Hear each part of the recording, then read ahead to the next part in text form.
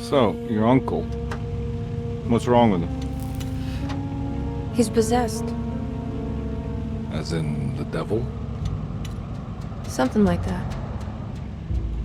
He says a dark man is following him, watching him at all times. What do you make of it? It's nonsense, of course, but I'd be lying if I said it didn't bother me. You see, it runs in my family. Possession? No, Detective. Deteriorating melancholy. Practically every member of the Hartwood family is driven mad before they grow old.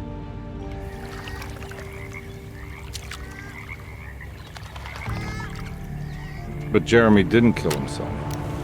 Is that why he's at Derceto? Despite being convinced that he is truly possessed, he decided to put his last chips on Dr. Gray and his psychoanalysis, figuring he might stumble upon some cure.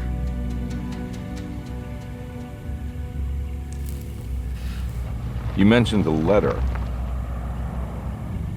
I received a disturbing letter from Jeremy accusing the staff and all the other patients of being involved in some cult. And now they are also out to get him. Could it be real? Or is it all just in his head? It's a story he tells himself, Mr. Carnby. Anything to avoid the truth. Which is? That we're all terribly insignificant. That people mean so very little to one another. That there is no one out to get Jeremy Hartwood because he isn't worth getting. Here we are.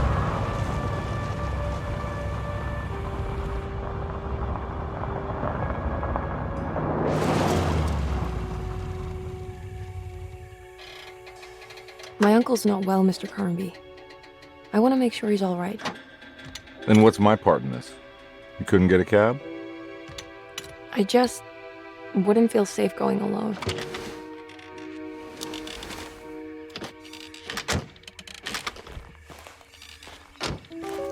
Did you bring a gun? Yeah. You think it'll actually come to that?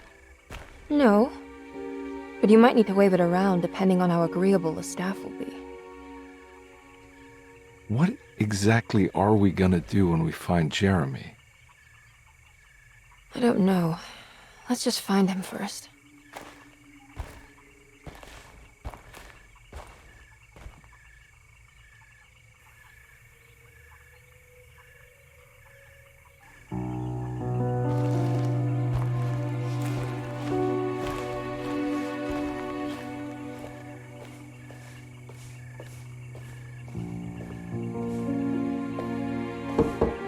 Hello?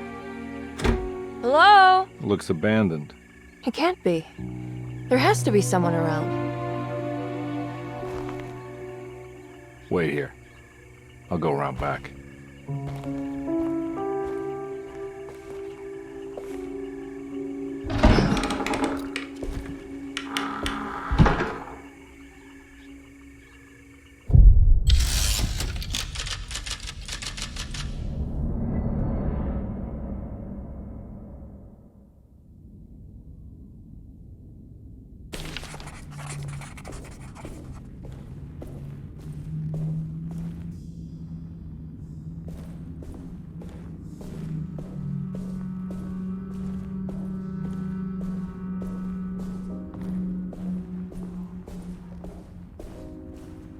Now what do we got here?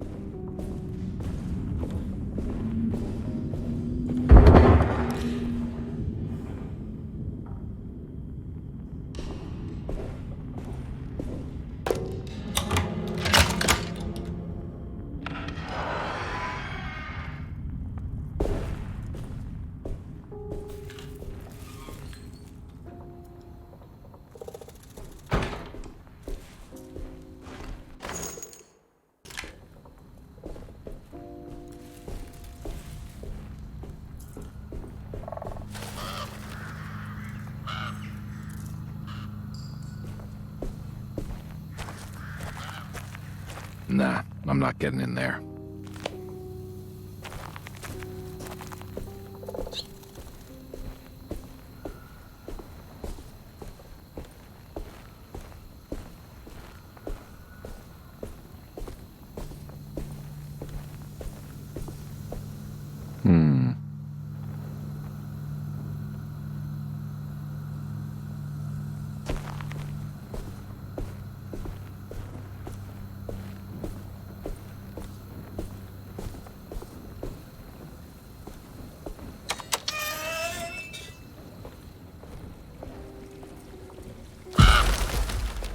Whoa.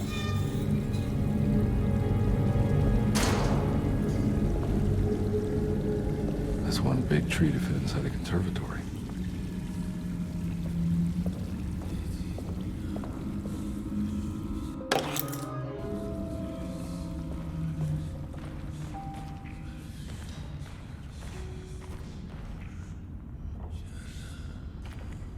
Huh? What?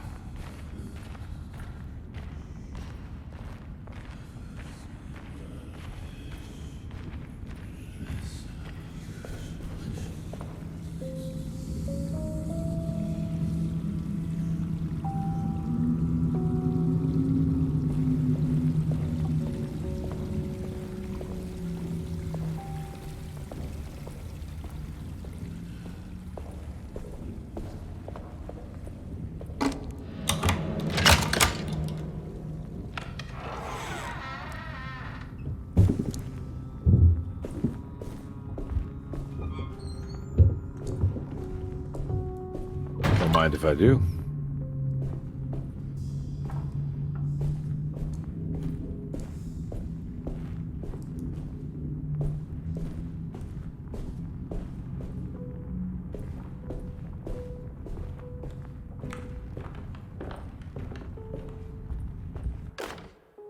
Every day your silence weighs a little heavier.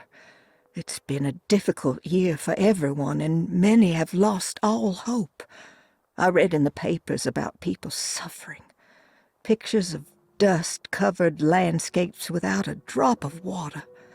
I wish I knew if you were still tending the earth or if you had turned your back against us.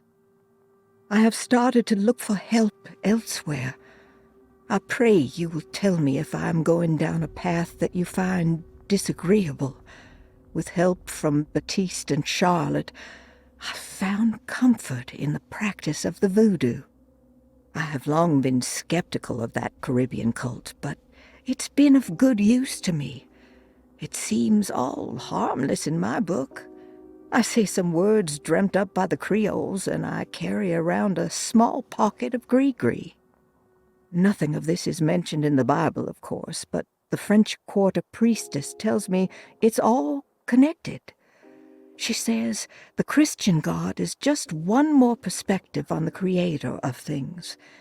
That's what I like to think, but the other way around, that the spirits of her faith are just aspects of you, our Heavenly Father. I am so grateful for the words you gave Mr. Hartwood. We will sing your praises at St. John's Eve. The world will be blessed soon again. Only the sacrifices of the Old Testament compare to your demands. Let it be the truth. A mother of earth, wood, and dirt. A mother of 1,000 young. Sacred sand, $1. Black cat oil, $1.50. Devil shoestrings, a quarter. That makes $2.75, madame. What was that you were telling the doctor? A goat without horns. What does that mean? Ah, you must have misheard me, madame. I said no such thing. Please, I know I don't look like any of you, but I'm devout. I'm ready to do what it takes. Do not be so eager to sacrifice the few things you have left, madam. Now please, leave my store. A goat without horns.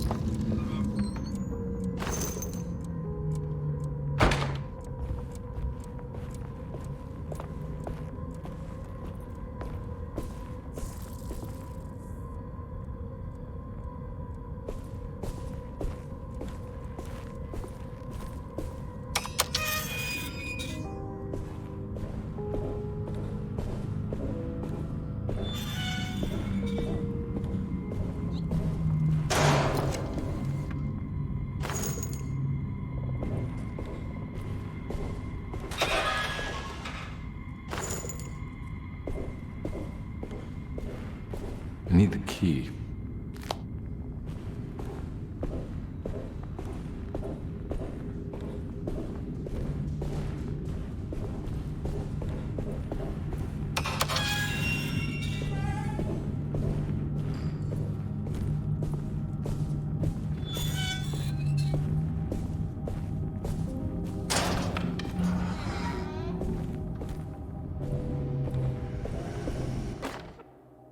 Please do not touch the boiler.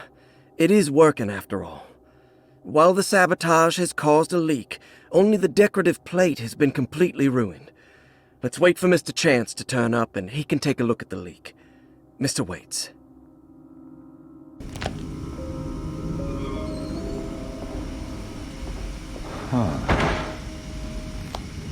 That doesn't look safe.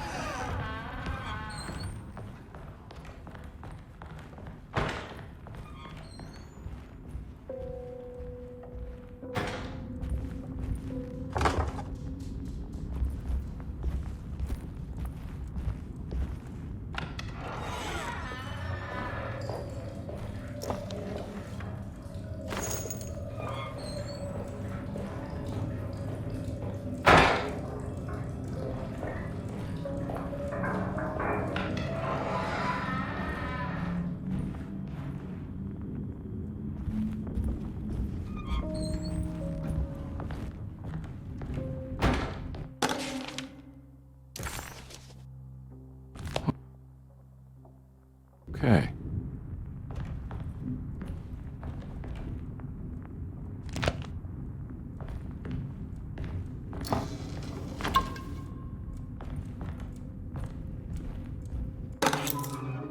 Sunday, June 22nd. I spent all day looking for Jeremy. I should have cared for the others, but I'm scared that he will do something irreversible. Cassandra is upset that I didn't give her the latest shipment of pain medication that Waits brought from the post office yesterday.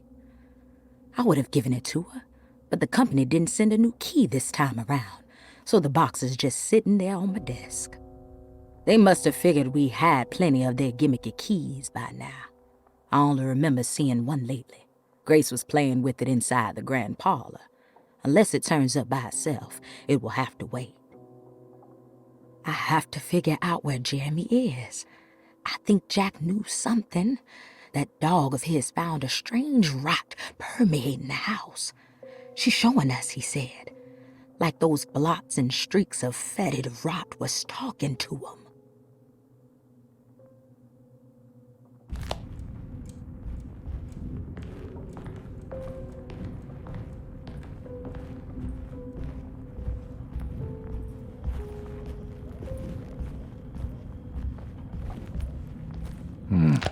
I need the key.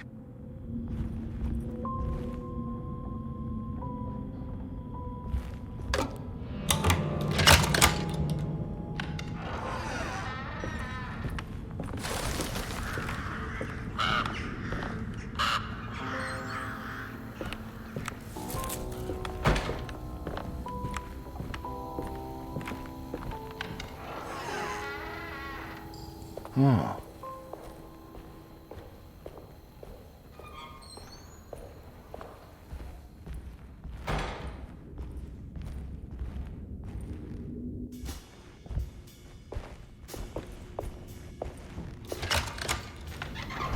Thanks. What are you doing? Who are you? Whoa, pardon me, excuse me.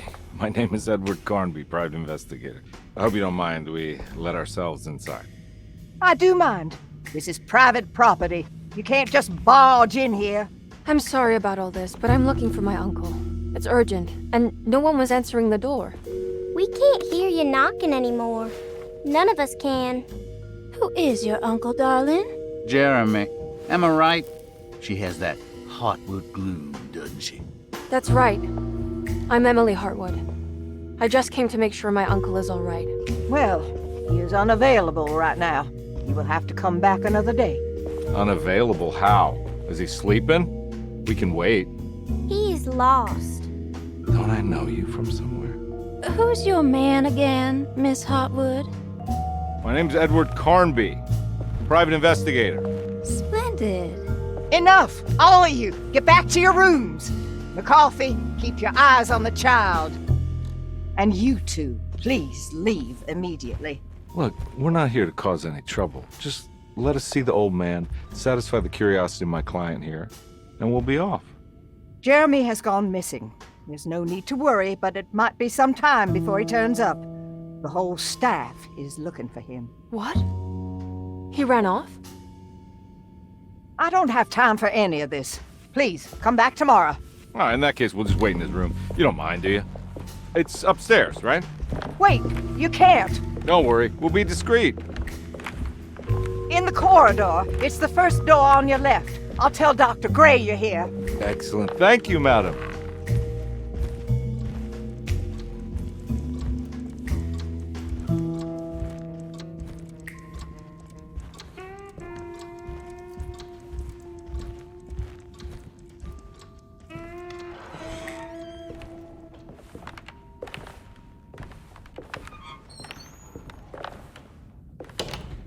All right, here we are.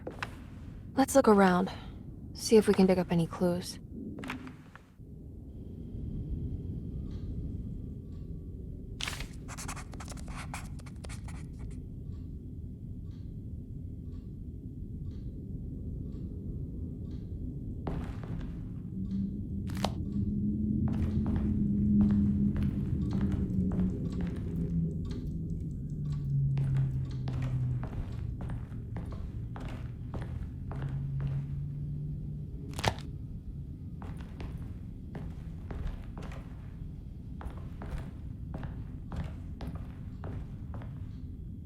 Anything important I should look out for?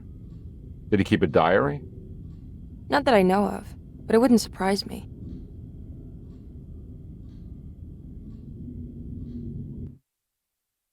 Every night the dark man stands opaque at the threshold of my room, counting the days until my spirit spills out of my tired shape. Only his pallid mask shelters my remaining sanity. Staring directly into the face of that demonic sultan would surely sunder time itself. Would he have looked the same to my father as he struggled for his life? Does his veiled face haunt my niece quite the same way?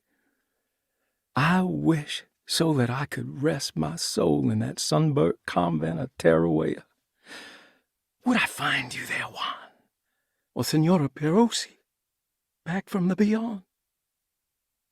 Every night I hide from him, moving from one misshapen memory to another. Scenes conjured out of fantasy and delirium. Places I struggle to even paint. I wish I understood your death, Senora. Is there anything I could do for you but bury you in that bleak necropolis? That triumphant chapel rising above the ledges and the oven vaults shall be your sepulchre, where you may rest, and I shall weep.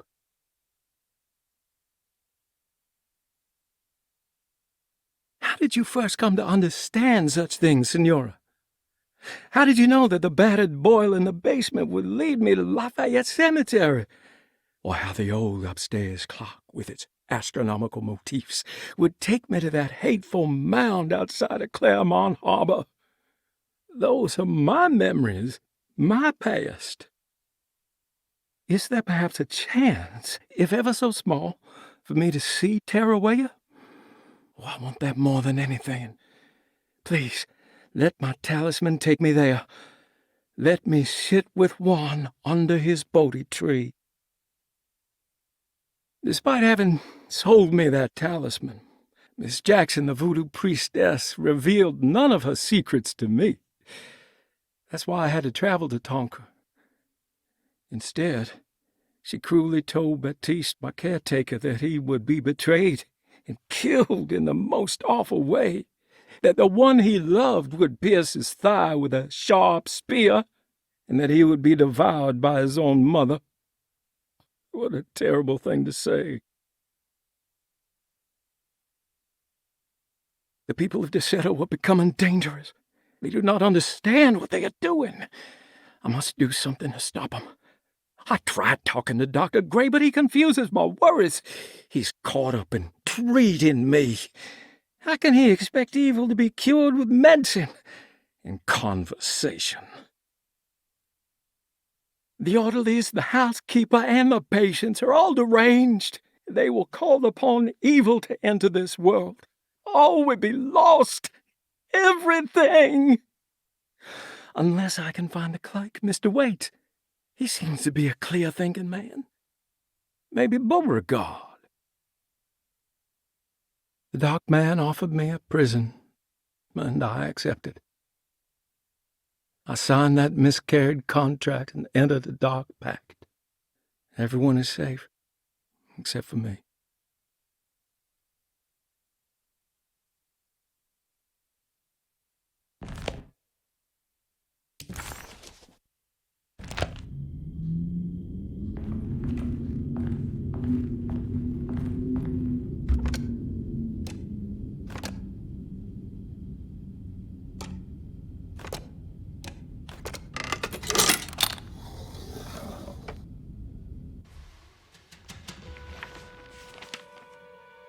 Hey, you know anything about this? Looks like some sort of talisman. No, I don't. Oh, help me out here, will you?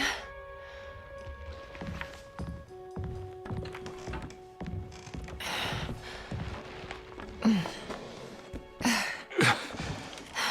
would kill the guy, throw some of this stuff out. I'd be crazy too if I had this much junk lying around.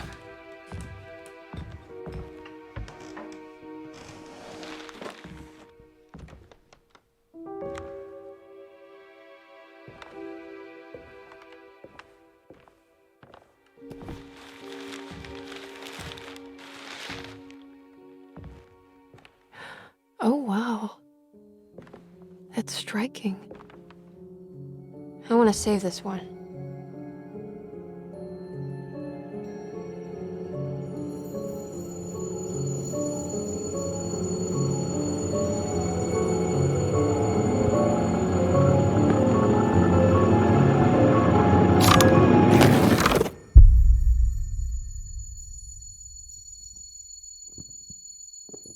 All right, come on.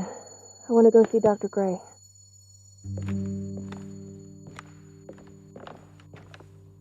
Come on, let's go. Yeah, I'm coming.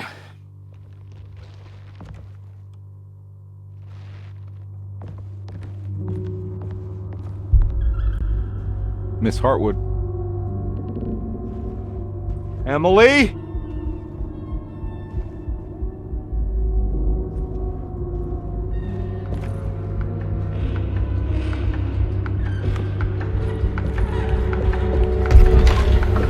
What the hell is going on?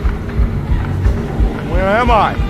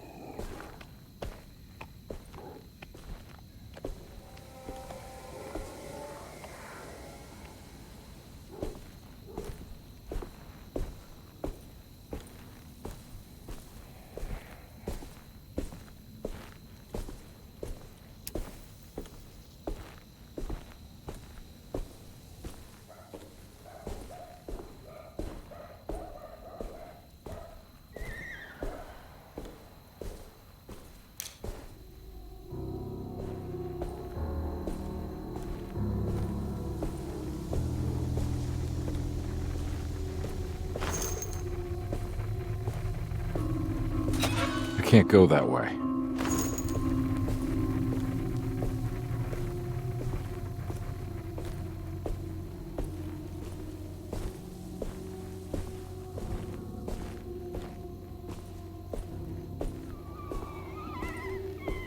This can't be real.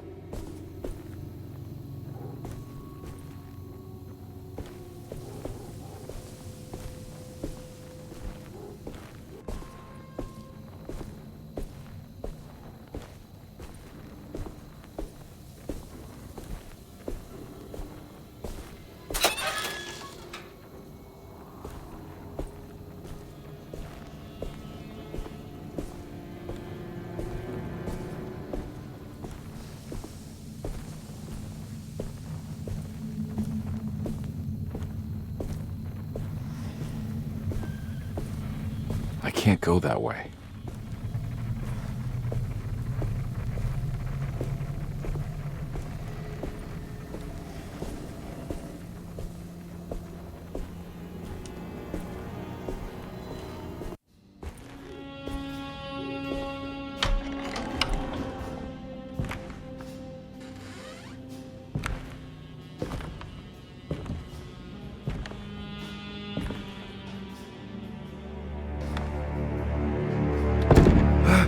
Let them get inside, Carnby. They're not the good kind.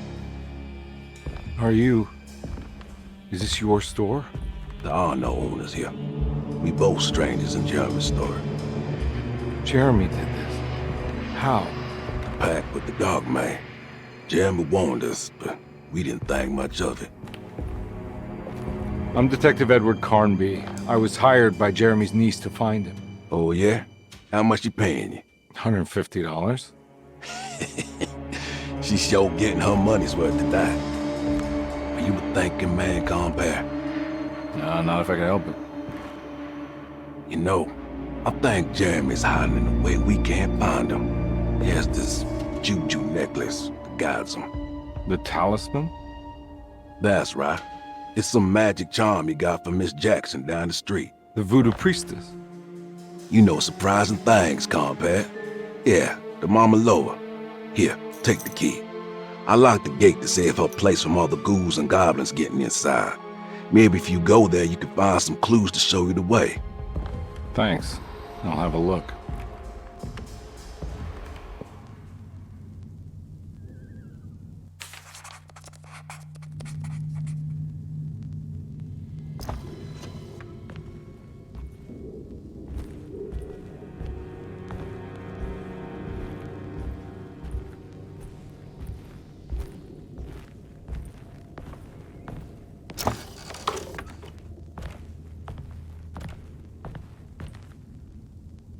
You want to come along? Nah, I'm gonna stay here for a while.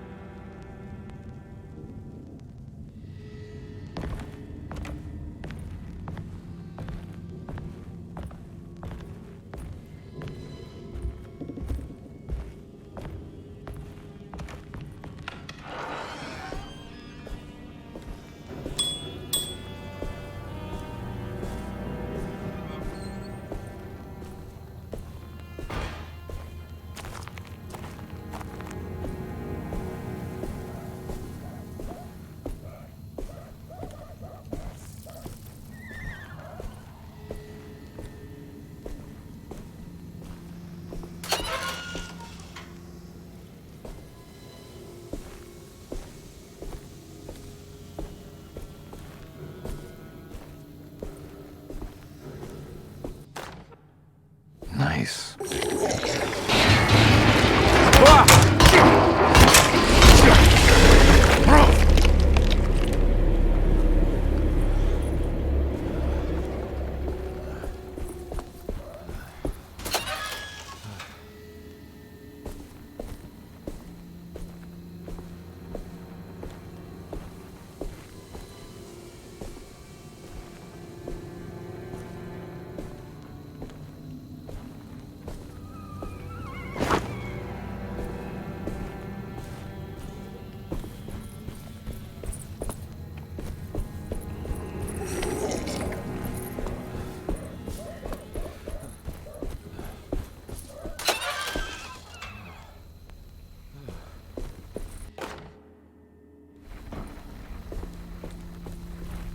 I can't go that way.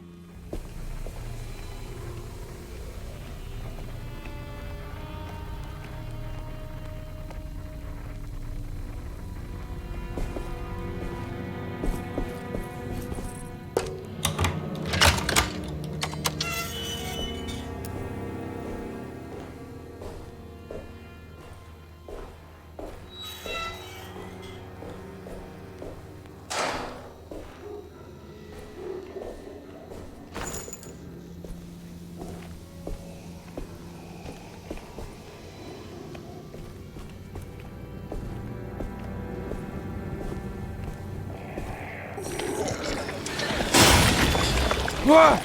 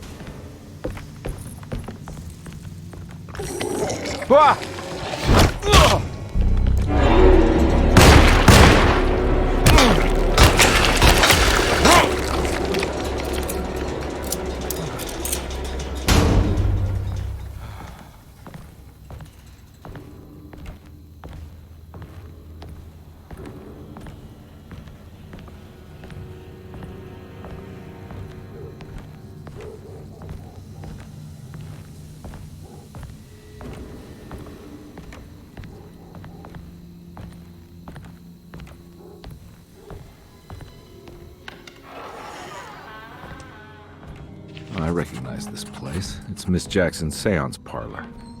Let's see if she's got any information on Jeremy's talisman.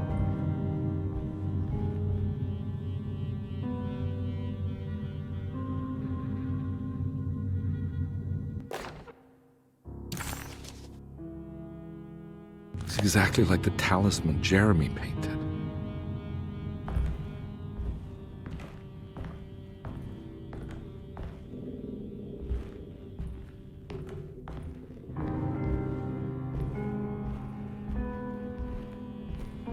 I think it's meant for the talisman.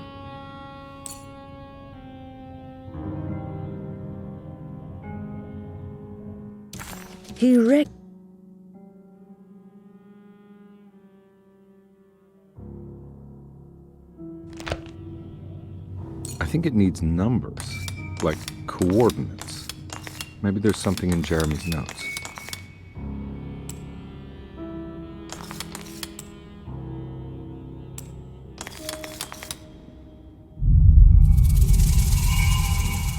It's showing something. A place? Where is that?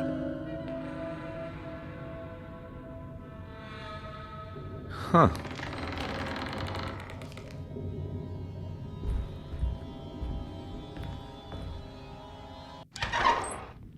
Detective, I was wondering when you were going to show up. Mrs. Thompson told me you were here. I understand you are working for Jeremy Hartwood's niece. Yeah, I guess so. I mean, you're not wrong. We came here for her uncle. I just didn't expect... I didn't expect this. You are Dr. Gray, right? That's right. You don't happen to have some identification, Detective. I'm not keen on having strangers prying into my business. Oh, Detective Edward Carnby, Decatur Street, New Orleans. Enjoying the Vieux Carré, Detective? Those old French quarters, the voodoo people, the gangsters. I'm sure you live an exciting life. Well, it's not quite like the stories, Doc. Just trying to make a living.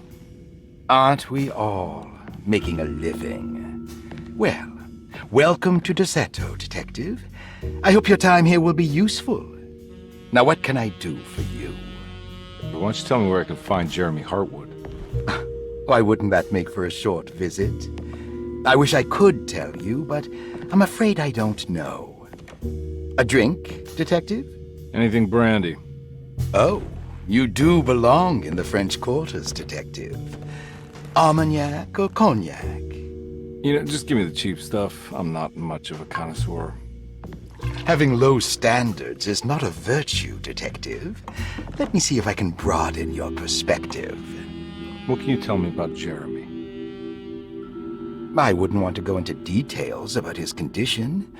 Doctor-patient confidentiality. I'm sure you understand. Sure, but he is crazy, and he's gone missing. Why? Here, try this. Ooh, it's good. Got a bite? It's called a sidecar. The trick is not to be afraid of the tartness of the lemon. Then, for goodness sake, don't overdo the triple sec. Okay, what can you tell me about Jeremy? Well, let me think. He is an anxious man, constantly worried about events not presenting themselves according to his model of predestination. He complains about things not being carried out in the right order, and that some things simply shouldn't be. Is any of this helpful to you? Not really. I was hoping for some direction where to look next. I'm sorry. I have nothing for you then. You should talk to my orderlies. They have been looking for him for a while now. I'm sure they would appreciate your help. Yeah, I ran into Batiste earlier. Come to think of it, he might have given me a lead. Oh, excellent. So your investigation is already underway. I'm gonna go, but I'm sure we'll meet again. Looking forward to it. Safe returns.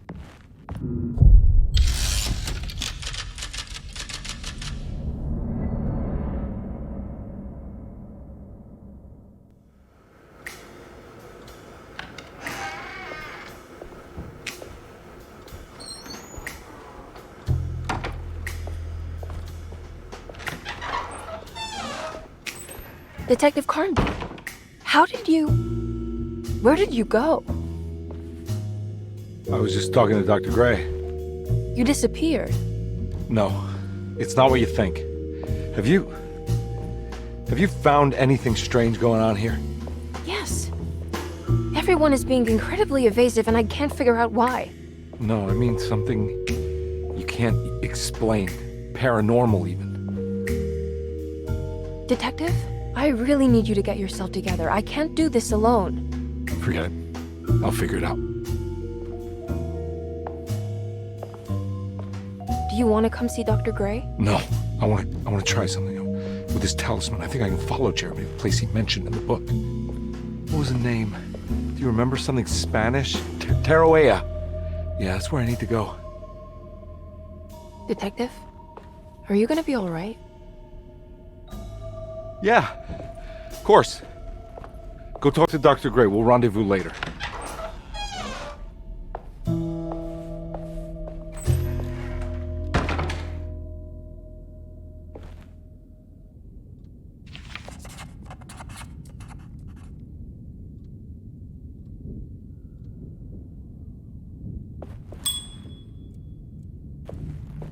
This talisman brought me back from the French Quarter in the blink of an eye. If Jeremy can travel so easily, then he could be hiding anywhere, even Taroella. If he can do it, so can I. I just need to figure out how the talisman works.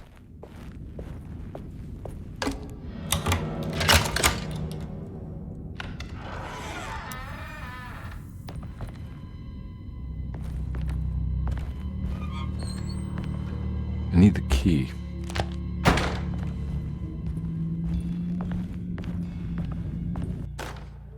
Paul, you're right about the plates on the boiler and the clock. They have been sabotaged, and I think I know who did it. They have something to do with Jeremy's episodes and how he seems to disappear at night. Right now, it's important that you keep an eye out for any of the pieces. I want to find out if I can repair the plates.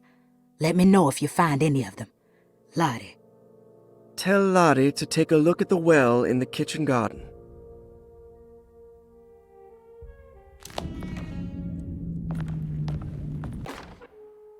Dr. Elmore Lee Gray is Derceto's chief doctor. Accounting and all administrative work is handled by me, Paul Waits. Magdalena Thompson, or Mags, is responsible for the household. Jean-Baptiste and Charlotte Tabois are responsible for keeping the guests' medical regimens in check.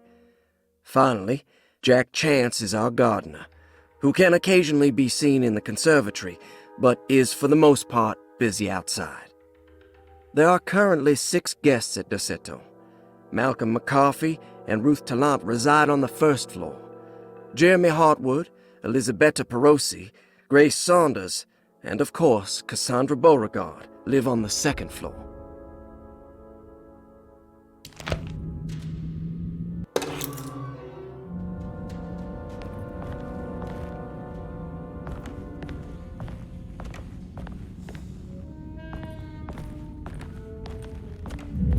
There's no way I can get into this thing. Better leave it alone.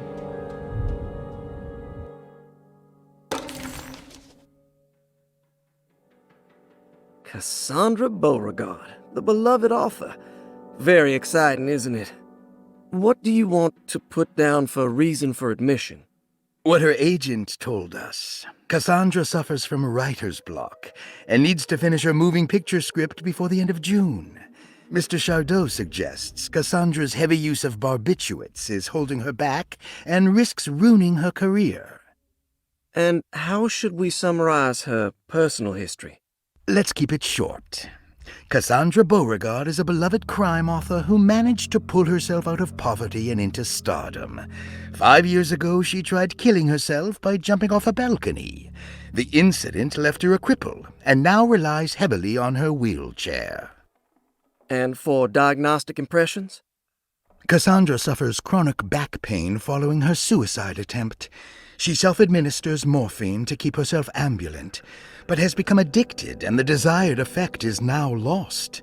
The drug abuse clouds her mind, and she is unable to focus on real life. To save herself from this insight, she instead makes up stories to fill out the gaps in her own thought process, resembling the Korsakoff syndrome. Oh, bravo, Doctor. How will you treat her? First of all, she needs to be weaned from her drug addiction, and hopefully it will resolve her compulsive lying. Then look into permanently numbing her pain in her back through surgery. Finally, deal with her suicidal thoughts. Fantastic. With such a short time before June, I really hope she gets better soon. We will do what we can. Grace Saunders, 11 years old. Reason for admission? The mother insists on strict supervision by a proper gentleman to avoid further perversion of Grace's adolescence. Personal history? Grace's family possesses modest wealth and status. Her childhood seems ordinary, spending most of her time with private teachers and family friends. Grace's father recently passed away, leaving her mother the sole caregiver. And diagnostic impressions? Grace has trouble dealing with her father's death. She is willingly suppressing her feelings on the matter and isn't properly acknowledging the trauma she suffered. Any planned treatment? Grace needs nothing out of the ordinary. She simply needs parental guidance. Eventually, we can work on her feelings toward her father. Thank you, Doctor. I'll finish the paperwork and get her installed. Malcolm McCarthy, 54 years of age. Reason for admission? McCarthy admitted himself to Derceto, stating simply that he needs some damn rest. And personal history? McCarthy claims he used to work as a lawyer in Baton Rouge, but says he can't go into details because of some legal dispute. His background remains largely a mystery, except for the occasional clue that he drops in conversation. Huh. And diagnostic impressions? McCarthy is an anxious man and an alcoholic. He often tells half-truths due to some deep-seated inability to trust other people. And how will you treat that? McCarthy will take some time to open up. Spending time with Jack's dog or the child should be good for him. Their harmless nature will help build his sense of trust. Thank you, Doctor. Elisabetta Perosi, 33 years old? What should I put down as reason for admission? Well, Perosi broke into Derceto and was found wandering the grand parlor. She was confused and suffered partial amnesia. She insisted she belonged here and offered to pay for her stay. Right. What do you make of her story? Perosi claims to have been a member of the Astarte artist colony some 20 years ago, a claim that seems contrafactual due to her young age. She looks to be and even thinks she is 33 years of age. That would make her a child at the time. It seems fair to say that Perosi's story is untrue, deliberately so or not. Diagnostic impressions? Do you have anything? Perosi's story is peculiar because she retracted her story about the artist colony.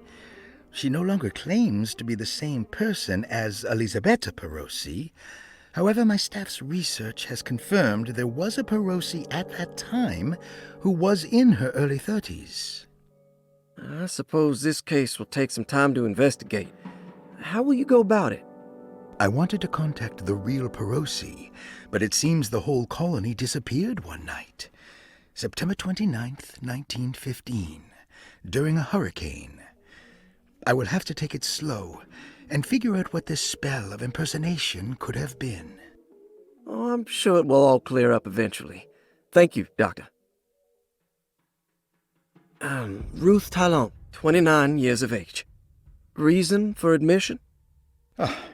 Ruth's father wishes that his daughter be removed from New Orleans nightlife for the foreseeable future. He fears that her overly free spirit is tarnishing the family's reputation. Sounds simple enough. Personal history? Ruth comes from considerable wealth. Her family owns several hotels and restaurants. Unlike the rest of the family, her sense of adventure has taken her around the world, including France during the Great War as a photojournalist. The last decade, she has provoked many rumors of being a debauched flapper, bordering on nymphomania. And diagnostic impressions? Despite her father's frivolous reasons for her to be admitted, Ruth does seem to provide an interesting case. She is refreshingly open and doesn't shy away from talking about her life during the war or her continuous celebration after returning to the States. She is admittedly a sexual deviant and feels no remorse. And her treatment plan? Simply staying at Derceto should do wonders for Ruth. If not, at least for her family's reputation.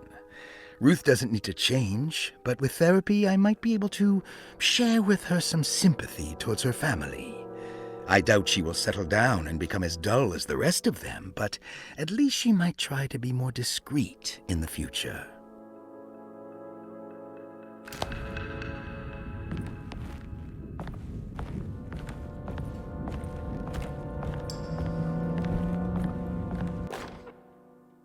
Saw your notice in the boiler room.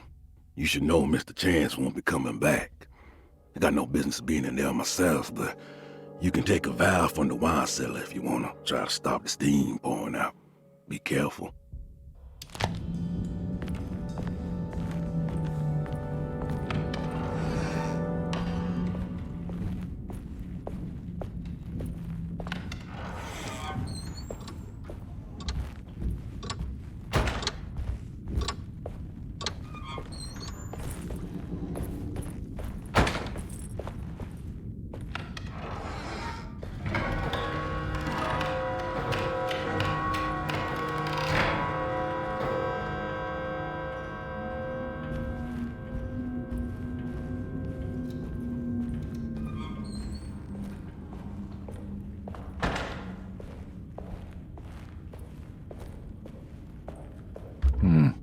I need the key.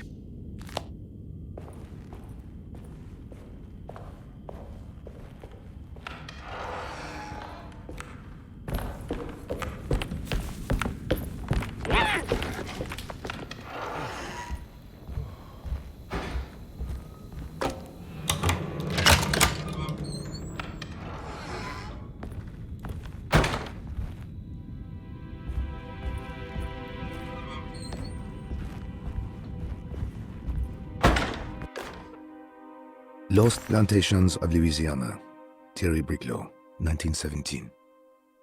Derceto was a small plantation on the eastern shore of Lake Pontchartrain. The land was considered difficult for industry and was sold for only $30 to Elijah Pickford in 1818. Pickford employed hundreds of workers from nearby New Orleans to clear the woods and build a small plantation mansion facing the lake with a striking Greek Revival temple facade. Derceto kept a modest production of barrique tobacco and indigo that persisted up till the Civil War. During the antebellum era, Derceto was the source of many rumors concerning voodoo and witchcraft. People who traveled the lake reported seeing people dance at night in front of bonfires, bleating and wailing. On June 17, 1862, Captain J.W. Norton of the Union Army recounts leading a raiding party from ships anchored in Lake Pontchartrain in order to seize control of Derceto and free the slaves working there. The captain was surprised to find the workers fighting back with unprecedented zeal. Norton's account describes these men and women as enraged with fanaticism. Pickford reportedly tried to placate the raiders, but was shot in the confusion. Captain Norton left the mansion burning and retreated to his ships with his men. Derceto was left in ruins for several decades. The ownership of the land was long disputed and returned to the Ledoux family in 1901. Several police reports were filed during the following years as the Ledoux tried to get rid of a camp of squatters on their land. The police made several visits to remove the trespassers, but the people kept returning. On November 1, 1907, Inspector Legrasse of the police charged a deadly attack in order to save several children kidnapped by the squatters. Many were killed, and even more were jailed. The following year, Ledoux rebuilt Derceto, incorporating the surviving stone foundation and adding a magnificent wrought iron conservatory. The farmland had been reclaimed by the surrounding woods, so it was no longer profitable to use as a plantation.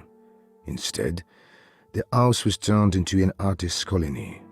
The Astarte Artist Colony was a successful group of artists, including figures such as painter Heinrich Cassel and poet Nora Keith. The group was also known for their beloved Mardi Gras crew called the Pirates of Pontchartrain. On September 29, 1915, a tropical hurricane tore through Louisiana, causing Lake Pontchartrain to flood New Orleans. Due to the remote location of Derceto, it took almost 2 weeks for outsiders to learn that the artist's colony was abandoned. The 12 residing artists had all vanished without a trace. The empty mansion of Derceto still stands on the shore of Lake Pontchartrain, with much of its temple facade intact. The Ledoux family currently has no intention of repairing the house.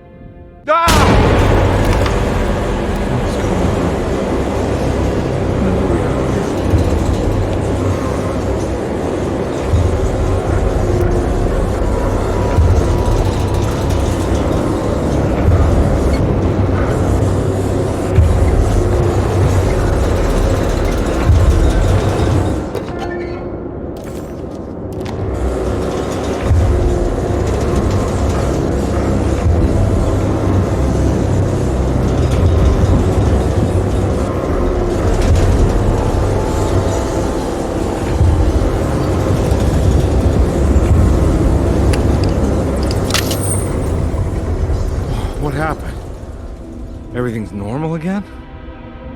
Right.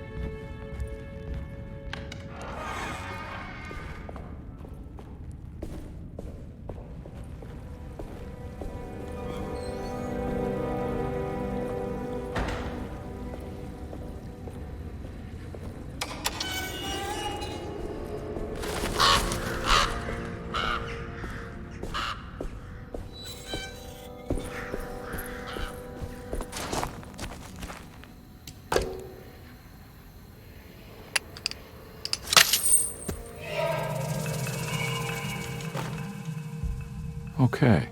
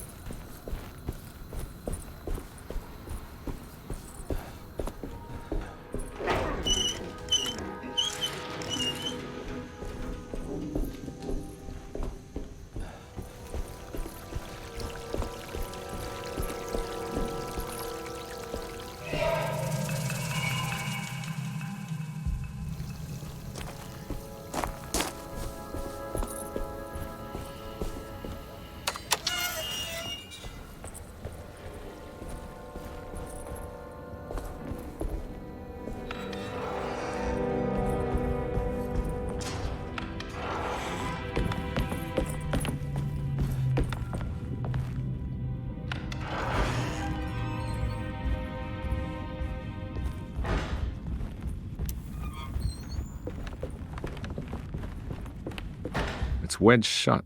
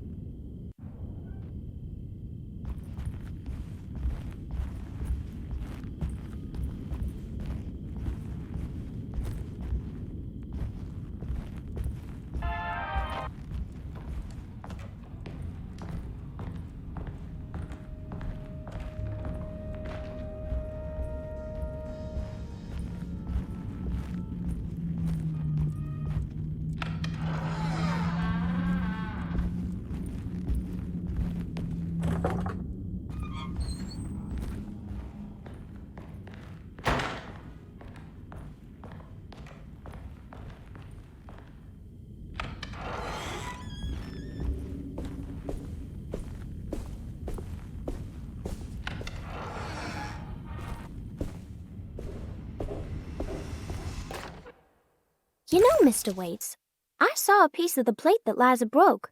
I think she's been hiding them. She's not very good at it. She just chucked it into the little room with all the tools behind the boiler. I left it there.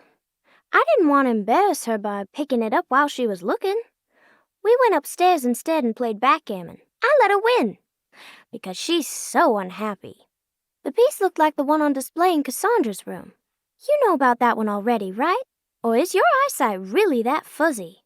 I hope you don't feel bad about your glasses. You only look stupid when you squint. Maybe if you had more eyes, you would see these things. I wish you had all the eyes you needed. Your best and favorite guest, Grace.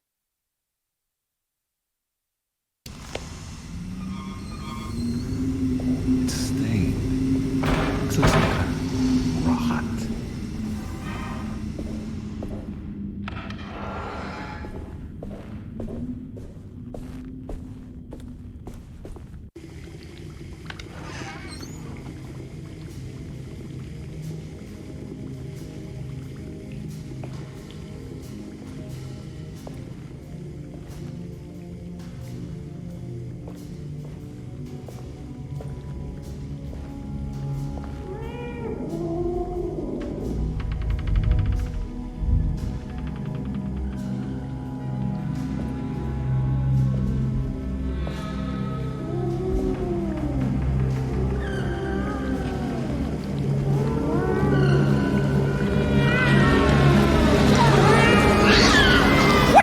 In my kitchen.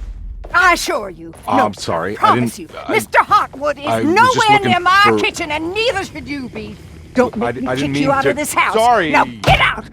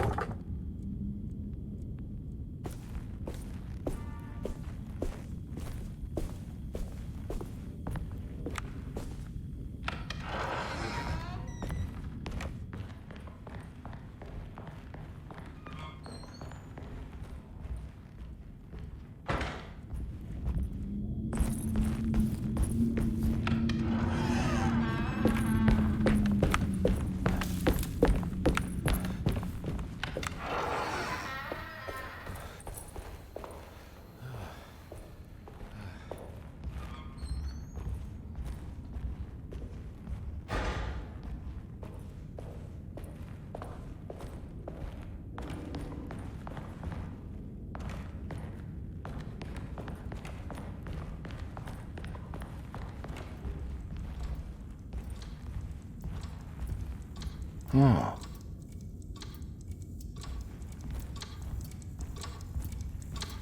This must be the clock that Jeremy wrote about in the commonplace book. Huh. Looks like the plate that held the talisman in the seance room. But it's broken and missing some pieces.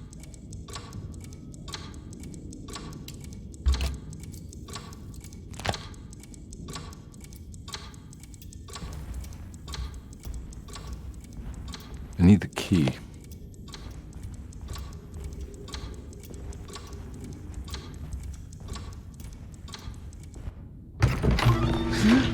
Yeah, sorry, Detective. Didn't mean to obstruct justice or anything. That's fine. You know, I'm kind of busy with my own case of a missing person. I was wondering if you seen Grace, girl about yay high? Can't say that I have. Why are you asking? I'm looking for her. Is she in trouble? No. She's just hiding somewhere. We can't have a rascal like that running around unchecked at a time like this, you understand? Well, I haven't seen her. Well, let me know if you find her. I'll be around.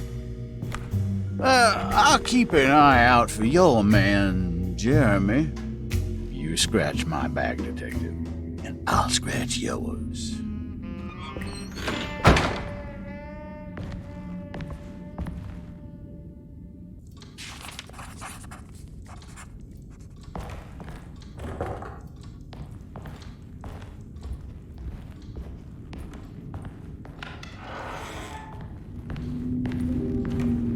Looks like everything's back to normal here.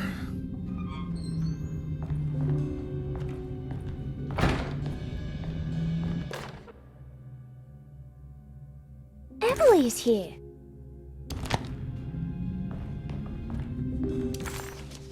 McCarthy reminded Detective Carnby of an old barfly he used to know.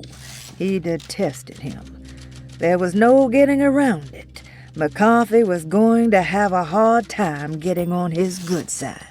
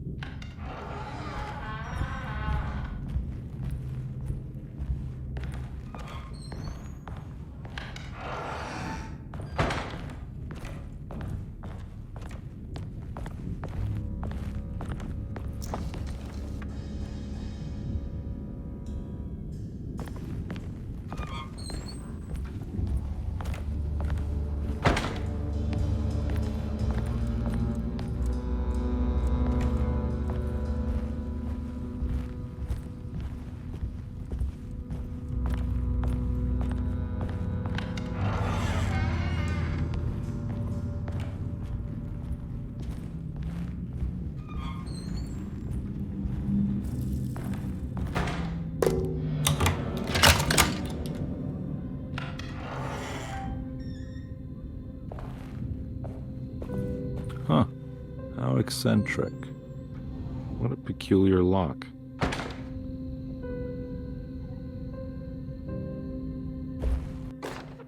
I did it! I crossed the thresholds to my intended destination without a focusing device. My talisman now knows these roads, and I have no need for the plates.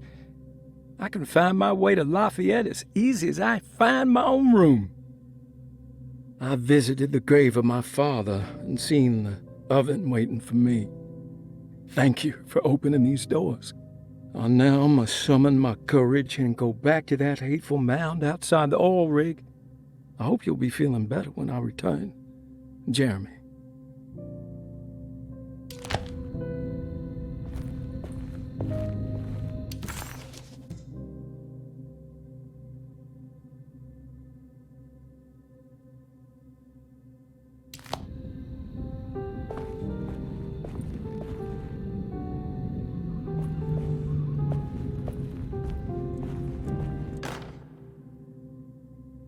Will I need to remember how to get them out again? They are locked up for good reason. I am sure she is still able to whisper the answer in the ears of the wrong people. But not for long. I will see her burn soon enough. That black goat will be sacrificed to put an end to it all. Then it will all be over. No more Derceto, and sadly, no Astarte.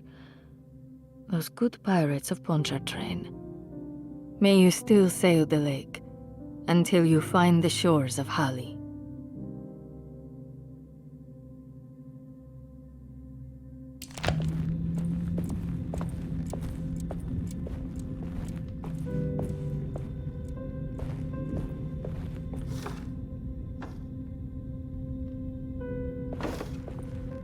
These paintings got some grim-looking rot on them.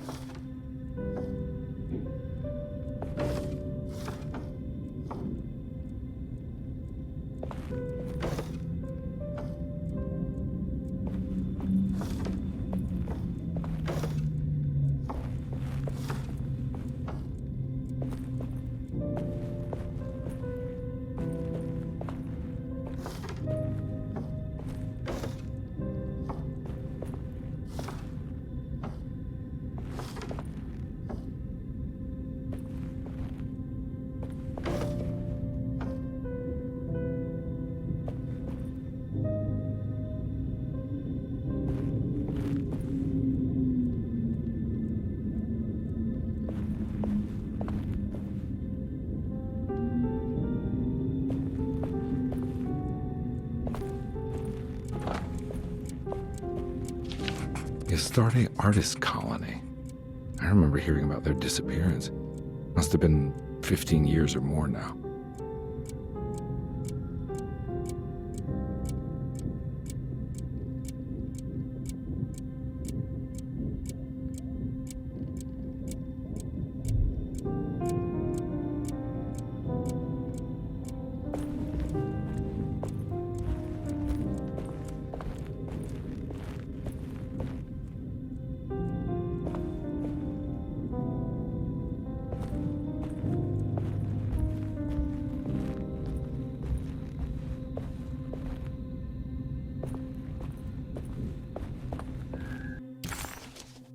The simple astrology cipher was a favorite among the artists who lived in the house 20 years ago.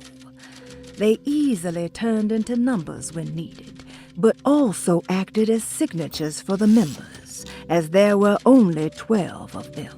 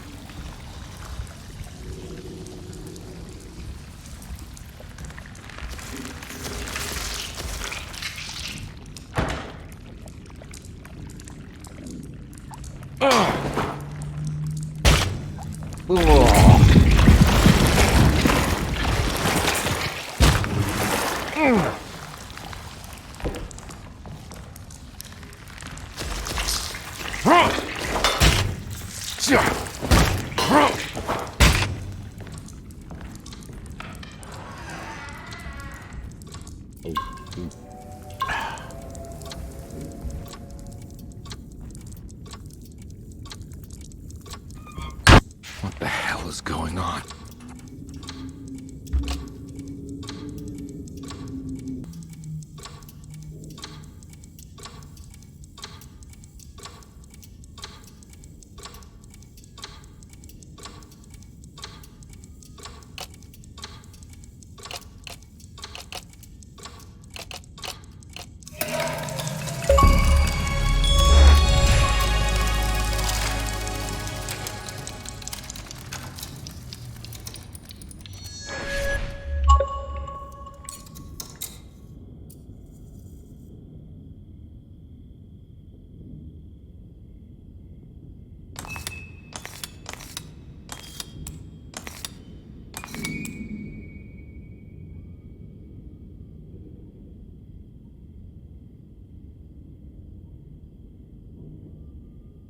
I think the clock broke.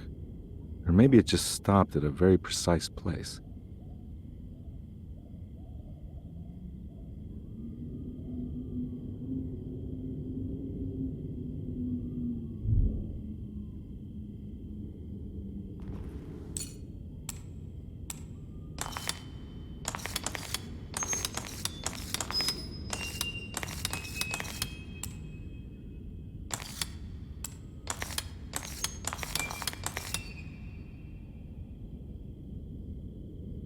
There's a picture in the black glass. It's showing me something. It's the hallway outside Jeremy's room.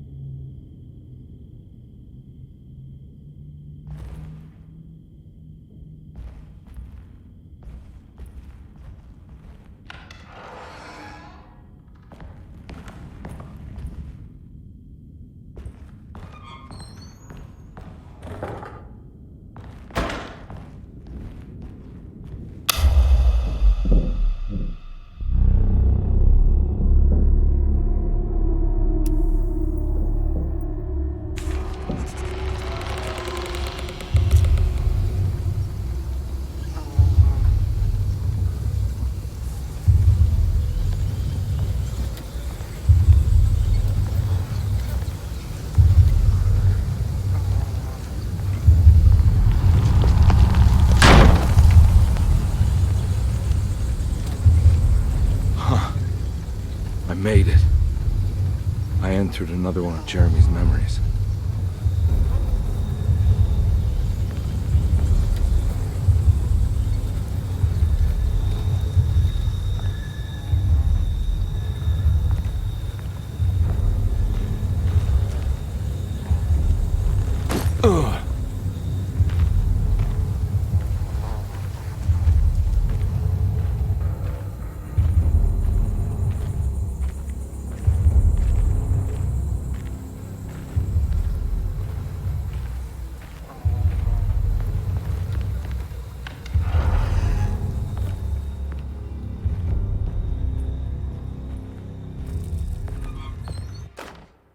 May 1923, Monday.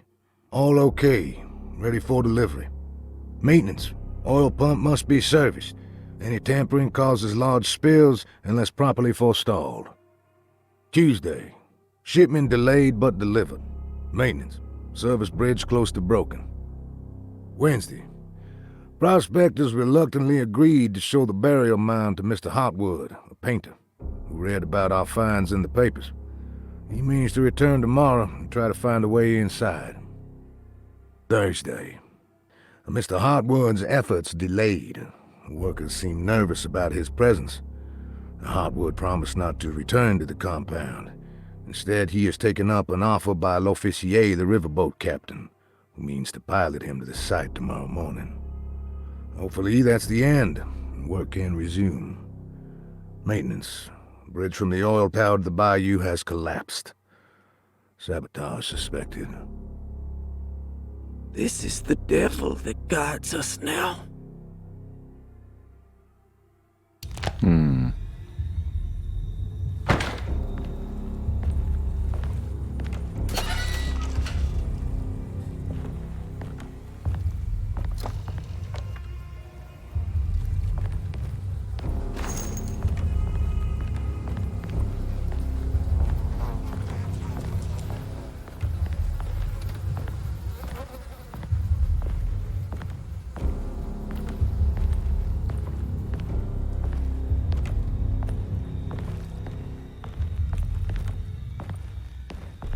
I need the key.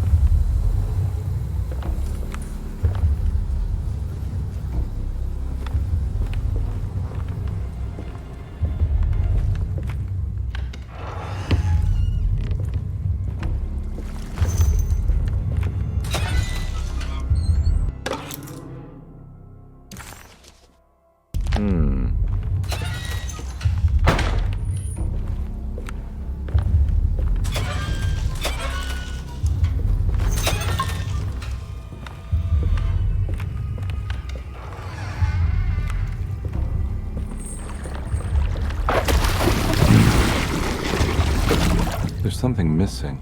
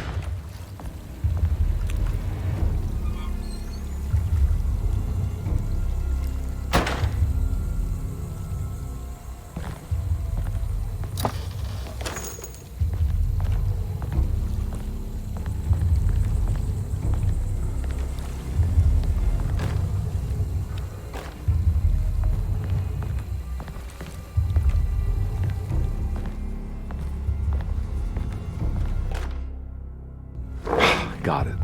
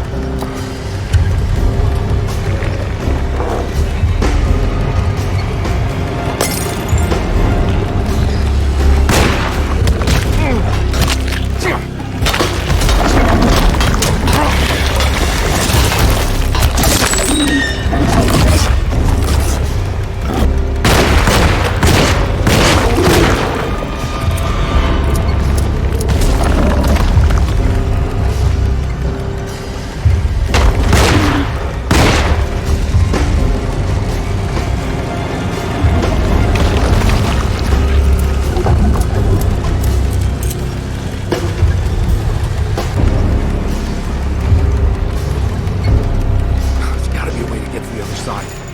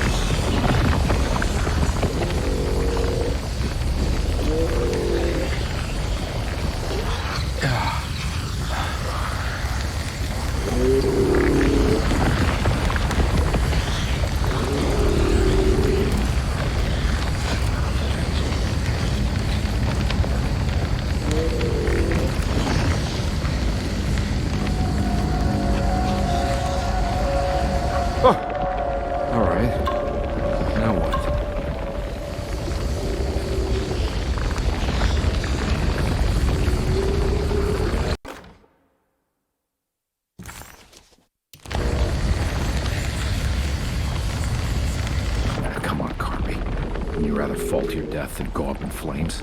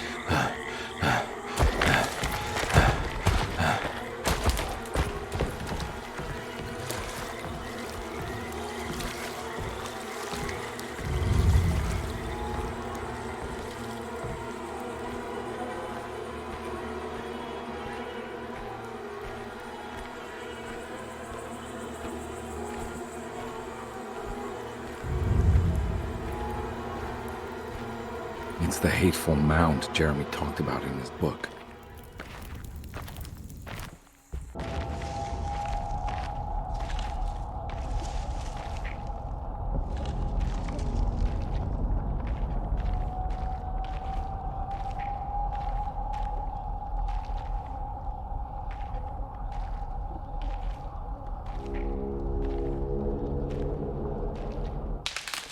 Don't come any closer. I'm armed. Get that thing out of my face. Who are you? What are you doing here? I'm just a detective trying to find something called Taroella. You after Jeremy too? Why? I'm working for his niece. She wants to make sure he's all right. He might be unharmed, but far from all right.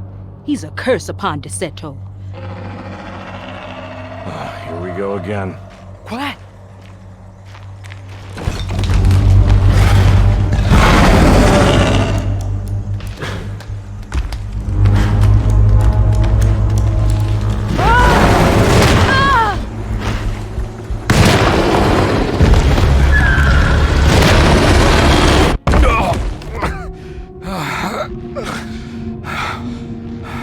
Oh, Christ in heaven.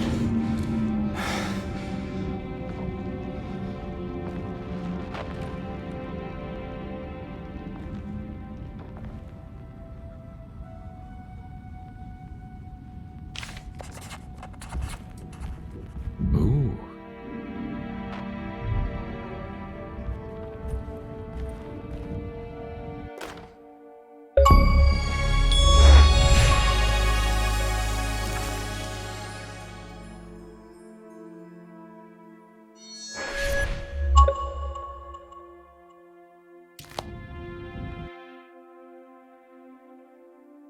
Reflections on the Power of the Verb in Certain Texts by Juan Luis Jorge. To act is in itself divine. Even the slightest movement of our hand is evidence of our soul in motion. Yet our free will is so easily overwhelmed by the dullness of everyday life. Our actions become rote and rigid, in spite of luxury and comfort. True divinity is found in the choice of leaving the stage where we all perform. People who discover this freedom unexpectedly will be struck by the terror of this revelation and become paralyzed, or worse, turn to suicide.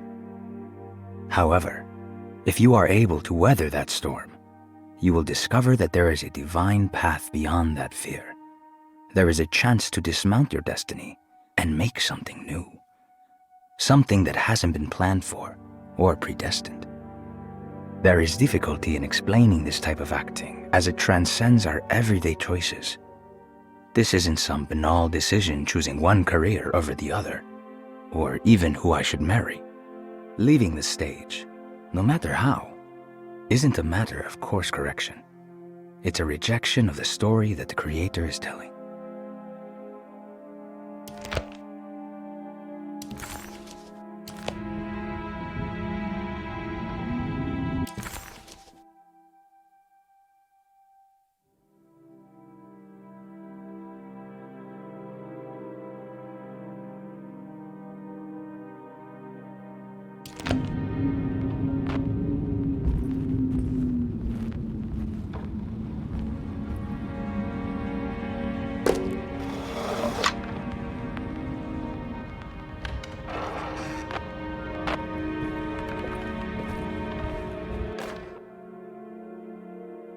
The Barlow lens. Instructions.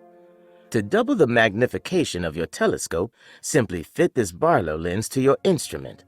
Then operate the fine tuners to adjust the distance between your lenses. This is easily done while looking through your eyepiece.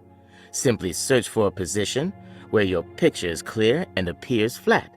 When correctly tuned, your telescope should present a clear picture with magnificent magnification.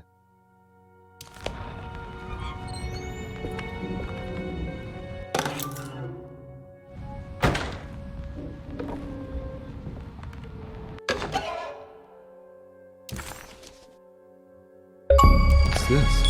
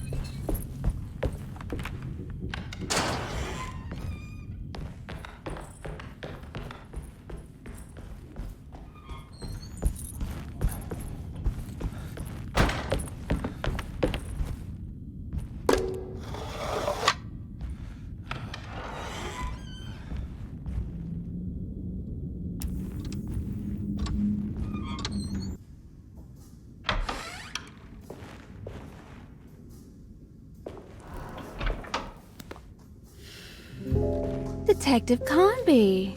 How good of you to come. Let me pour you a drink.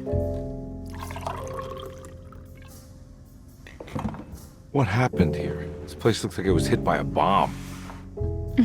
Welcome to the madhouse, Detective. Thanks. Did the ceiling just collapse?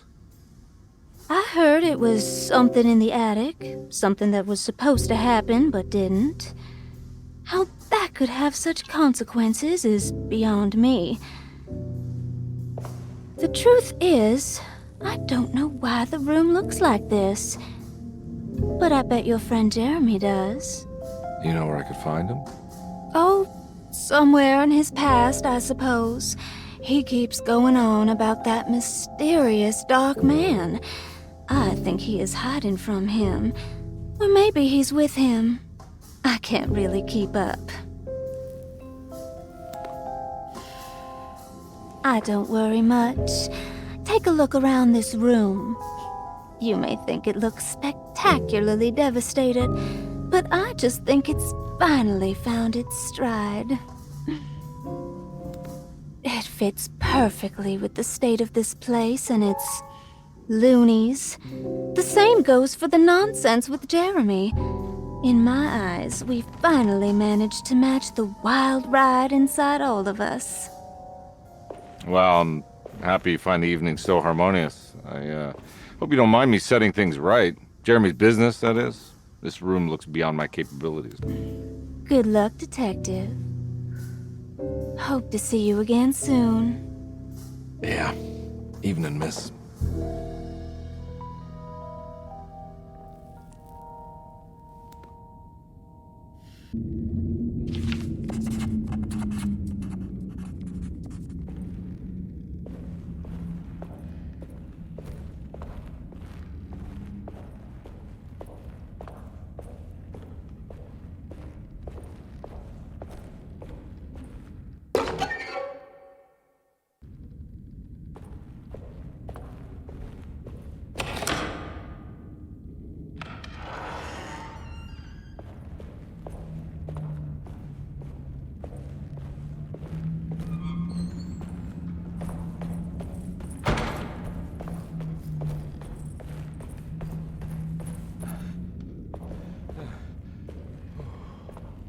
Can I get some more of that whiskey? Go ahead, Detective. I don't think I can stomach any more anyway.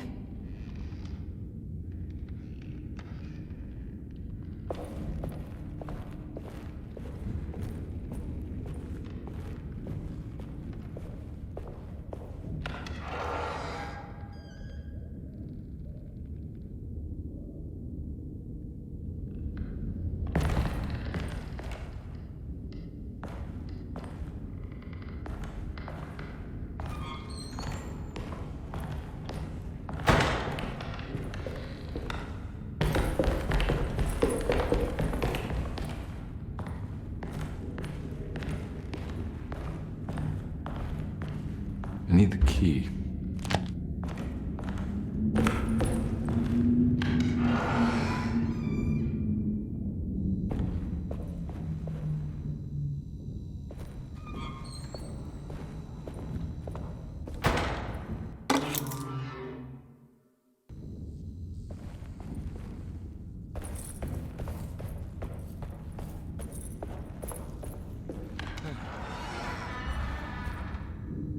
Ugh. There's more of that aggressive rot.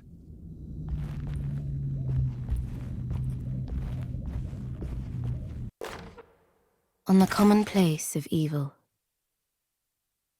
there lies virtue and stark irreverence, careless thoughts of luminous indifference.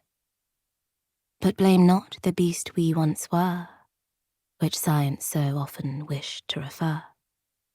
Not the wicked full of sin, it is you who stand and grin. All our good intentions aside, whereupon we build our pride. Sunless solitude, follow not this corrupting light. Prophets of confidence always crashes out of sight. Hear me. For we all bear this mark. Thus we must remain alone in the dark.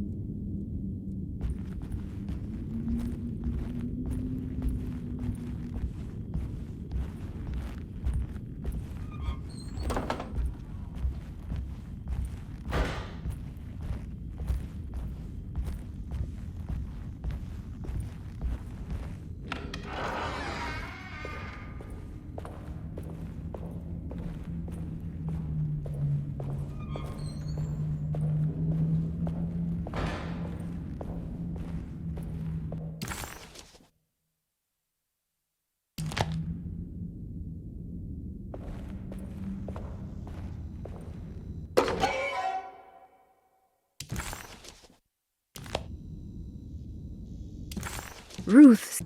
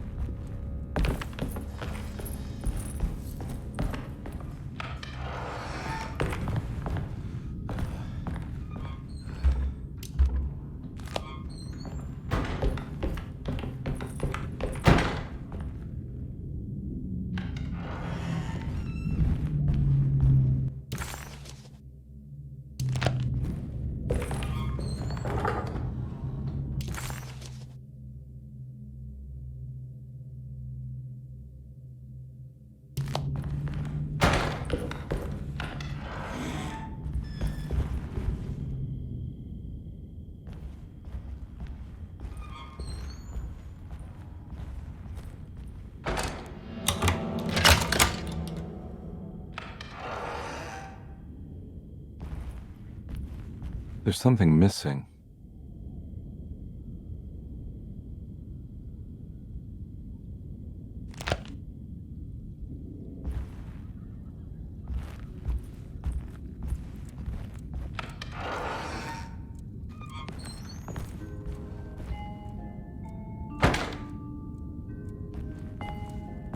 This must be that kid's room.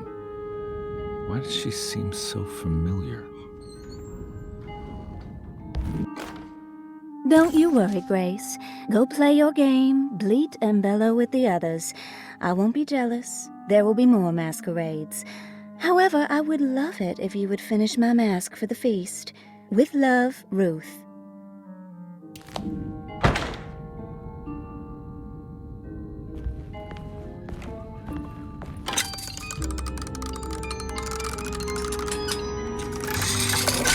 Huh.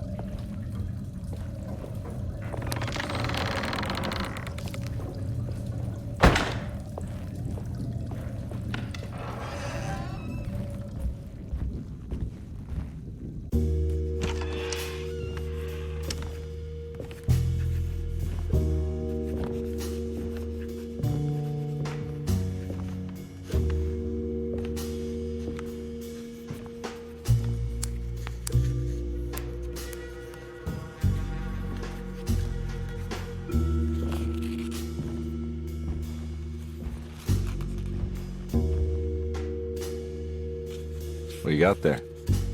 You drawing something? Nothing special. I'm just bored. Do I know you from somewhere? I remember you, Mr. Carnby. From where? Don't touch that. Cassandra wouldn't like it. She wouldn't like it at all. Do you know where she is? I'd rather not talk about it. It makes me upset. Besides, she'll be back after the Feast of St. John. You think? Yup.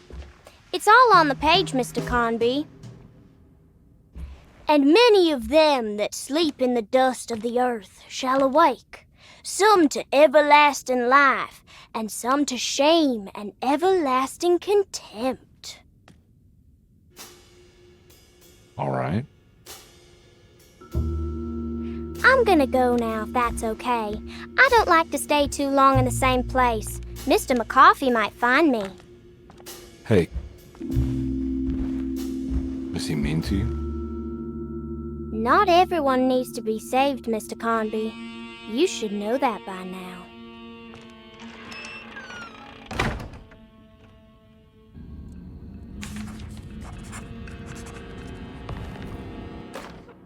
Miss Beauregard, I picked up your medicine at the post office today.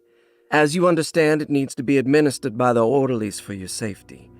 I've put the box in Lottie's room for now, and I'm sure she will find you as soon as possible. Mr. Waits.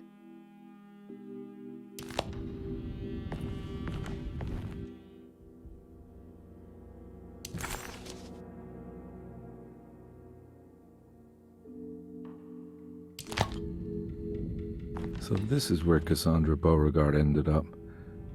For some reason, I thought she died years ago. It's another one of those strange padlocks.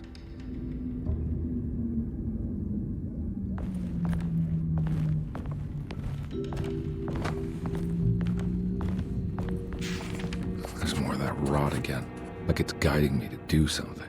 But what?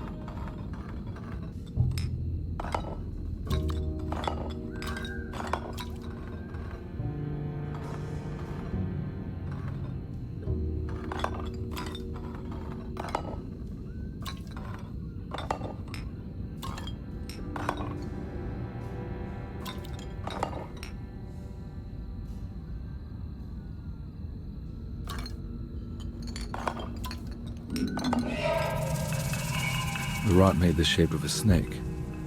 There must be something important to find here. Maybe it has something to do with the numbers on the labels.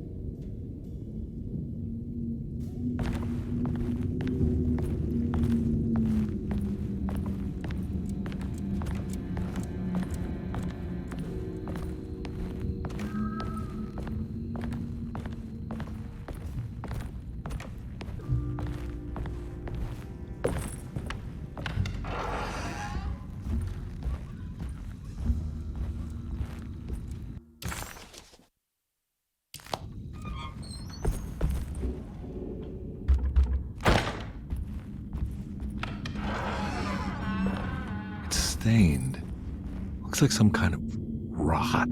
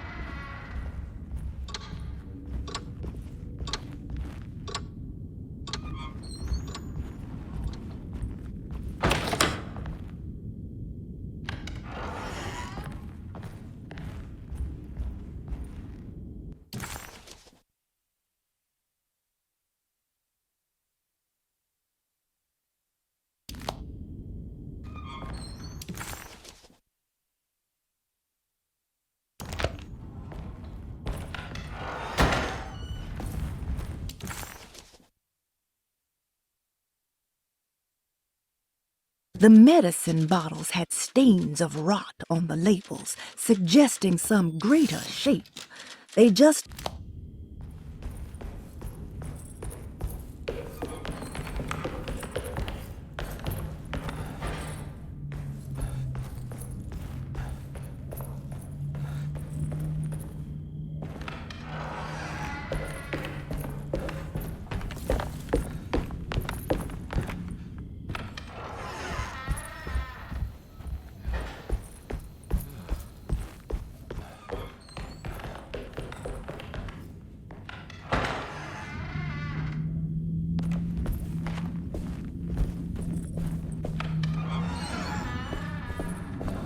It's another plate for the Talisman. Like the other one, it's broken and missing some pieces.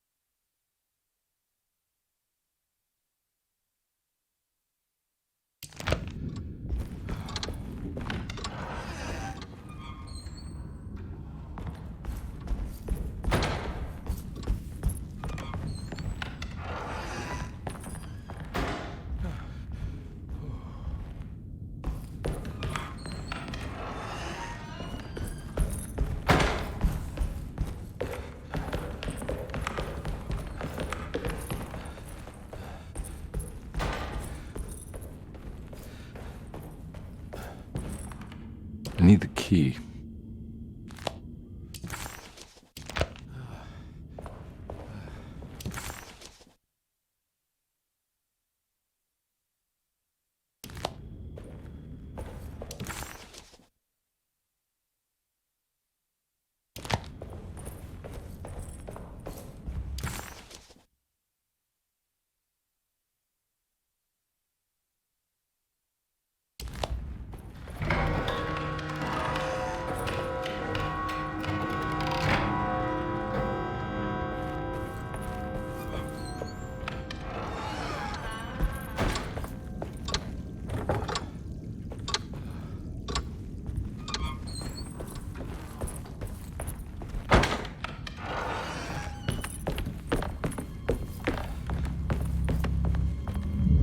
There's no way I can get into this thing. Better leave it alone.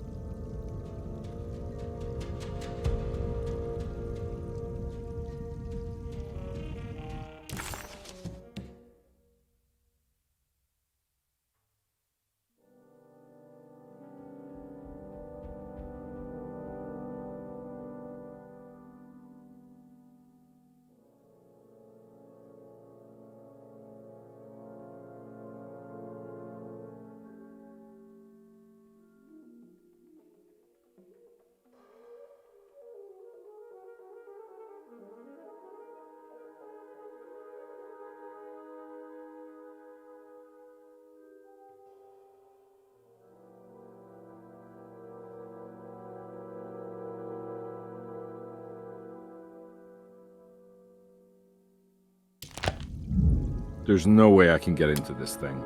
Better leave it alone.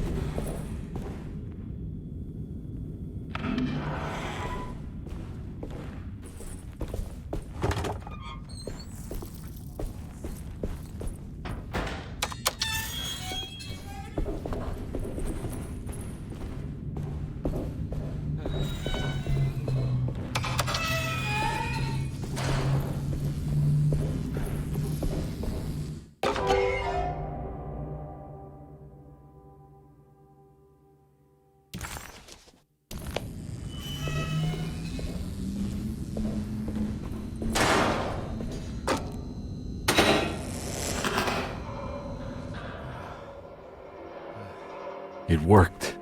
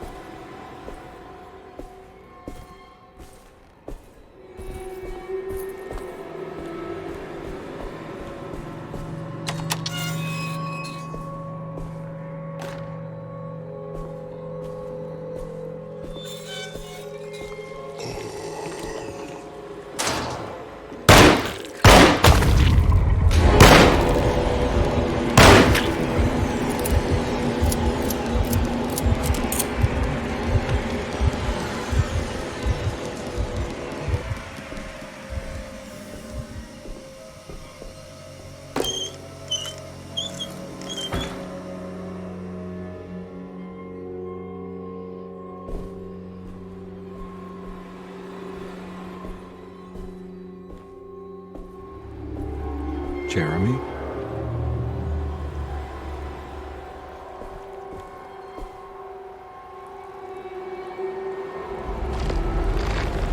What the hell is going on?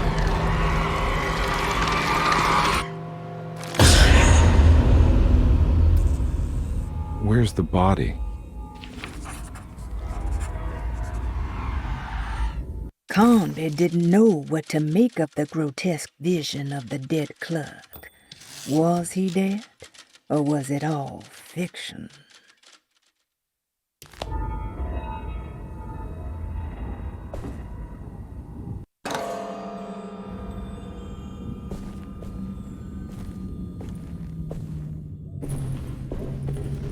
It's stained. Looks like some kind of rot.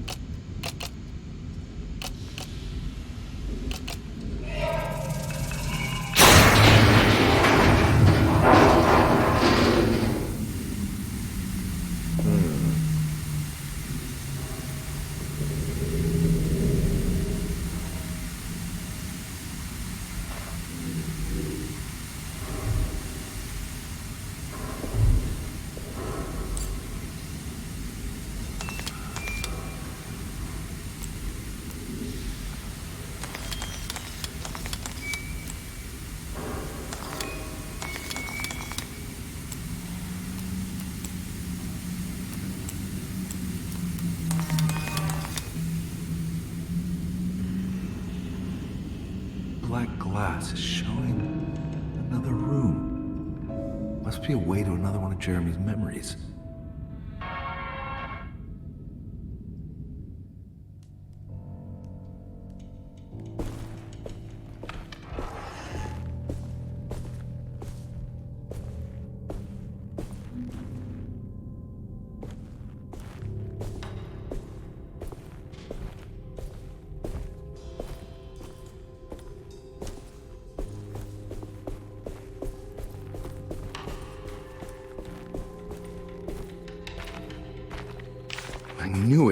I knew it would work.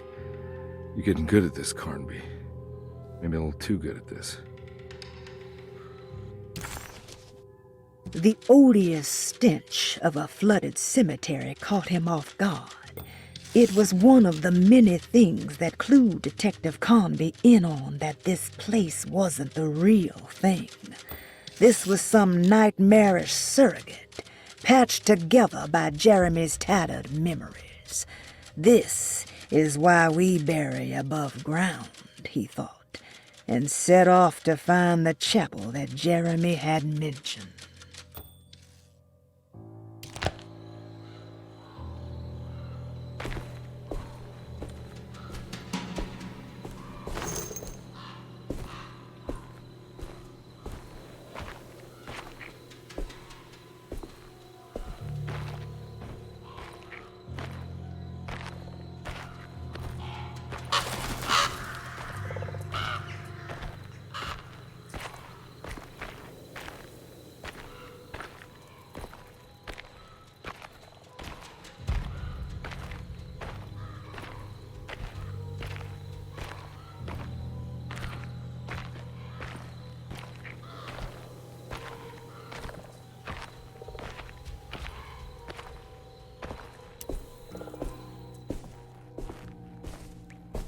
The Hartwood's family crypt.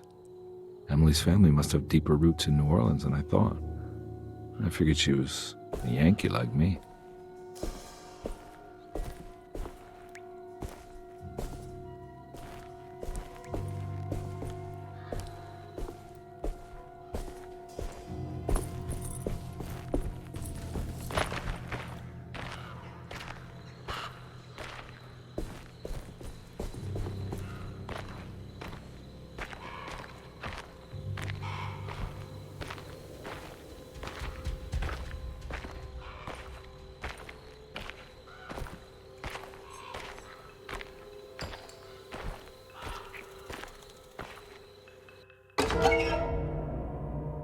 What's this? Now what do we got here?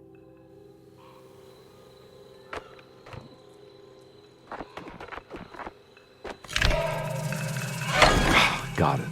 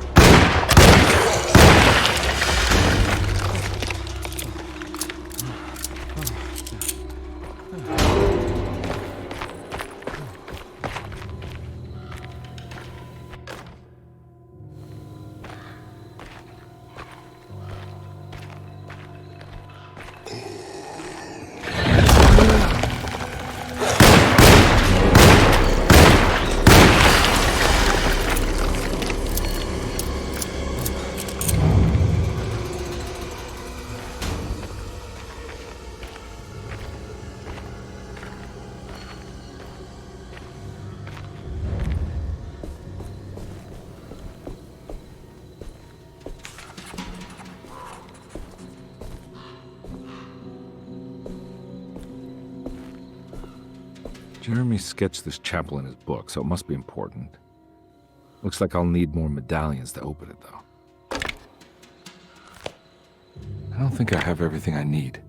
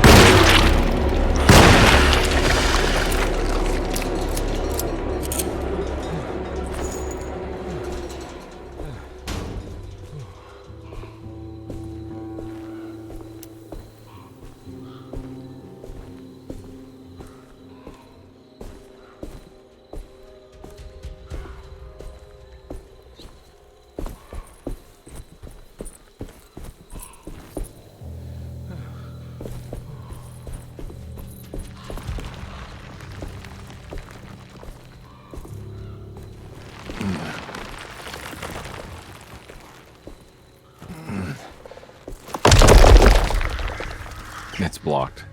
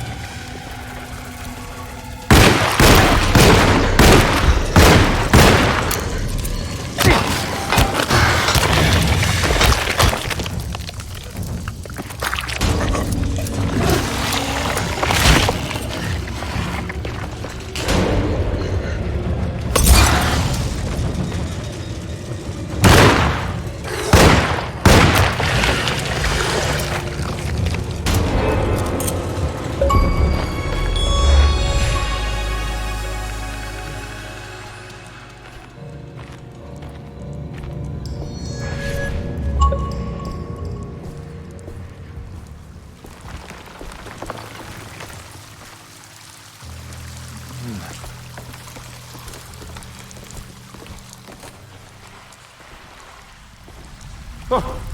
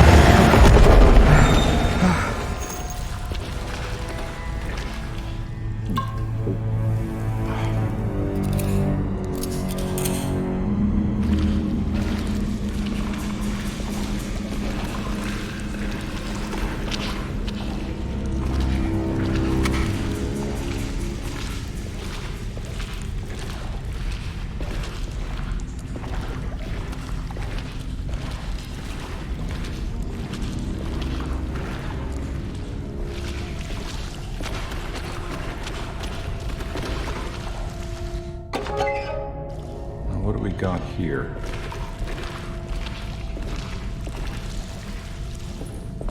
Huh?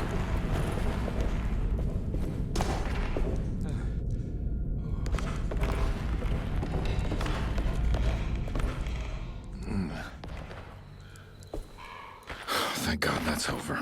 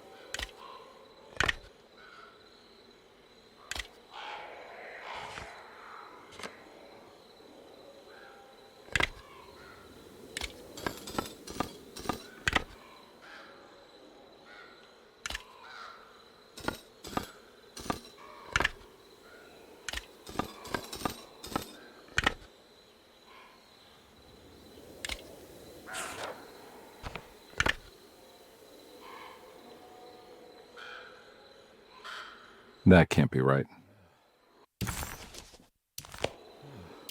It was the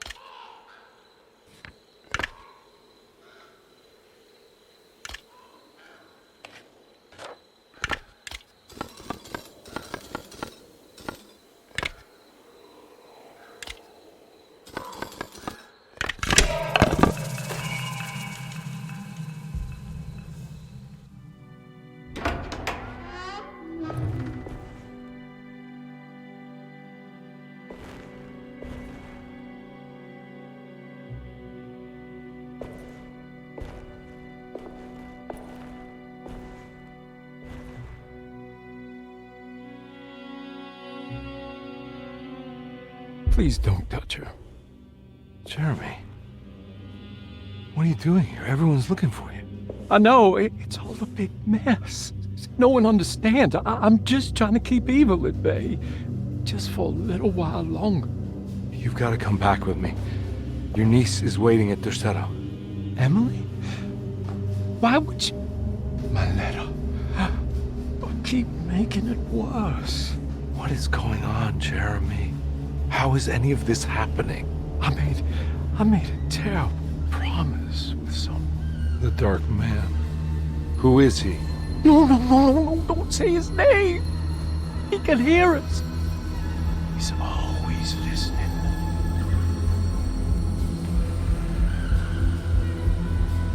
Jeremy, I need to understand what is going on.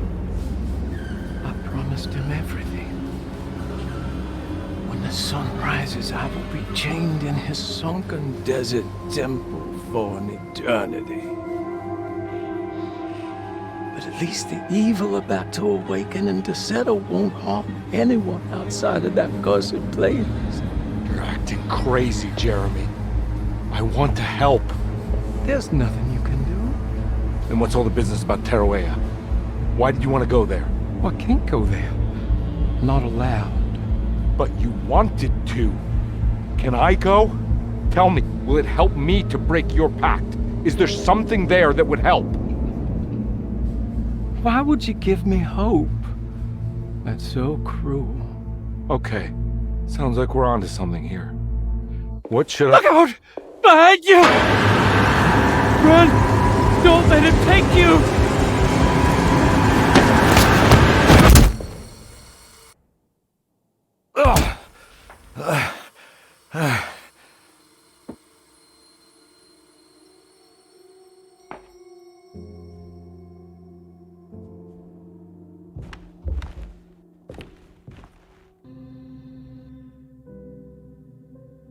I've seen so many strange occurrences lately. Memories explode into existence and then burn out like tired glass bulb filaments. Dreamscapes crash down from the stars and sink into the sea. Doors that lead to nowhere and absolutely everywhere at once. With all this reverie, I want to think there's a chance that you found a way to remain alive in some way I cannot fathom. Just like I've learned to navigate with my talisman. Maybe you, with all your knowledge, you somehow knew a way to find me again, perhaps in Taroella. All my love, Jeremy.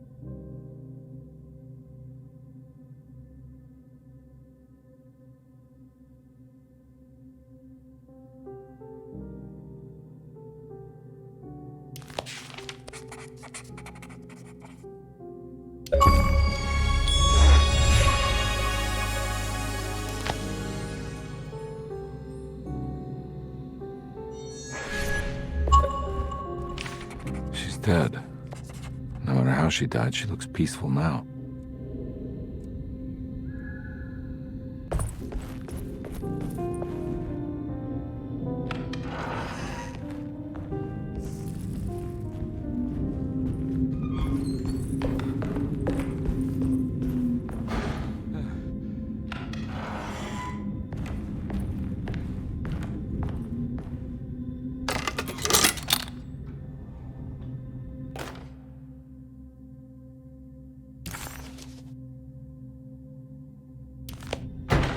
telescope lens.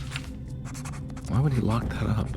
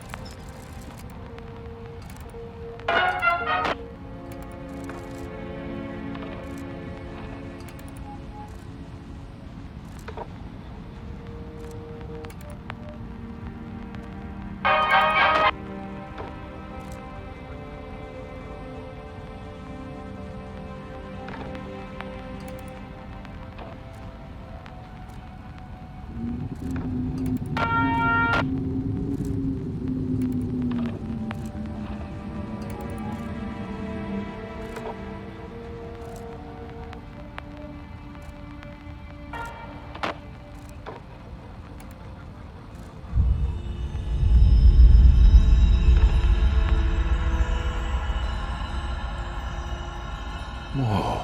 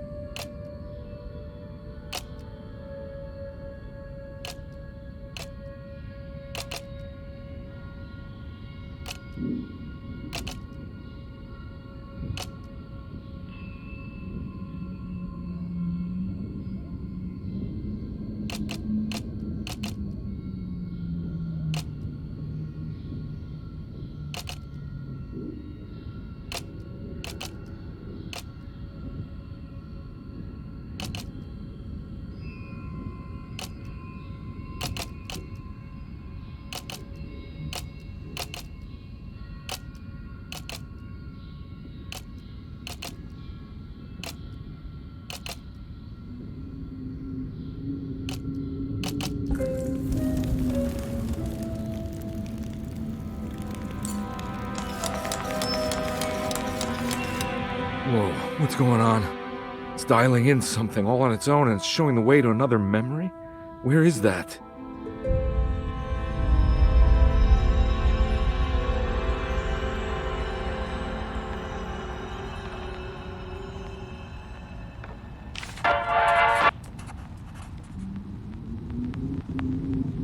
Another world seeping into Derceto.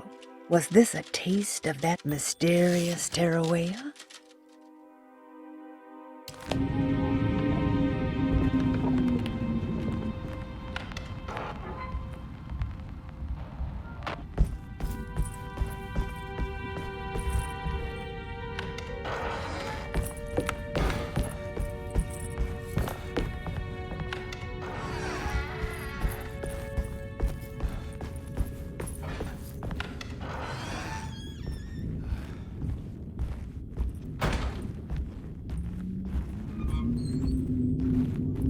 Here we go.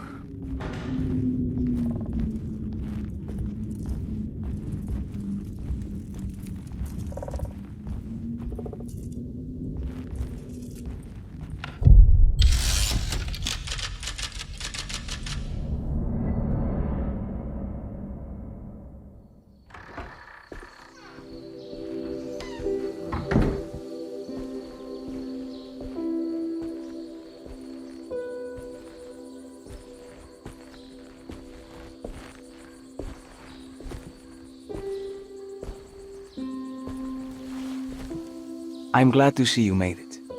I had my doubts, but the hope you instilled has yet abandoned me. I guess this must be Taroella.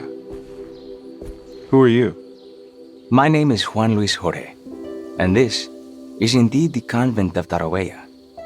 You'll have to excuse me, but Yermi never got your name. The name's Edward Carnby. I'm a private investigator. You're not a patient, are you? No. I'm the author of a book that Yermi once found important. How does that work? Are you part of this memory as well? Is this even a memory? I think calling me a manifestation of Yermi's subconscious would be more correct. And so is the convent of Taroella. I'm a man Yermi has never met, and we are in a place that he has never been. Okay. So are you here to guide me or something? I have no more purpose than you do. I simply am. I will happily help you, of course, if I'm able. If you are already somehow part of Jeremy, why did he want to come here? Isn't he sort of here already? Yermi wanted to come here because it's a representation of his mind at peace. When Dr. Gray asks him to find his focus during his sessions, this far-flung convent is what Yermi imagines. He is under the impression that if he could physically come here, he would reach a perfect equanimity, a spiritual apotheosis. You don't think it would work? Yermi subconsciously knows it's just wishful thinking. He can't come here. Despite the pathways opened by the Dark Man between Derceto and Yermi's psyche, it's simply not possible. But I'm here. Indeed. It's a shame it's just another place for you, Detective. Otherwise, you could have become a Buddha. Always a bridesmaid, never a blushing bride. Am I right? Yes, I suppose so. You'll have to chase enlightenment elsewhere. So what's the next best thing? What can I do here? You should seek out the convent library and try to find the truth about Yermi's relationship with the Dark Man. It's the sort of knowledge he represses and is unable to reflect on. Will it tell me how to break the pact? Perhaps. At least you'll have something to confront Yermi with. Wait, why can't you just tell me? I don't know such things. You'd be better off consulting the texts of Dr. Freud if you want such answers. No thanks, I hate shrinks. There is another thing you should know about the library. He is here as well. The Dark Man has been working his way through the text for a long time. He's here? How am I supposed to get past him? Be careful, Detective. Oh, jeez, just perfect.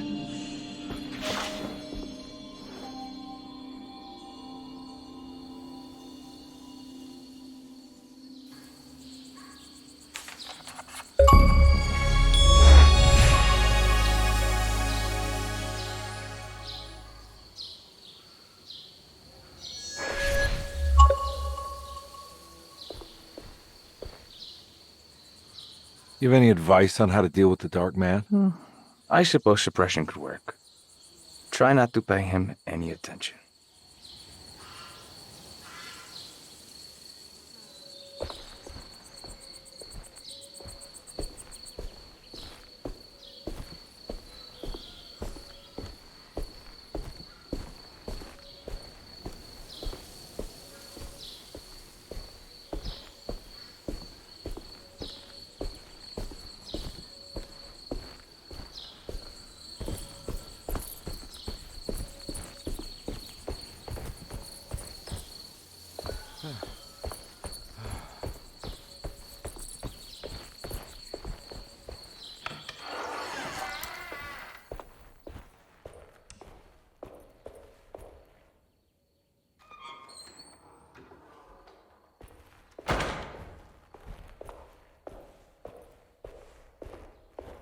happened in here?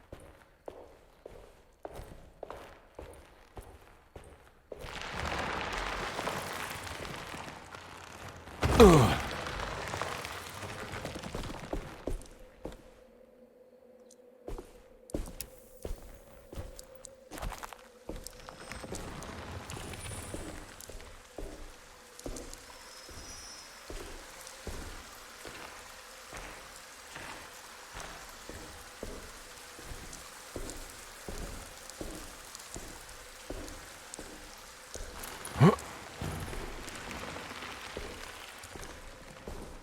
Oh.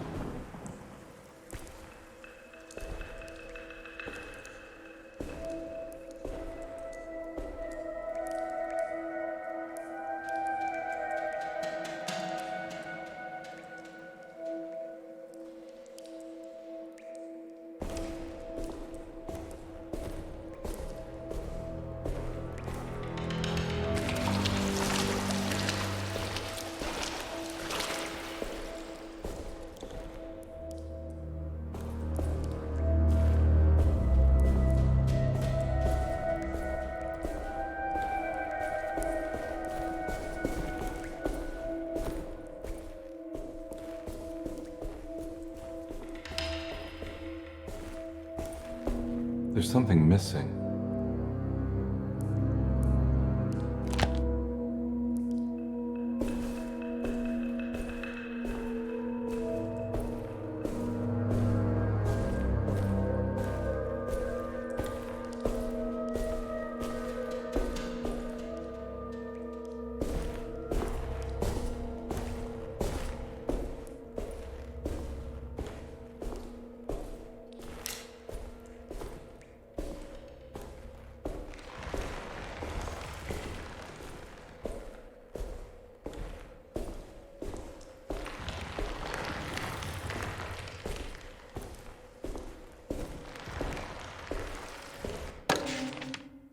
The great library was endless, beautiful, and terrible. An Akashic record for the universe inside the mind of Jeremy Hartwood, now corrupted by a story forced upon him, told by a maniacal liar, an evil conjured by science and secrecy. I will suspend a room and lock away the foundation of his character. Its key will be left to the librarian, the only thing invisible to the prowler.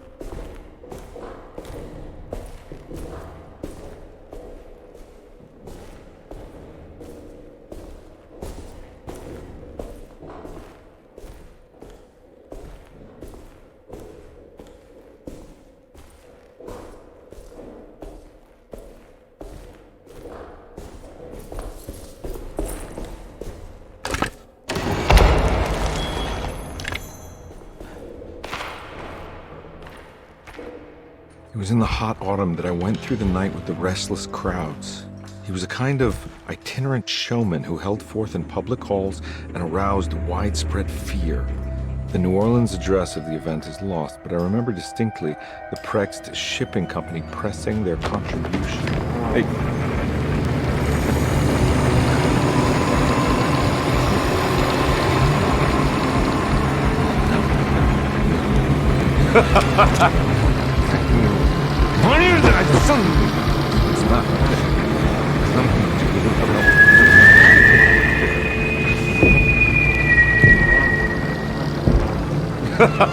Detective!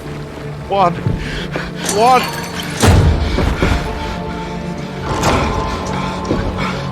I hope you found what you were looking for. I fear there is no going back.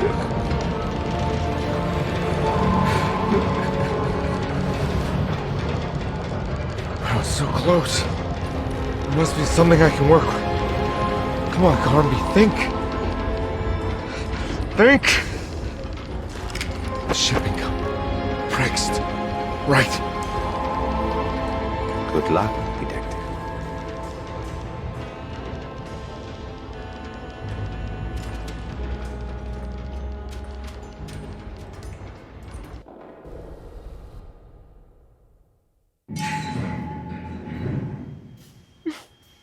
Well, thank God you're here, Detective. Sitting all alone in a place like this? I'd never live it down if the papers got wind of it.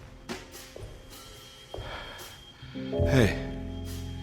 Ruth, right? Oh, don't pretend you don't know. I'm sure you have a whole file on me by now, Detective. I suppose we weren't formally introduced. I'm Ruth Talon. Miss Ruth Talon, in case you're wondering. Edward Carnby. Enchanté. Are you sure? I had too many already.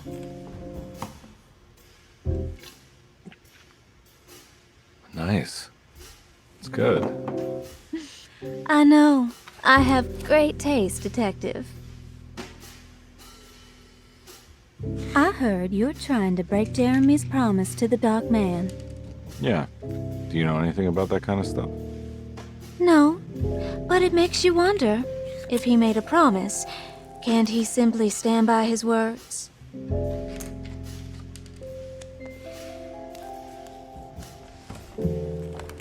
Look, I'm just trying to get Jeremy out of a bad deal, so he'll come back with us to New Orleans. Well, if all fails. What are you doing? It's a sign of submission to the Dark Man. I saw it in a dream once. What?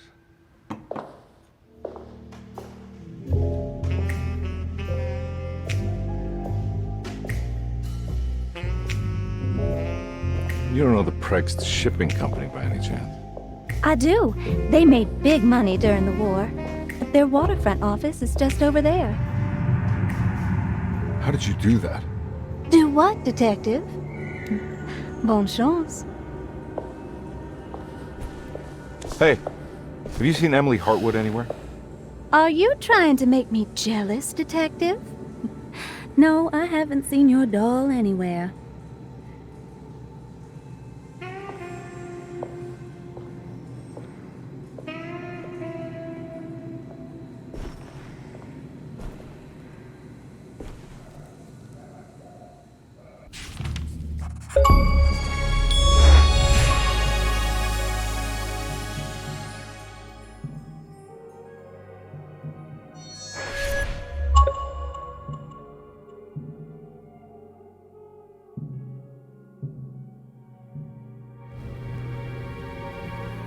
Prext Shipping Company. According to the book in Taroella, the Dark Man is connected to a performance that Jeremy went to somewhere in New Orleans. I'm sure I can find the address inside.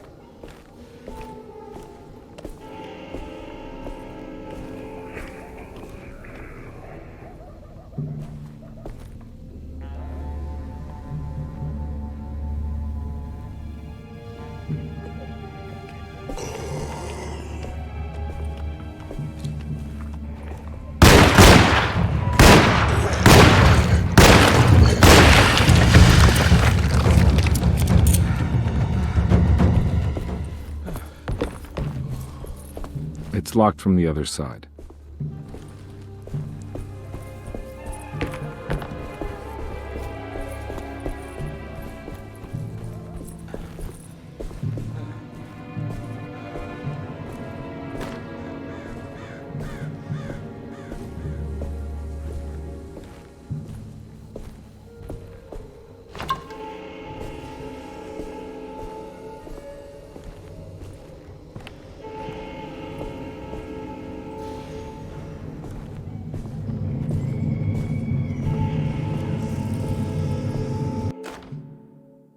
Hey.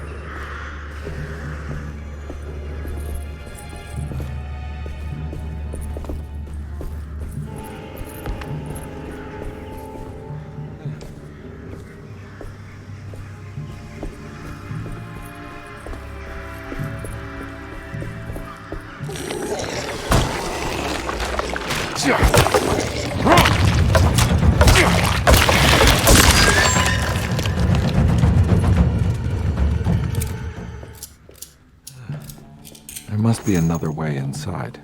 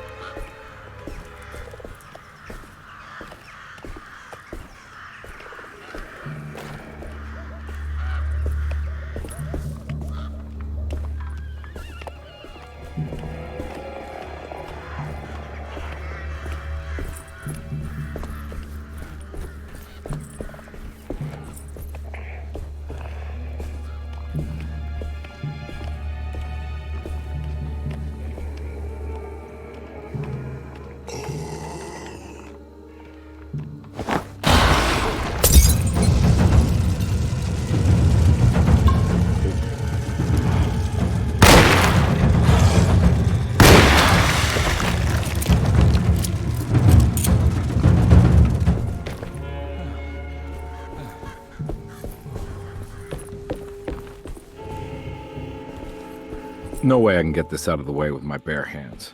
But if I get that crane going, that should do it.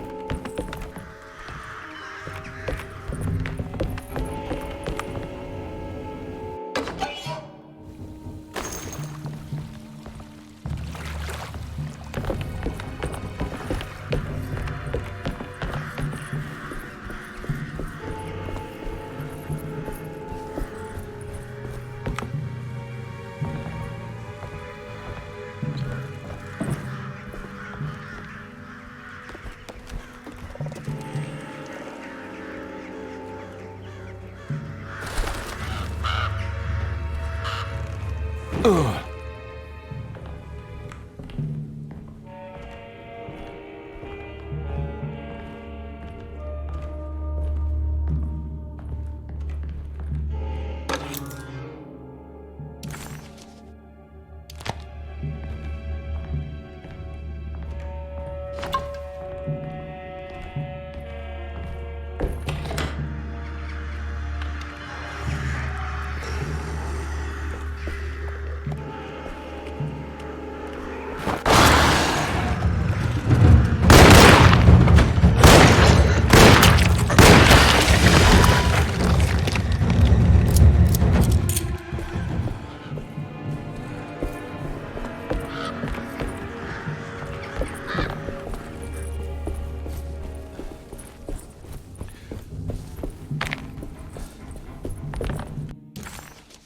Somehow, Carnby was back in...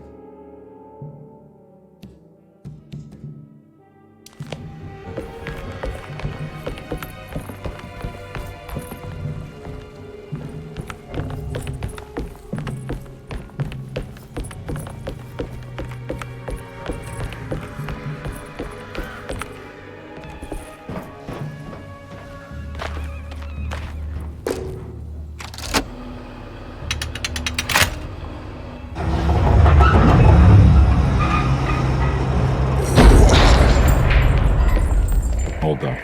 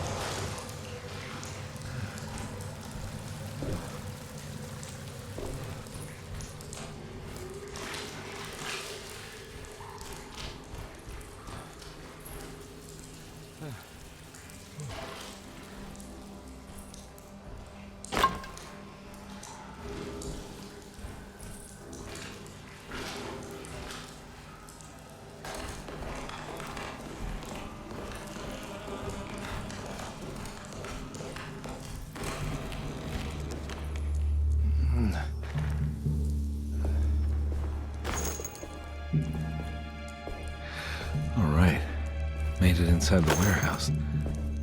The office must be upstairs.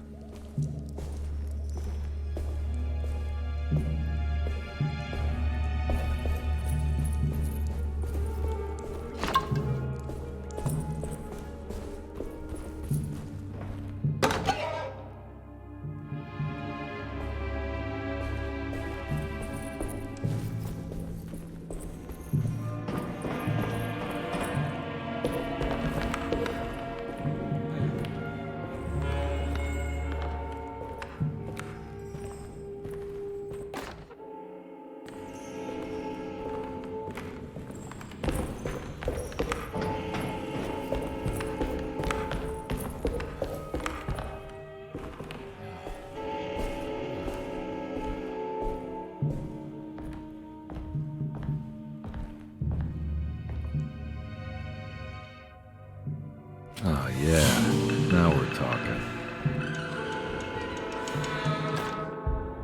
Our ship was raided while in dock. All of his things were recovered, but blood was shed. Several men were carried into the Mississippi River and drowned by ones who live in the deep. All items have now been signed and delivered. Now best keep the papers safe. What is left? Later is right, and hell is back again.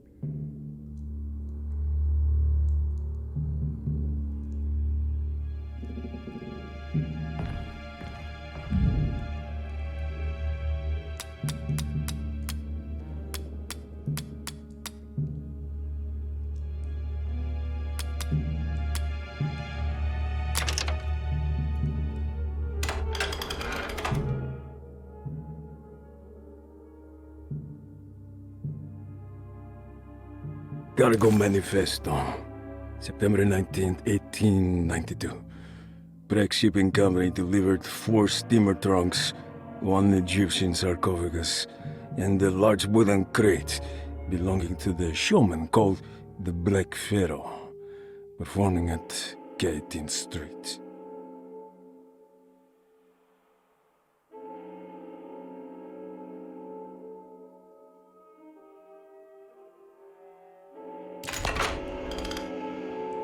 Here we go. The address where Jeremy first encountered the Dark Man.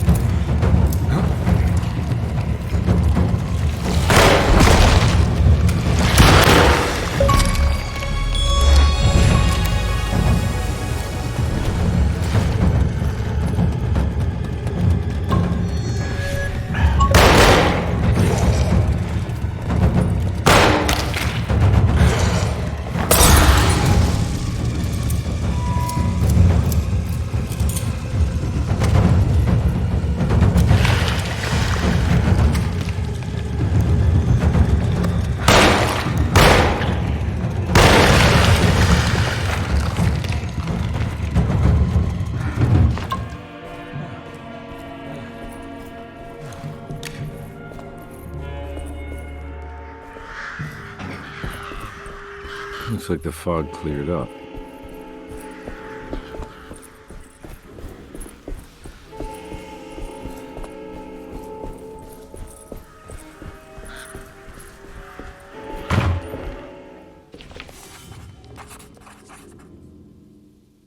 The address of the event where Jeremy first met the Dark Man surprised Carnby. The infamous Gallatin Street didn't exist any longer, and he wondered if he would be able to find the right building.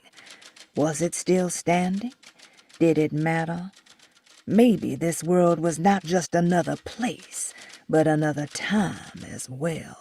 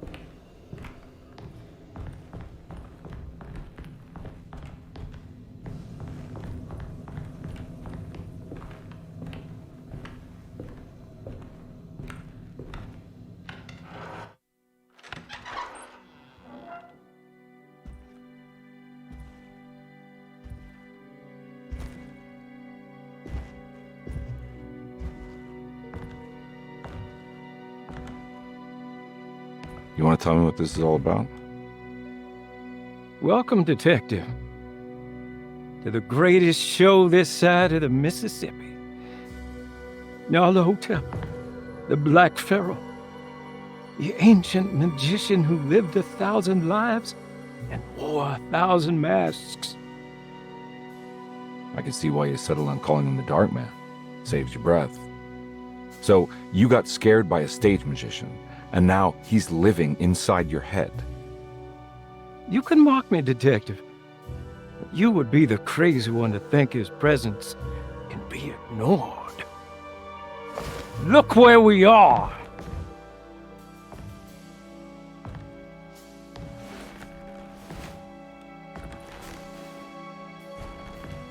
We didn't get to finish our last conversation, did we?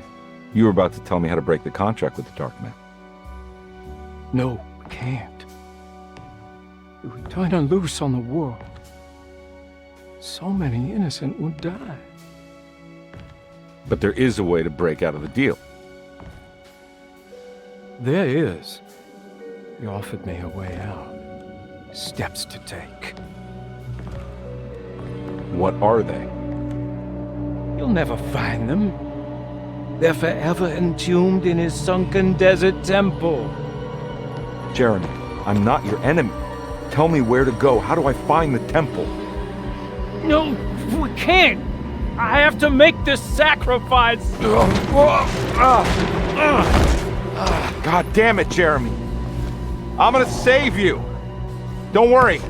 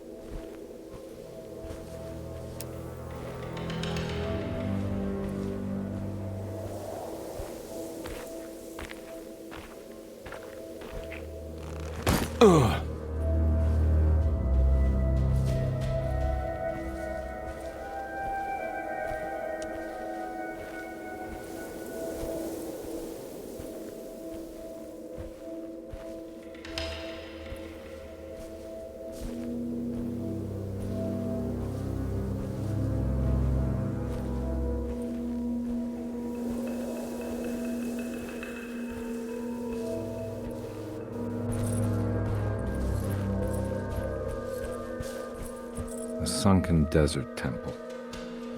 I better get down there.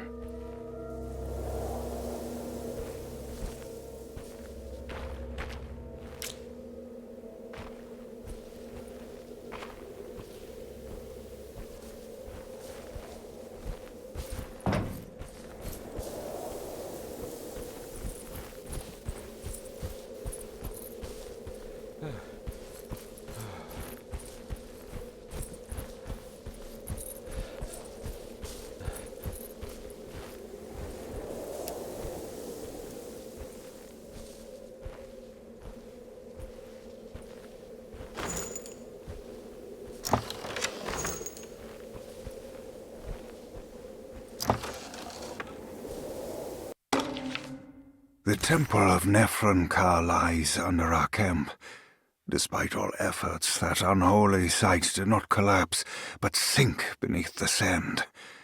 The pharaoh is long dead, his name meticulously stricken from all ancient writing. But that stage meant for blood and terror remains. The temple is said to be lightless, built to harbor all the haunters of the dark found in the very depths of our universe. Calling on the gods meant creating a bridge between our world and theirs.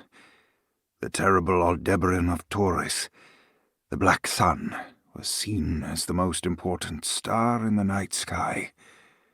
Because, according to the Kitab al-Azif, it was said to be the home of that crawling chaos known as Nyarlathotep. Through ancient mechanisms, it was said that the priests could open shafts channeling the light emitted by that strange stone called the Shining Trapezohedron. Several streams pooled together above the statue of that dark man would then be sent through space towards the Black Sun, a message to the gods. The gifts bestowed on the sender are completely undocumented, but often assumed to involve dark blood pacts, where souls are traded for malicious miracles.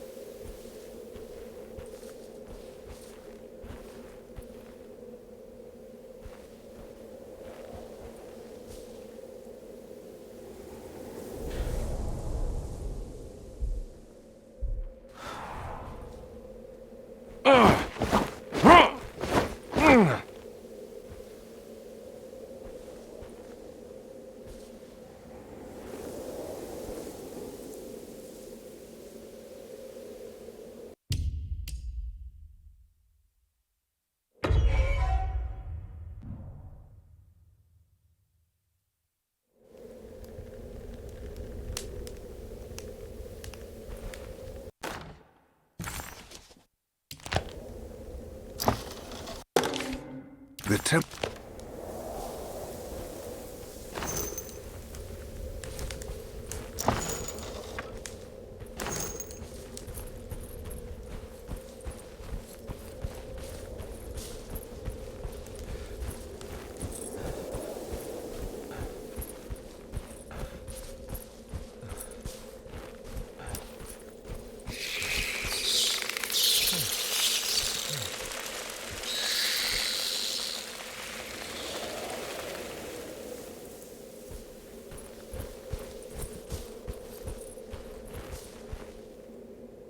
Here we go.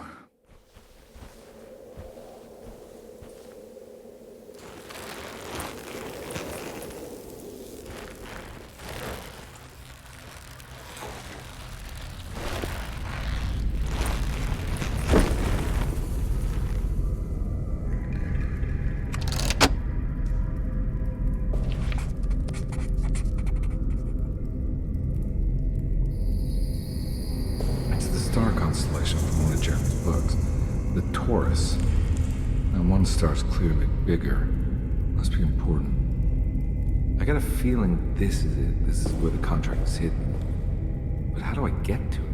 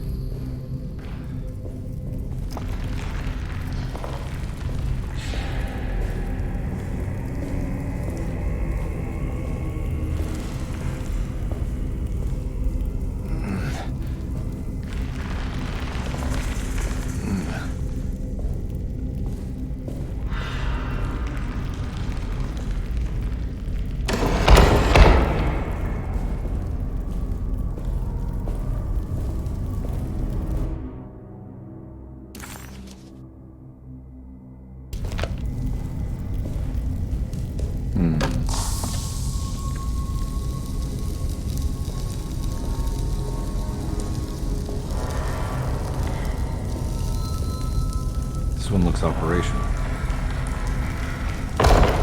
It'll work.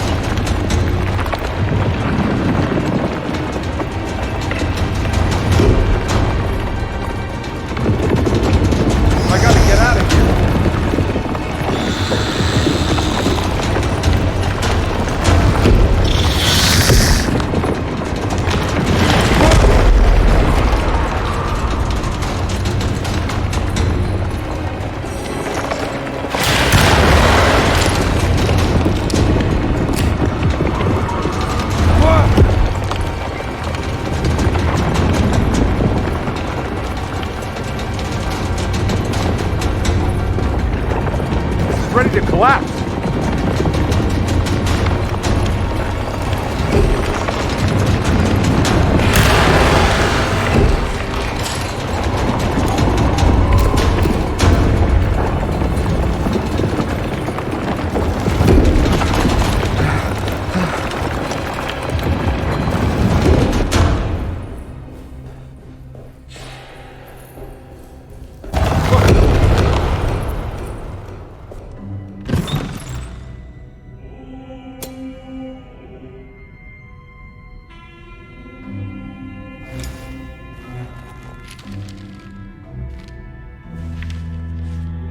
Acknowledge psychological trauma, break through barriers of self-deceit, temper manic behavior.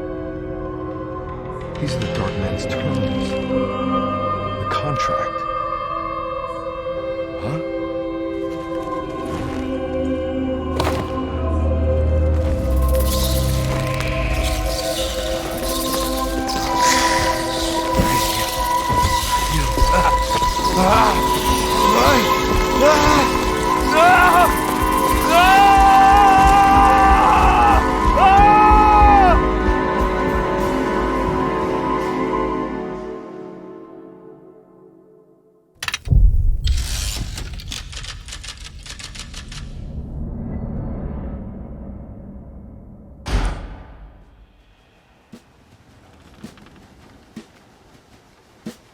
Hey. Hey, detective?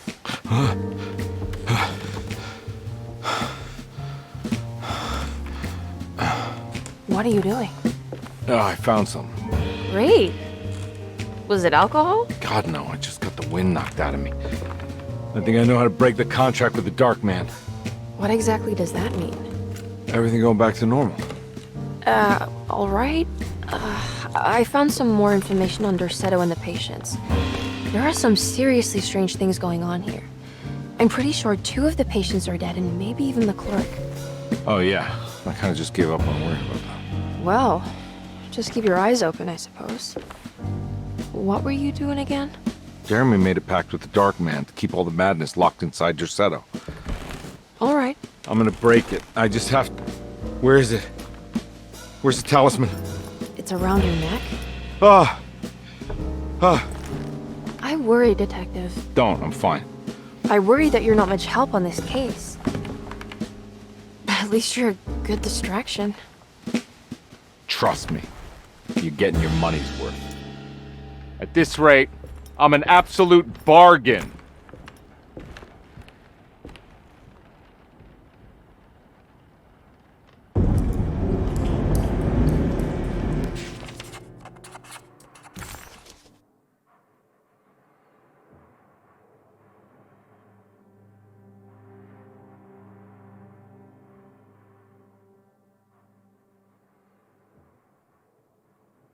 He must first acknowledge psychological trauma in order to proceed. The lying must stop, so we can break through the barriers of self-deceit. Finally, temper manic behavior.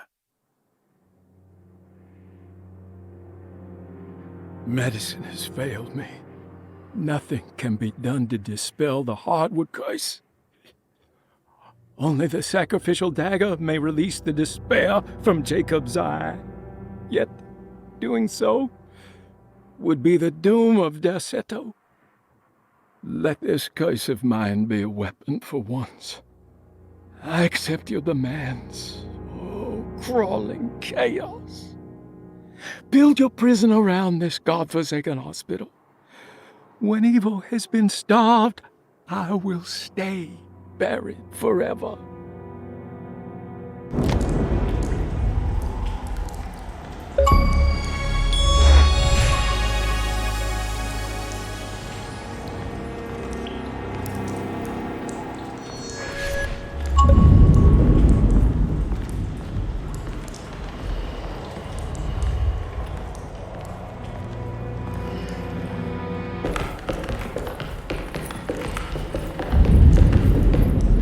Just what this evening needed. Some ambiance.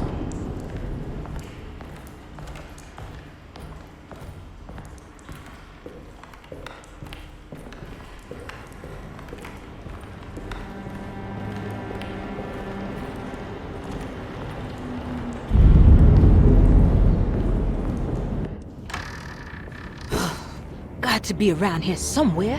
He wouldn't leave this house. I don't know what to think anymore. You run into that detective fella? Who is he? Can he be trusted? I think he one of the good guys. Well, you know, like us. Will he be all right with her coming? Praise the mother. You don't need to know about all that.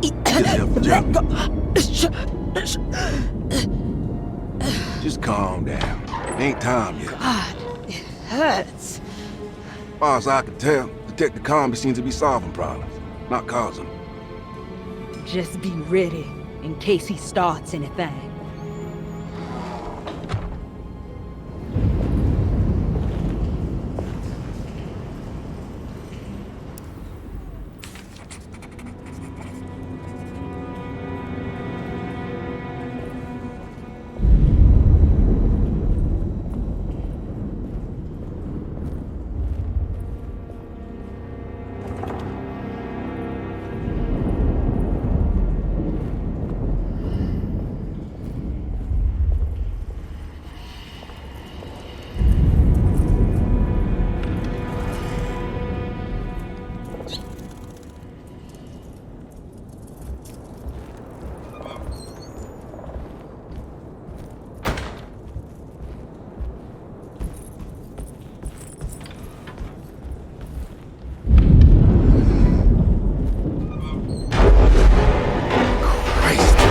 hell was that?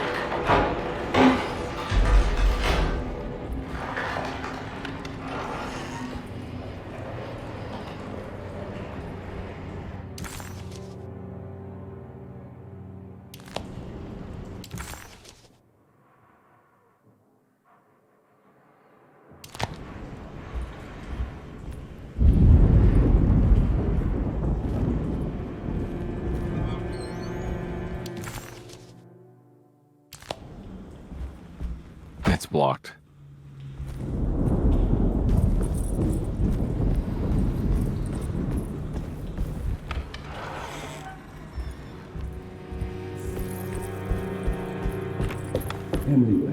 I don't want to run into the orderlies right now. Not sure I can trust them.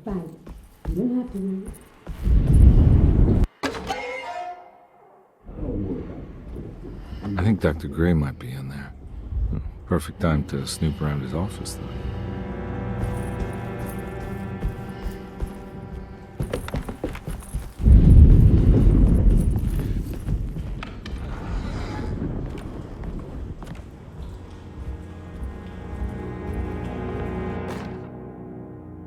Lunacy and the Astarte Artist Colony, a monograph by Yael Klein.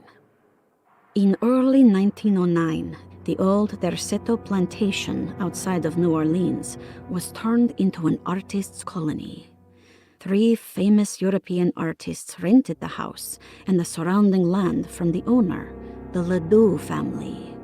The colony was chiefly run by Sebastian Cortez, who was playfully dubbed the captain by his collaborators, William Arges and Heinrich Kassel.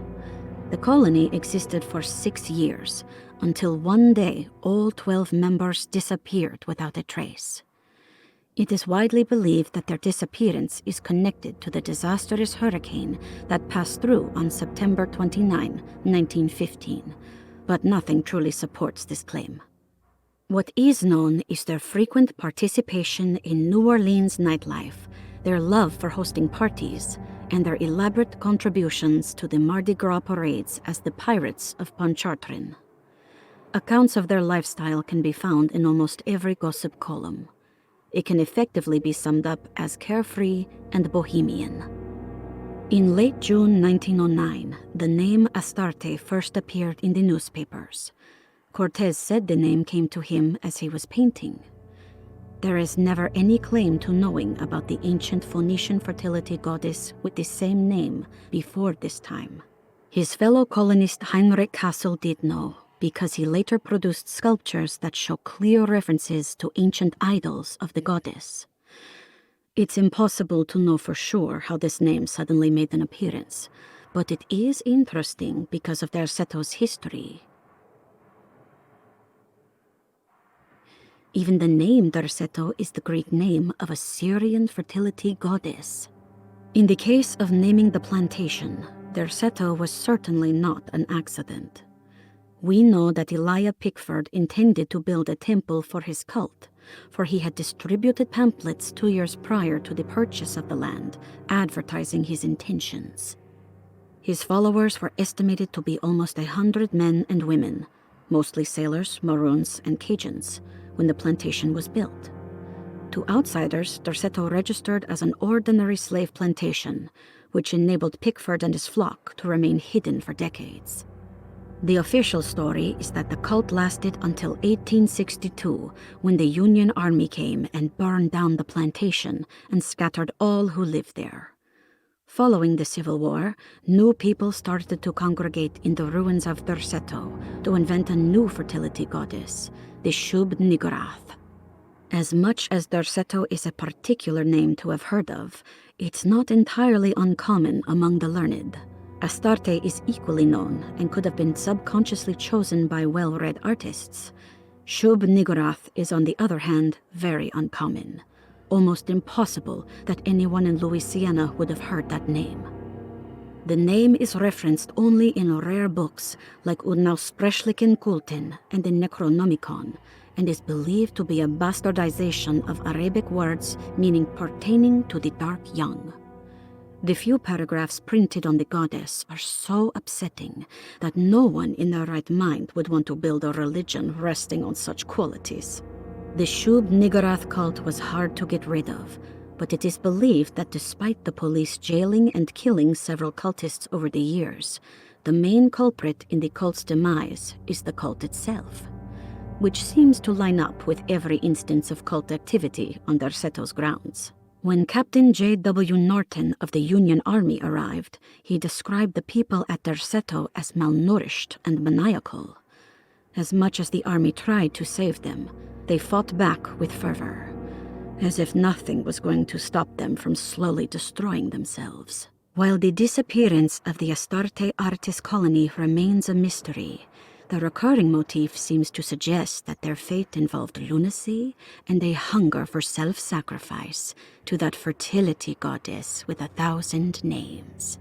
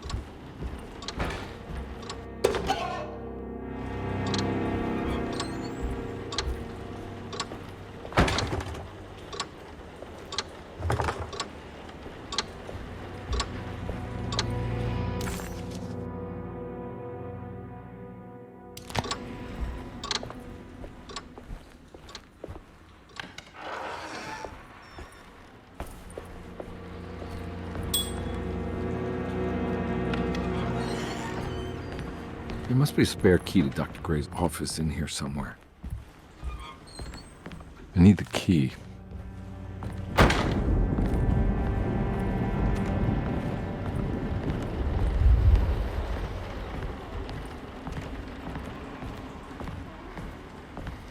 I don't have the combination for this, but maybe Jeremy did.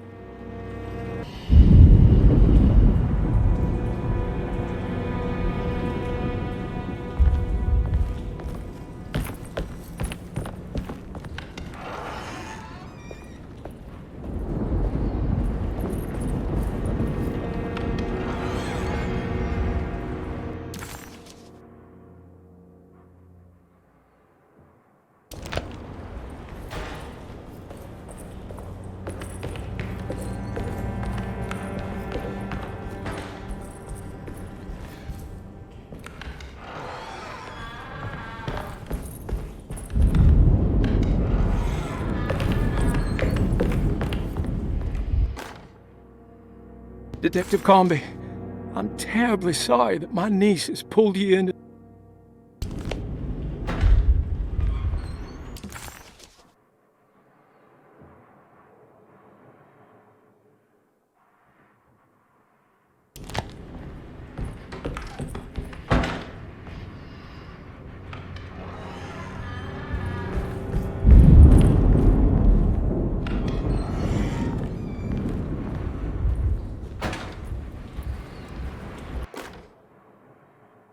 Brother, I need you to trust me. This is the most important moment in our family's history. I know you have doubts and that the terrible Mama Loa told you lies. I would never betray you. I promise. Lottie.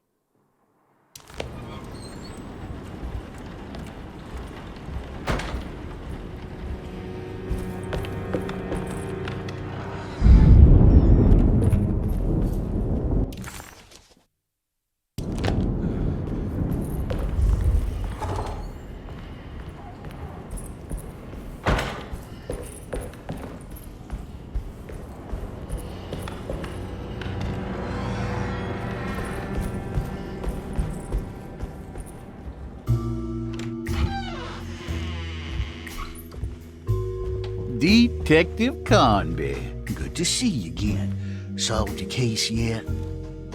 I'm trying. Hey, Grace, you okay? Oh, she is just peachy, Detective. Are you looking forward to the Feast of St. John, Grace? I can't wait! Kids, ain't they great?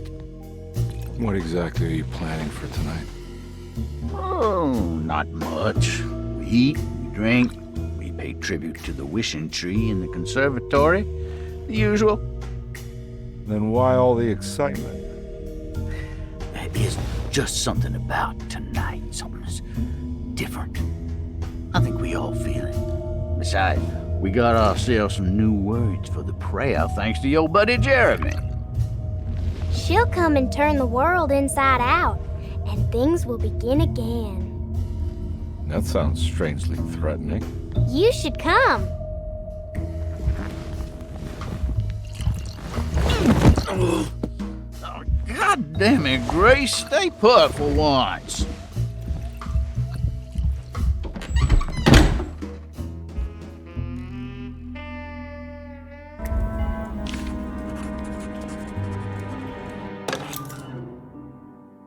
I better hold on to these. Wouldn't want them to get lost. There's something missing.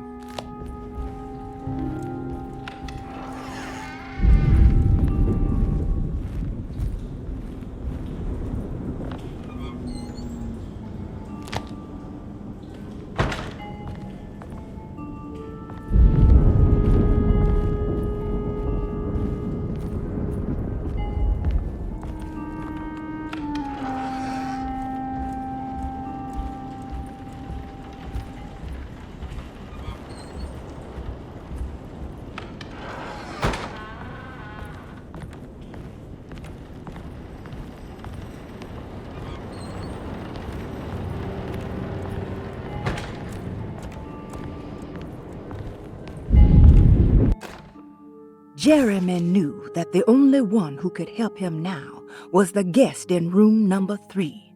The room seemed to have been empty for so long, but that wasn't allowed to be true. The story needed to be different, to include something from the outside. He would bring the guest back to room 3 and show them what was in that safe. 913. But those were not the right numbers. That was the combination for the safe in the clerk's office.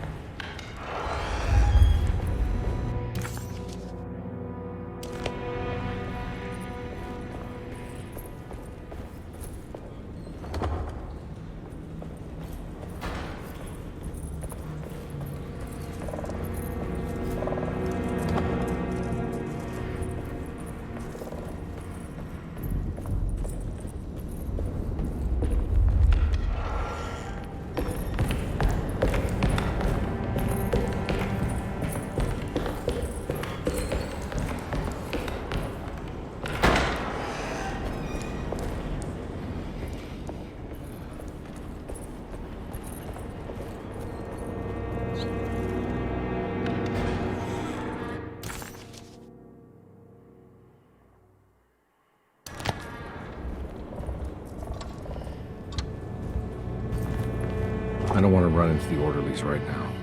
Not sure I can trust them.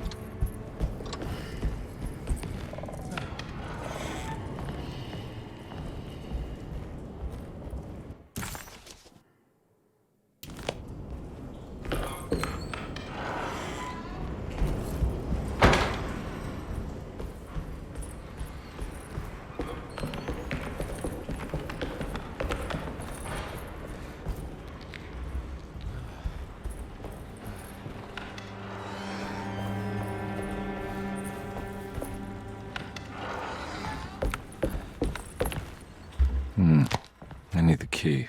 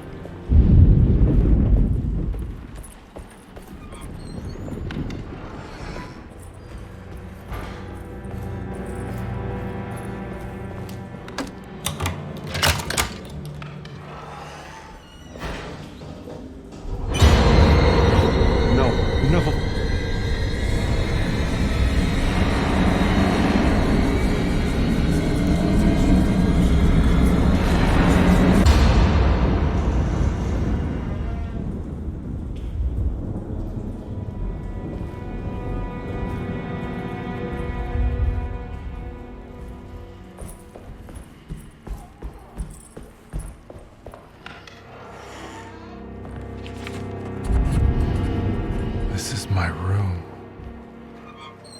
I belong here. I recognize this view.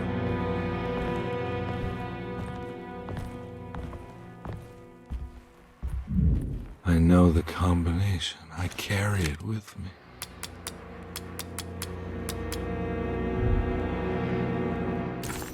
The imp.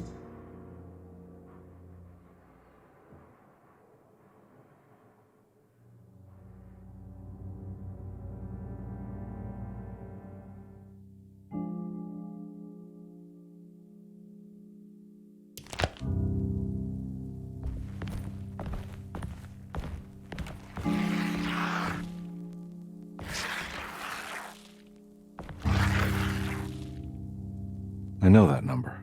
Where's that from? I did this. I wrote that.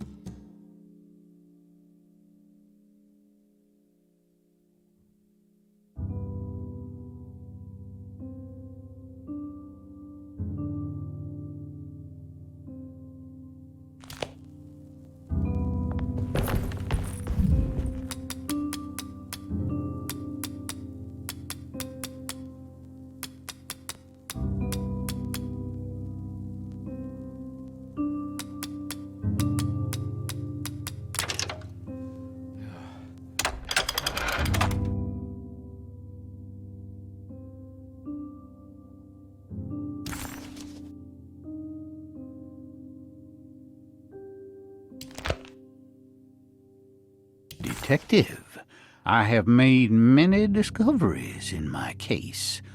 The child we want is safe, thanks to good people like me and you. We're so similar, but you don't see all the things I do. To find your man, Jeremy, you also need to look for the girl. It has always been that way. The young deliver us all. You should have a look in my room. There's a piece of the puzzle you will need. Take care now. McCarthy.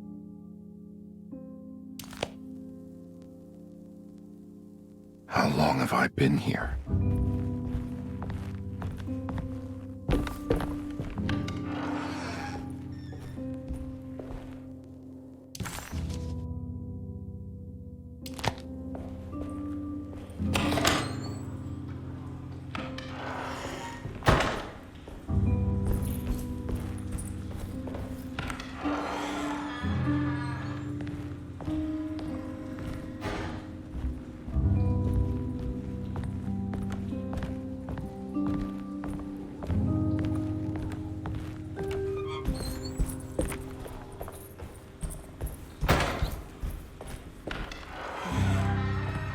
surprisingly neat.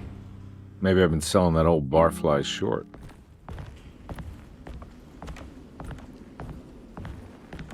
Looks like McCarthy has something hidden inside.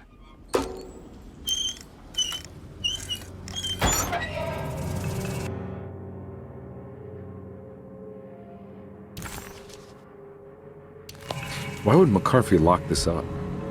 Was he trying to keep Grace from completing the shank?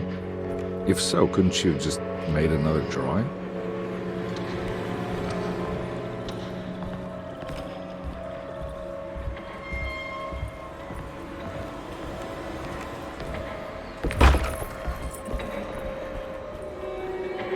What the hell happened in here?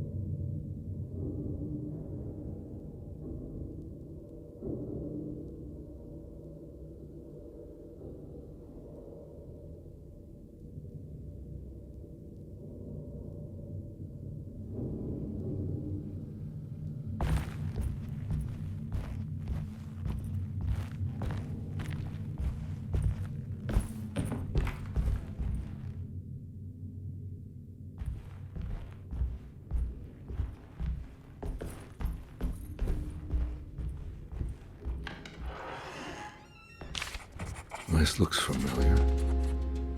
How am I back at the office? Jeremy's never been here.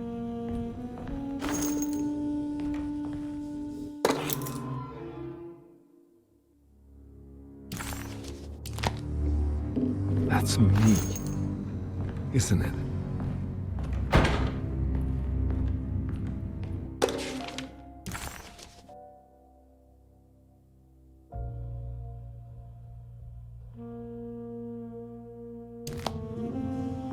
How long had it been since I drowned myself in drink and depression? It had all felt so peaceful, slipping away into oblivion. A welcoming, dark voice wrapped around my mind like a heavy blanket. It turned off suddenly as I woke up from the sound of my office door closing shut. A messenger had left a telegram from Mrs. Saunders. She had a lead on where to find her husband and her kidnapped daughter.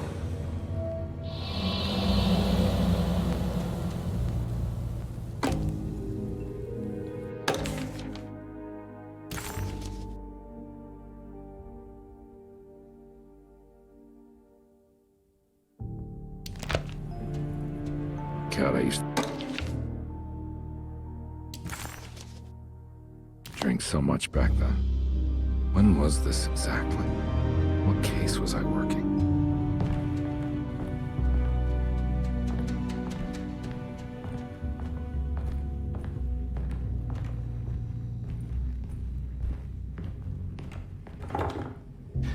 I think I need to figure out where I'm going first.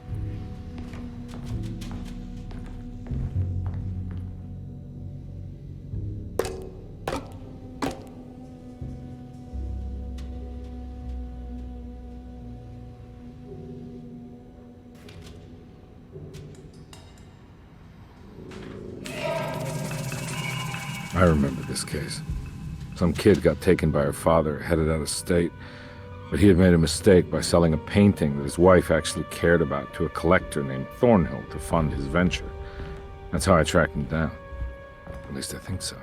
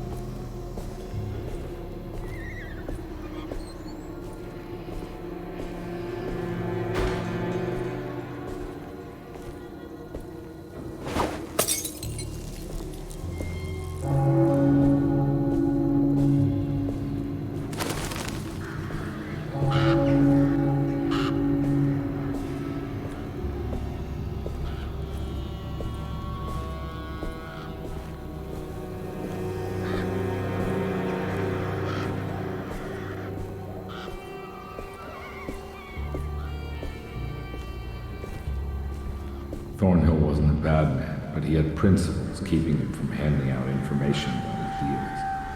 So he needed some convincing.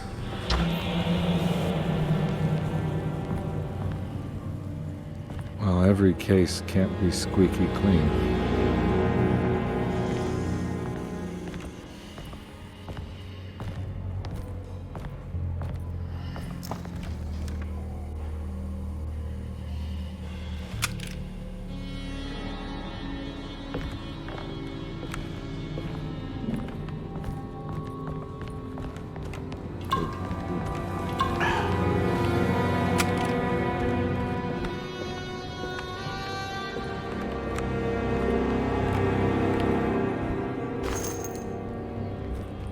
Mr. Saunders had sold a valuable painting to Thornhill, hoping the money would carry him to wherever he was going.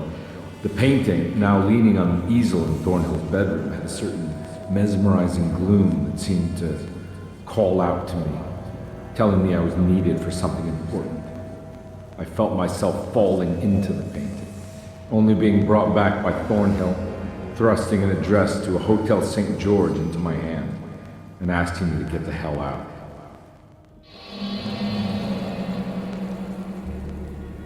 I don't remember this at all, but I can't say it didn't happen.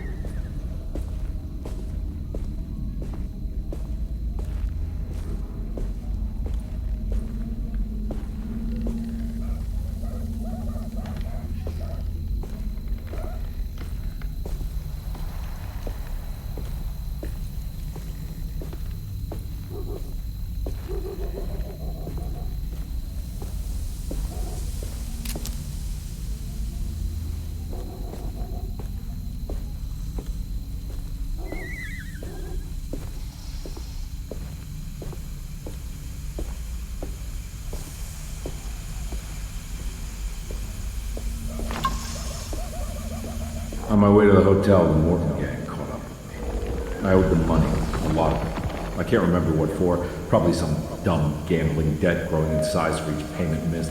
I punched one of them out, and I sent the others packing. It was a stupid move. They'd be back.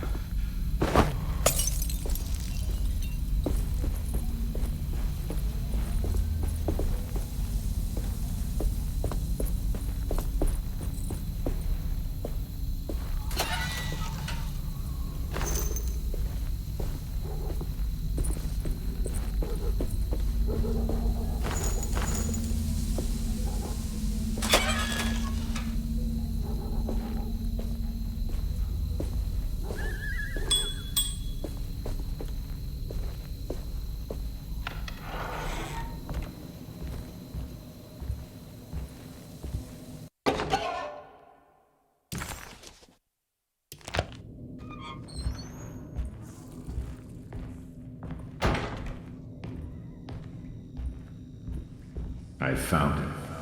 In the hotel ledger, I recognized the handwriting of the signature, Ted Stryker. It was him. I could feel it. It was the kidnapper I was hunting. I put on my knuckles and hurried up to his room.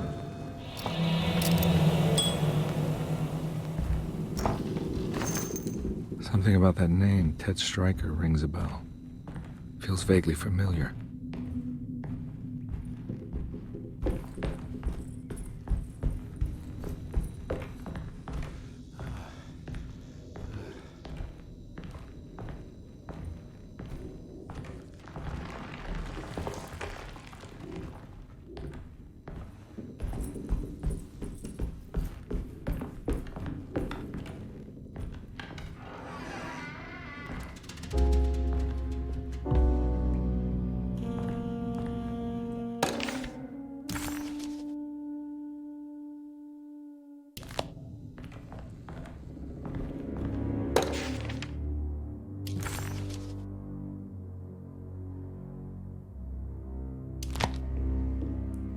I recognize this room, but I didn't catch up with them here.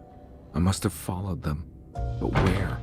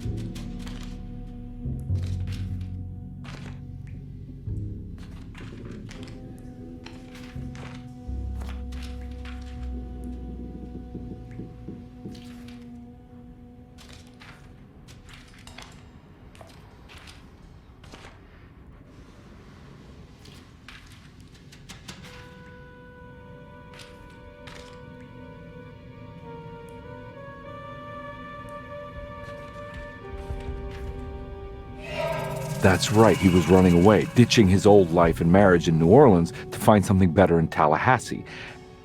And he took his daughter with him against the will of the mother. That's why she hired me. But I stopped him. I caught up with him at the Pearl River Bridge.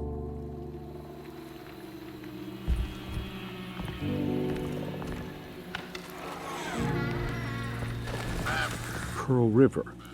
This is where I caught up with them. This is what the Dark Man wanted me to revisit. But I'm still not seeing it. What am I forgetting?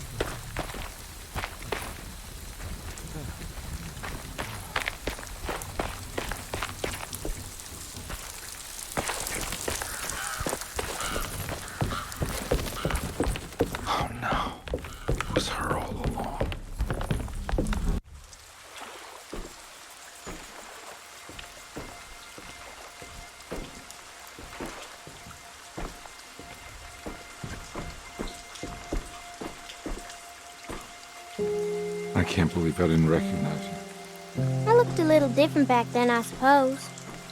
Was any of this real? How do you mean? This day, just... so much is happening. I can't... I think I've lost my head. Do you need me to apologize? I mean... I am sorry.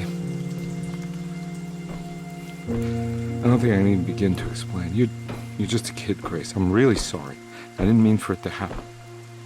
Lies. More lies. No, really.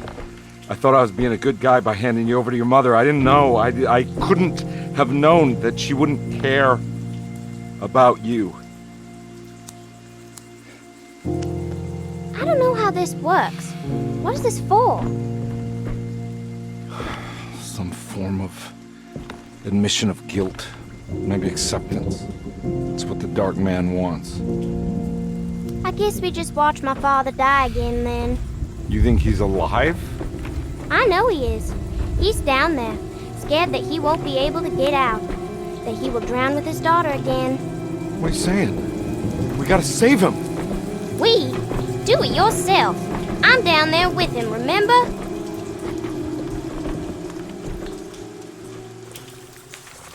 Can I really save them? This all happened so long ago. I have to find a way to get down there. I have to see it with my own eyes. There was a boat at the house where I entered. If I can raise the bridge, I should be able to get to the car.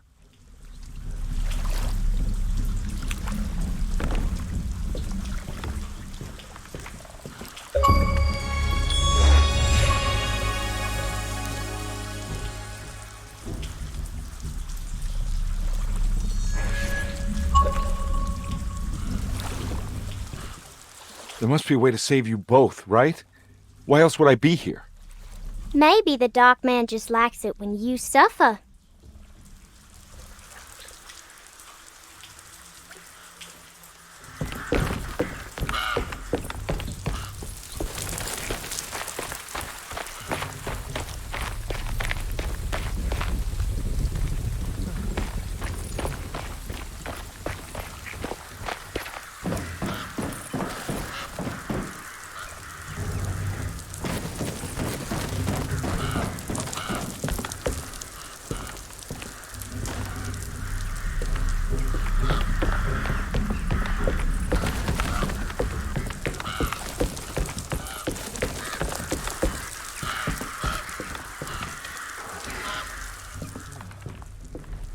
This must be where the bridge is operated.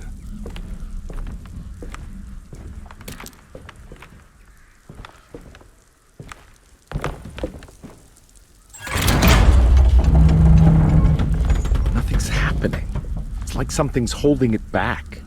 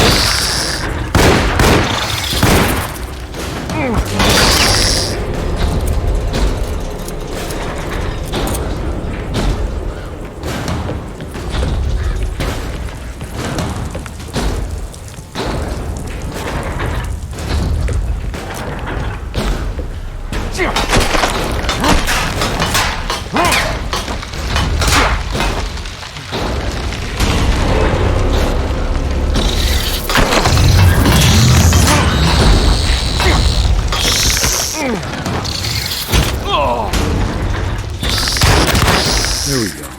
I should be able to pilot the boat.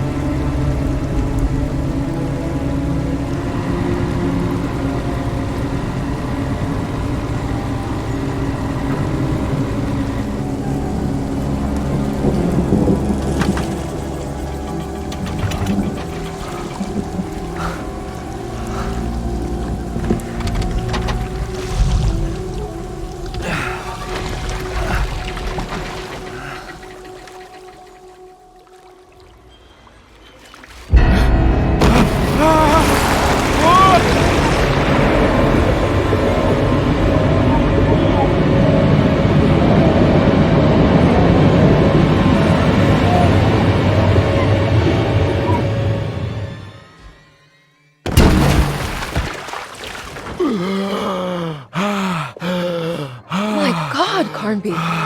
Are you okay? Don't leave me alone.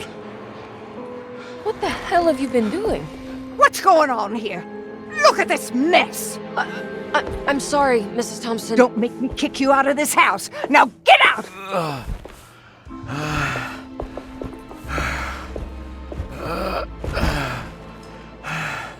Hey, Detective. Mr. Carnby. I'm really worried about you. I'm okay. I just need to catch my breath for a moment.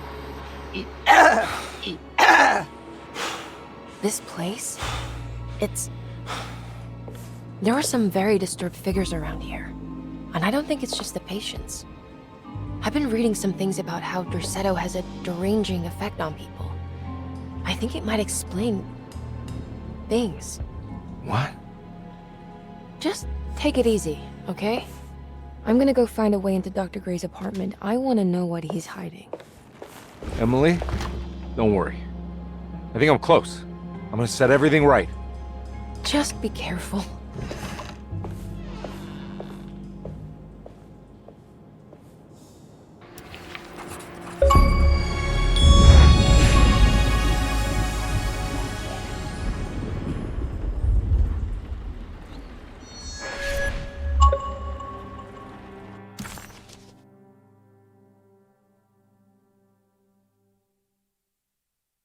Come.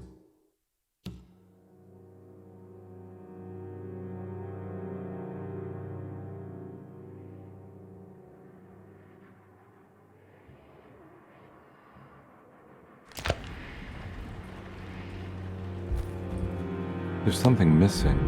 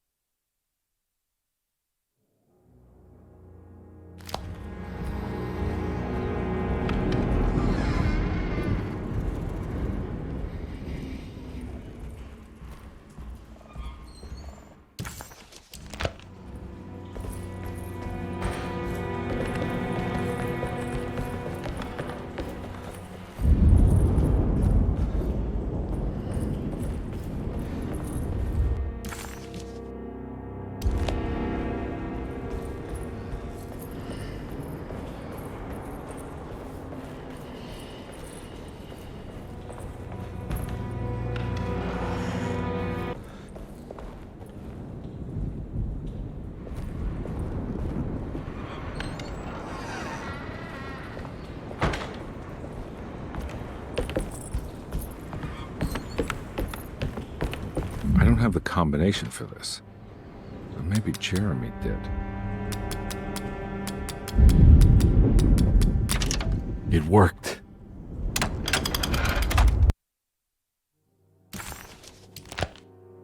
The last guest in the empty room suffered from severe maladaptation. I must write this down, because if I understand the condition sufficiently, it could make me deny this fact at a later date. And there is reason for me to think I may come to suffer the consequences from this dysfunction, as some who came in contact with the guest seemed to adopt a new worldview in which everything was predetermined but broken. Upon accepting this worldview, some memories became unmanageable and later rejected. I do not know what this means. I cannot even remember the fate of the guest. I think they were simply misplaced one day and forgotten. Just like all documents pertaining to this guest, they have all been destroyed, or they never existed in the first place. Who wrote this? There has never been a guest in the empty room.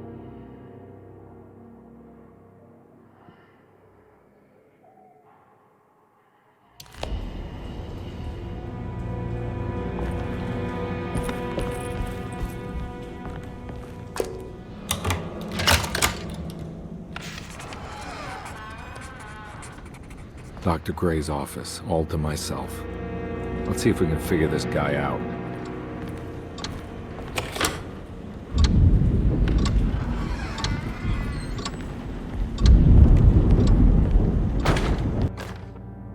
have finished tidying up Miss Beauregard's belongings. I will leave it to you to contact her agent and have them collect her things. I found one of Grace's drawings she might want back, along with this key in her room, which I believe you've been looking for. Mrs. Thompson.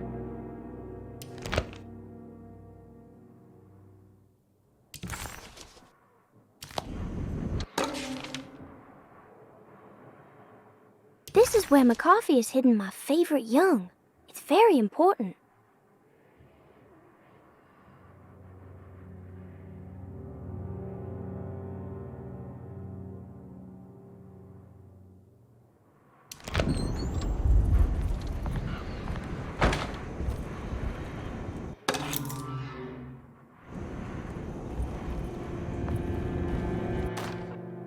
Dearest Dr. Manzetti, I find myself in a losing battle with my patient. As I've disclosed in my previous letter, his delusions have him completely captured. It's bad enough that he is torturing himself with paranoia, but his madness turns out to be quite persuasive to others, effectively laying the ground for mass delusion. I am writing to you in hope that you can give me some guidance. Beyond my ambition to avoid devastating surgery on my patient, I have grown worried about my own defenses. The words of my patient are deranged, yet they often resonate with something primitive within me. I have tried photographing his brain with X-rays. It was surprisingly difficult to get good results. Dark blotches on the plates kept obscuring all details. My patient looked at the bad plates and cried out in terror, telling me the dark areas was the shadow of the worm, eating him from inside. I could not see anything out of the ordinary. I hope this is a sign that my mind is not as receptive to the madness as I had feared. After further inquiry, my patient described the shadows inside his mind as some kind of chthonic monstrosity that wants to undermine his sanctuary. This is clearly a reference to a place he calls Taroella, a sort of library or convent that works as a psychological haven. With this imaginary haven threatened by this Chthonian, he has now constructed another, less pleasant hiding spot. Lately, he has been bringing up a metaphor of a steamboat that has run aground, that he feels like he needs to start the engines and reverse, but he is afraid that the hole in the hull would cause the whole ship to sink. I've been watching him turn this metaphor into reality for the last week. He knows it's made up, but he is doubling down, trying to make it a real memory. I feel certain that this is my chance to break through the barriers of his self-deceit.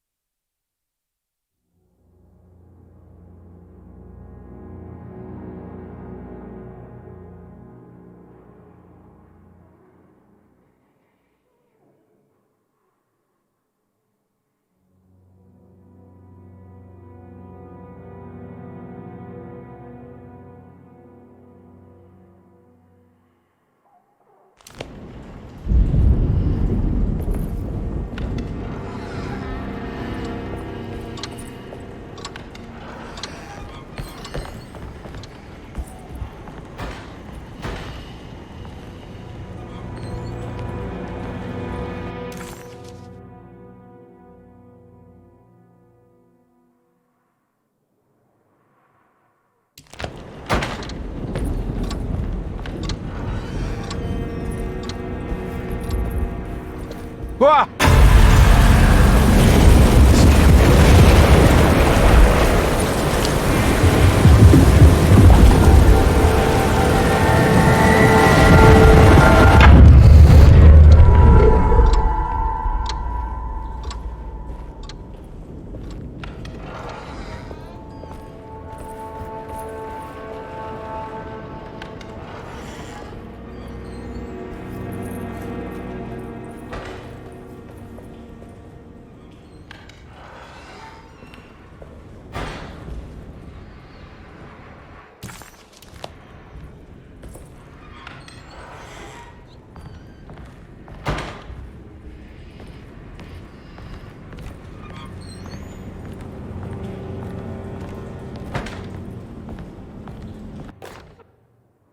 Sometimes, I think this place makes me worse.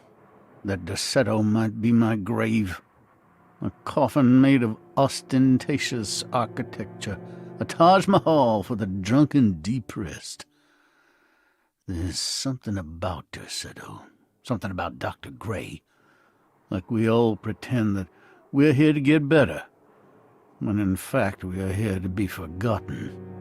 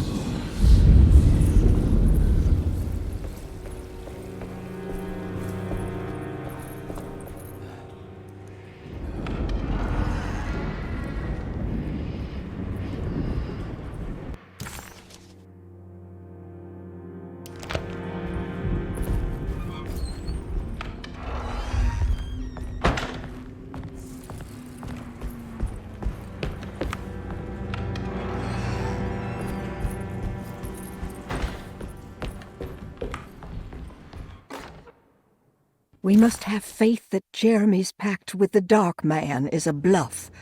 If we are lucky, our visitors will find him and prove it's all nonsense before night falls. What is true is our attempt to call on her, Too many things have happened for this evening to be in vain. Think of Jack and Cassandra, even Perosi, whose circumstances I can't understand. Grace is a goat without horns. She knows it and will play the role. You must talk to your brother, Baptiste. I worry that he will fail us. Mrs. Thompson.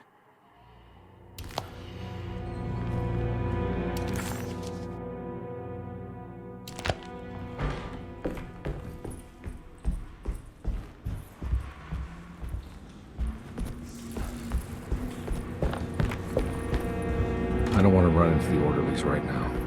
Not sure I can trust them. I think Dr. Gray might be in there.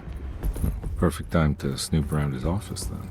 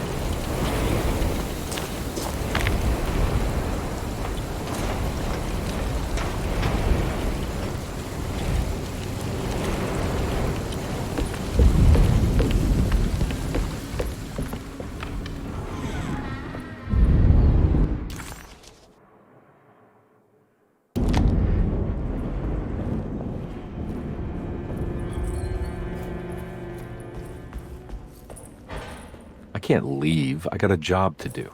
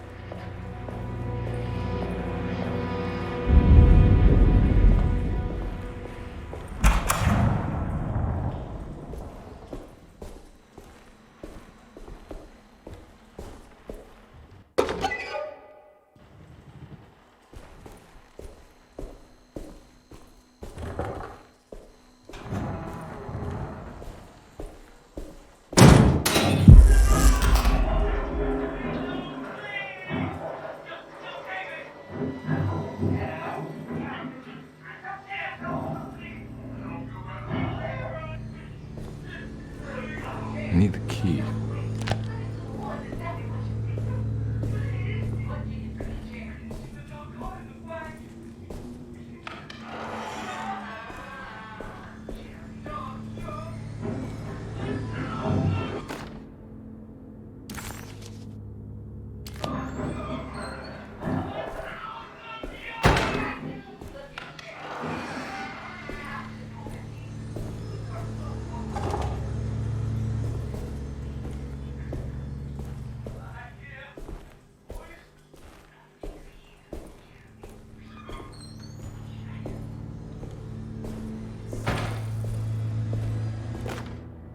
Radiography, patient Jeremy Hartwood, date June 14, 1930. Plates. Jeremy's skull proved difficult to capture properly. Partial radiographs worked best. A complete picture of the brain can be assembled by piecing 3 plates together. Observations. Even when looking at an assembled version, a shadow covers significant parts of Jeremy's brain. Possible tumor, but more likely that the equipment is failing. Jeremy reacted strongly to the pictures and claimed to see a giant clay worm eating and displacing his memories. Notes. While this exercise has left me nowhere closer to an answer, I feel confident that a Burkhart lobotomy should sever all necessary parts.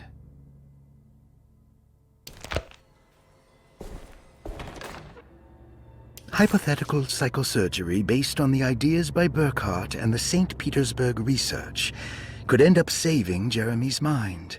Severing the connections around the frontal lobe would certainly solve most mental afflictions.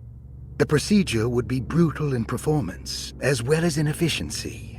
An ice pick pushed through the edge of the eye and into the skull would untether the nerves like Alexander cutting the Gordian knot. As this would likely leave Jeremy in a very different condition, all other paths should first be explored. The medical instrument I would need for this lobotomy is missing, and I should have Waits order a new one.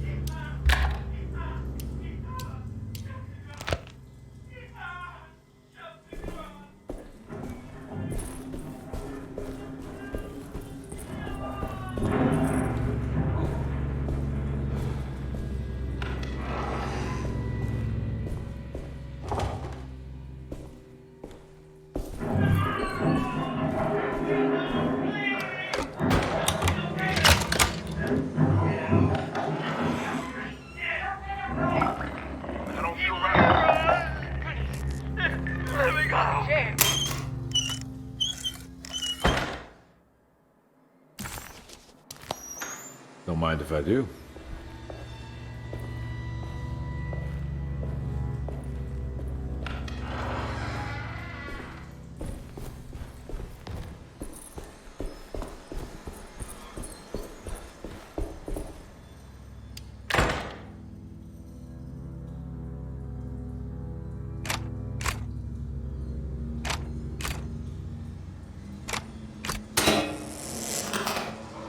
That's better.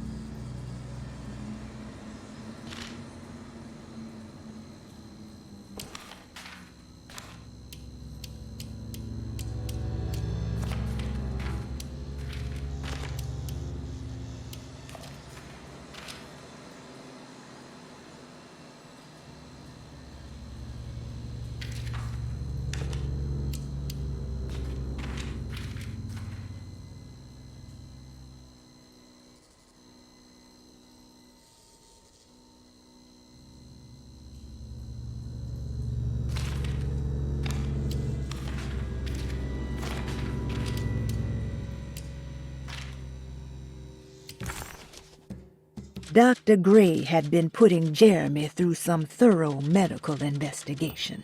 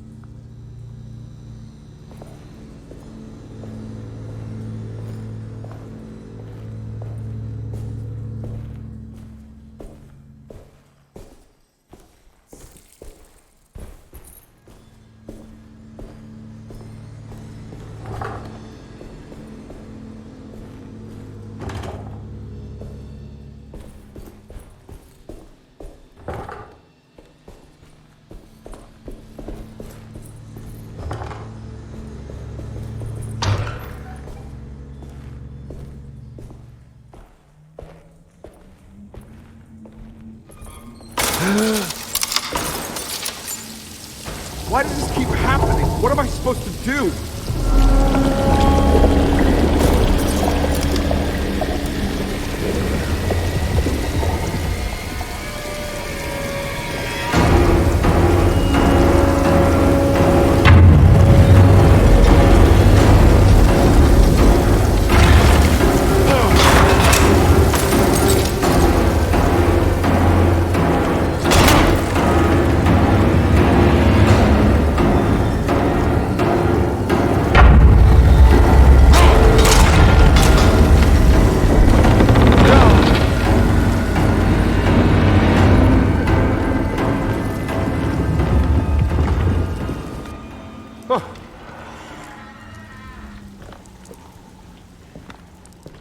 And we're back here. Well, perfect time to have a look around this place.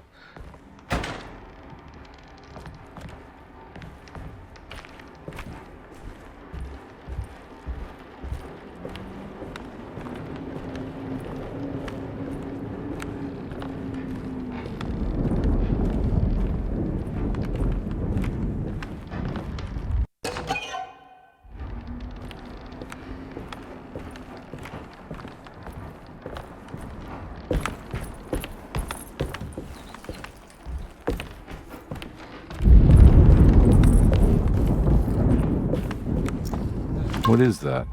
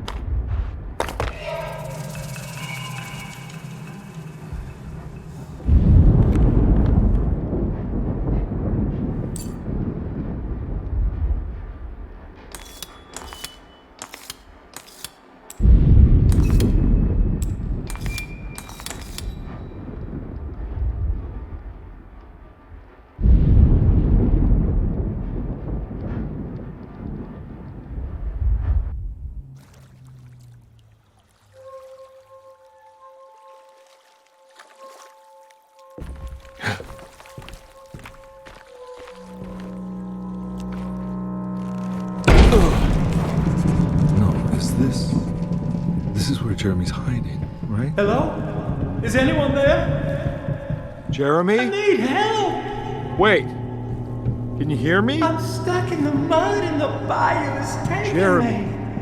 where are you? The motor is dead. I can't do anything more. Hang on, Jeremy. I'll figure something out. I'll get the boat running.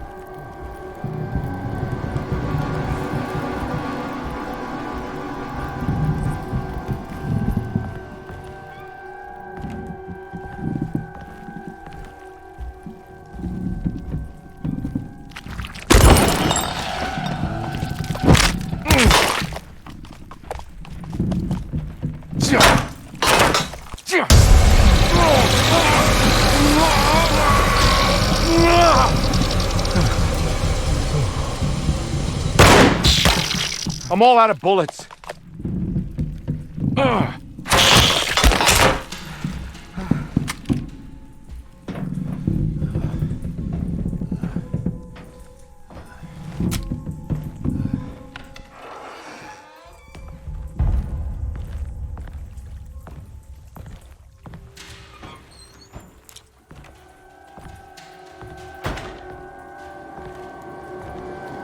The boat's wedged itself right into the bayou. If I get the motor started, I could try reversing back into the river.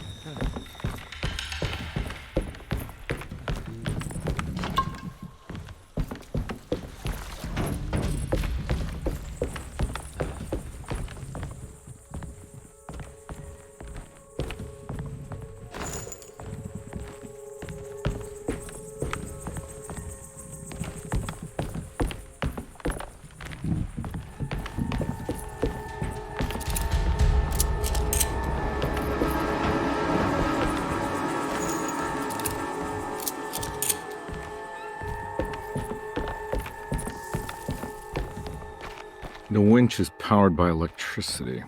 I need to find a way to turn it on before I can use it.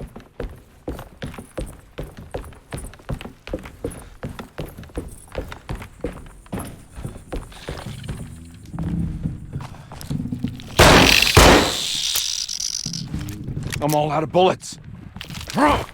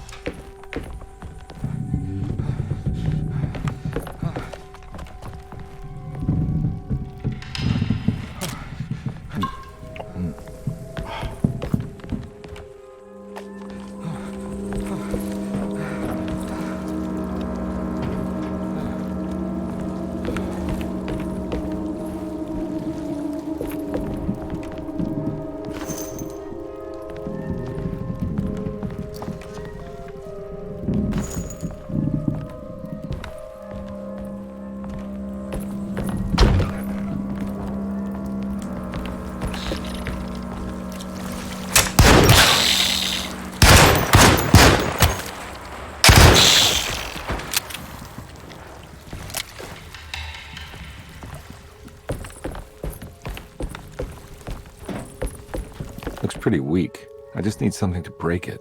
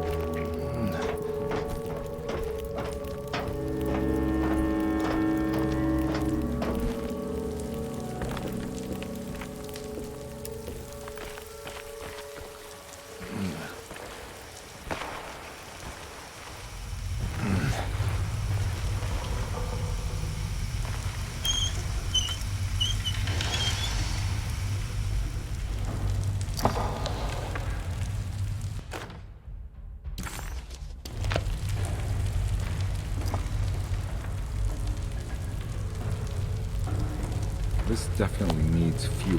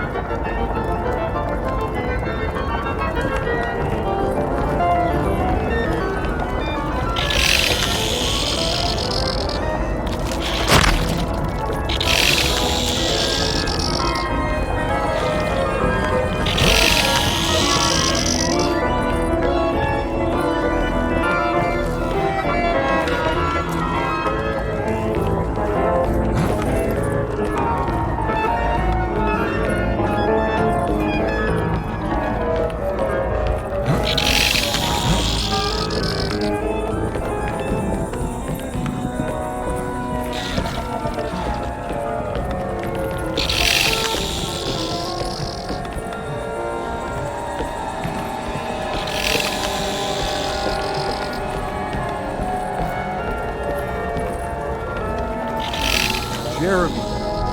Where are you?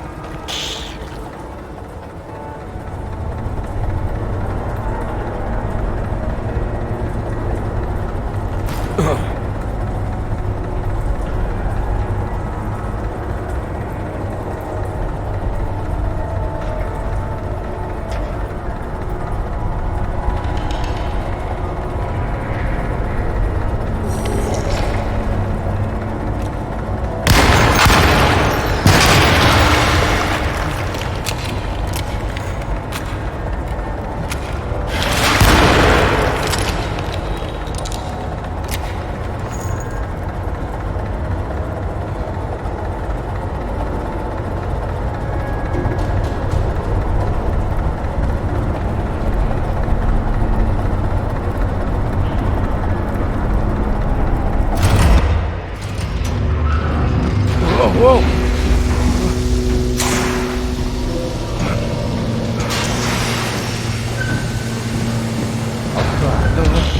Are you ready to tell me what happened in the house? I put a rope around my neck, and then I strangled all life from my body. Are you under the impression?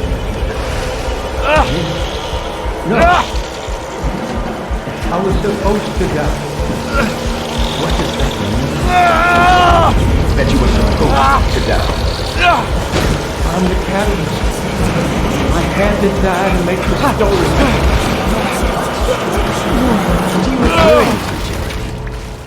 30 years ago, Frederic needed me to die. You're not making any sense, Jeremy. Come back. Find your focus. Hey! I cheated everyone. I didn't play my part. Hey! I escaped my doom. My destiny. Again, find your focus. Hey, I'm right here. What the hell is going on? Now everything is wrong. Nothing is in Hey! place. I'm right here! Calm down, Mr. Carnby. What do you want? Were you not talking to Jeremy right now? I haven't seen Jeremy all day. Are you all right, Detective? No. Actually, I don't think so. Well, maybe. I'm gonna go look for Jeremy. Good. Let me know if you find him.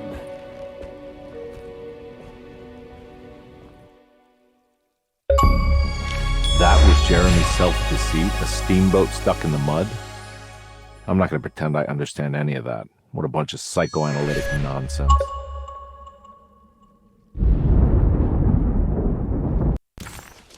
Jeremy was calling out for help, but Carnby couldn't figure out where the voice was coming from.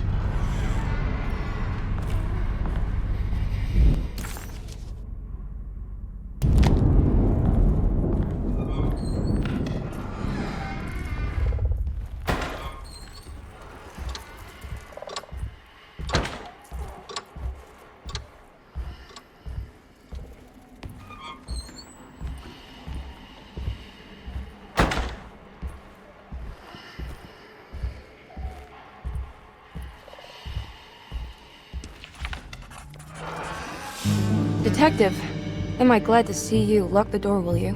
I don't think Dr. Gray would appreciate us snooping around. What's going on here? This feels so strange.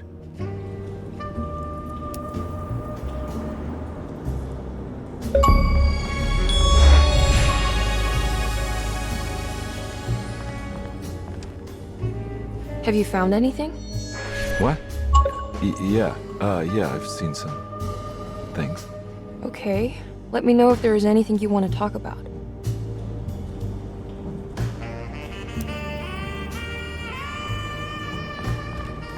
There's a book missing.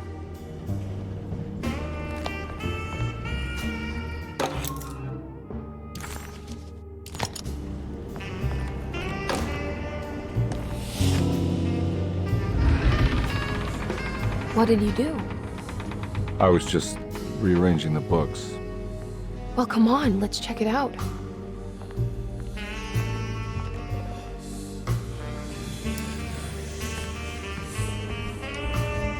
I think I'm beginning to understand.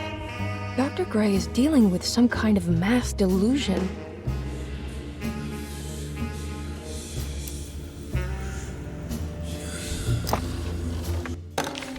Good to finally meet you, Mr. Hartwood. I'm here on the behalf of your brother Philip.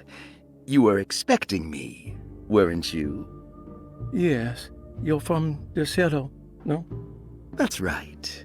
I just wanted to ask you a few questions to see if there is anything I can do to help you and your family. Okay. I understand you're full of imagination. You make up a lot of things. I suppose. And you obsess over them, blurring reality and fiction. Sometimes.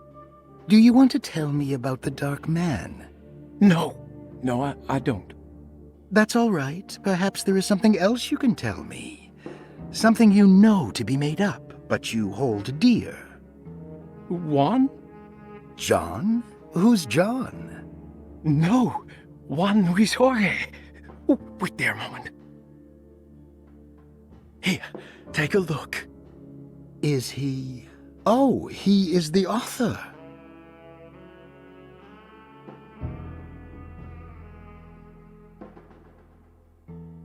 It's a magnificent book. Life-changing even. The real Juan is long dead, but I like to think of him as my friend. My most beloved friend. I see. Do you often do this? Fantasize about people you read about? No. Well, there is Jacob. Who is Jacob? Turn to the last page. Oh, it's a newspaper article. The Prisoner of Ice, Jacob van Ostad. Is he also your beloved friend? Oh, no, Doctor. Not at all. He is the fire that fights fire. Yes, I think it's clear your overstimulated imagination, this mania, needs to be tempered for you to live a normal life. I know your family calls it the Hartwood curse, but I want you to know that there is nothing supernatural about your condition. It's all inside your head. And with that, I'm very qualified to deal with.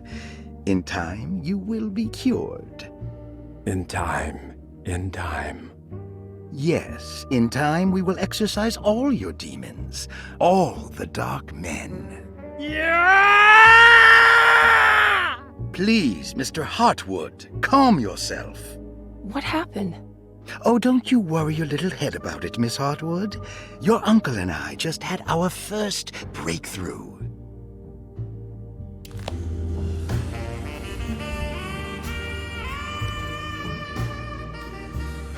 What were you saying about mass delusion? Derceto seems to have a deranging effect on people living close by. It has a history of creating cults devoted to some nature goddess. Even the name Derceto refers to the cult existing here before the Civil War. Derceto was the name of an ancient fertility goddess worshipped in Syria. Dr. Gray and his friends, however, seem to prefer the black goat of the woods with 1,000 young, or Shub-Nigroth.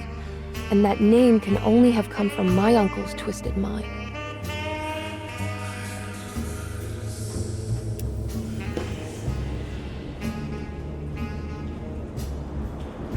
That mark on the floor looks like talisman positions, but from which direction should I look at it?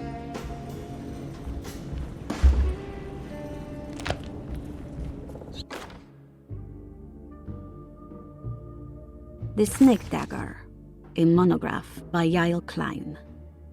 In Ludwig Prin's book on pagan rituals called The Mystery of the Grave, as translated by Nicholas Vachy, there are several references to a sacrificial dagger called the Snake Dagger. It has long been thought of as a poor translation of the original text, that it would be more appropriate with worm dagger from the Latin vermis cultrum. This seems natural following the recent consensus that the original title of Prin's book, De Vermis Mysteris, should literally translate to the mystery of the worm. However, this would take away from Vachy's great effort at translating the underlying meaning of the words and revealing several cultural beliefs. While Prin certainly was using the term worm as a symbol or synecdoche for death and the dead, which is made clear by the contents of the book, in the case of the dagger, we shouldn't be too hasty to dismiss his translation. Reading through Vachy's correspondence with his patron, it appears that he had more than just the Latin text at his disposal. Vachy had dug up Prin's living relatives and uncovered several cross-referenced historical texts and an actual snake dagger.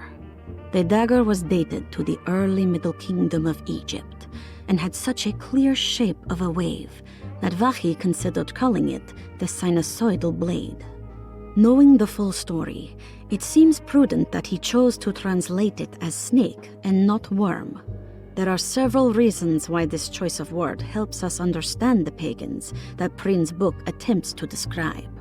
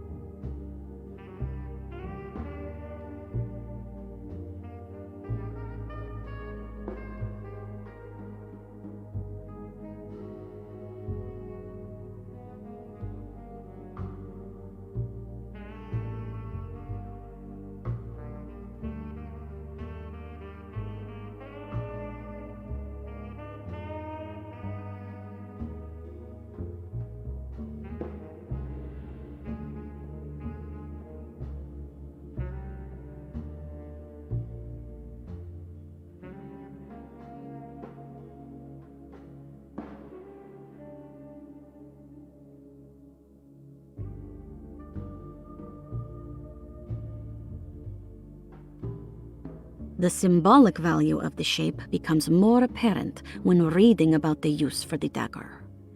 In the passage of possession and exorcism, we find the snake dagger poisons the poisoner within the victim and is therefore pacified. Where the literal text would tell us that the worm dagger trumps the demon possessing the victim, it tells us nothing of their reasoning. Only that somehow this dagger wins against the demon, like it had the better hand in poker. Vachy's translation allows us to follow the underlying logic to the ritual magic that is being performed. Poison the poisoner sounds like fighting fire with fire. That to hurt the demon possessing its victim, the priests would have to fight back with a power that is known to the evil they are fighting.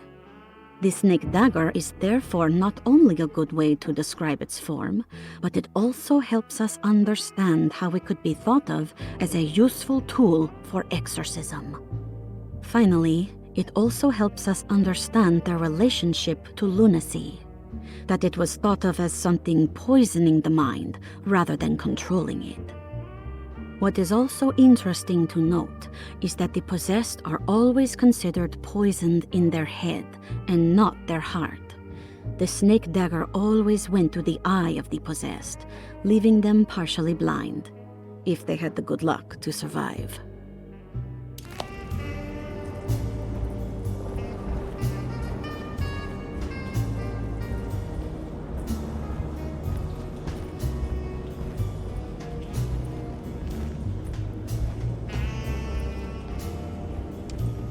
You think all of them are in this cult business? Even Jeremy? I'm not sure any of them have a choice at this point. We just need to find a way to stop all of this.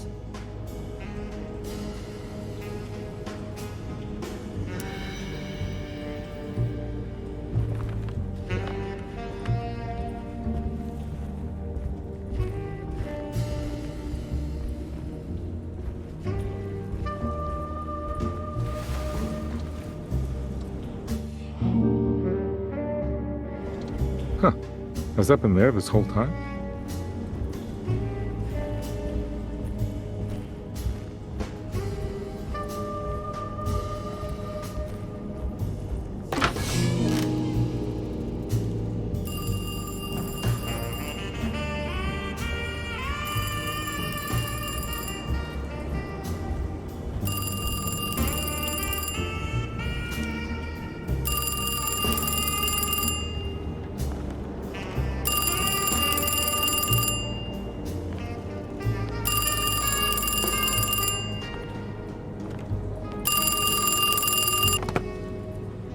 Hello? Detective Carnby? Who is this? Jeremy? Jeremy is with the Dark Man. You can't save him. Well, I've done everything he wanted so far, and there's just one more thing on the list. I expect him to keep his promise and return Jeremy unharmed. Get out, Detective, while you still can.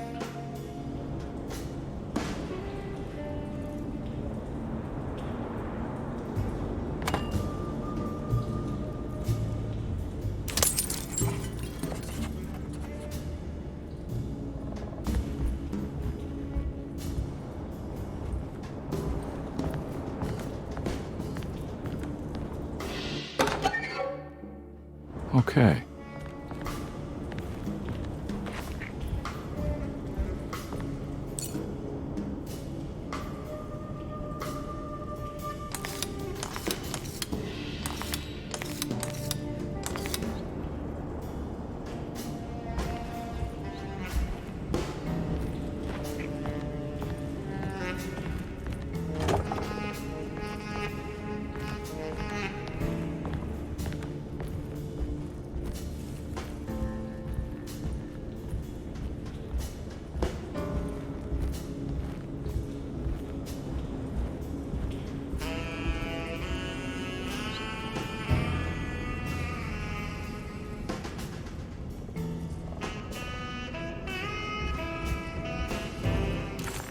Detective Carnby wanted nothing more than to make sense of it all.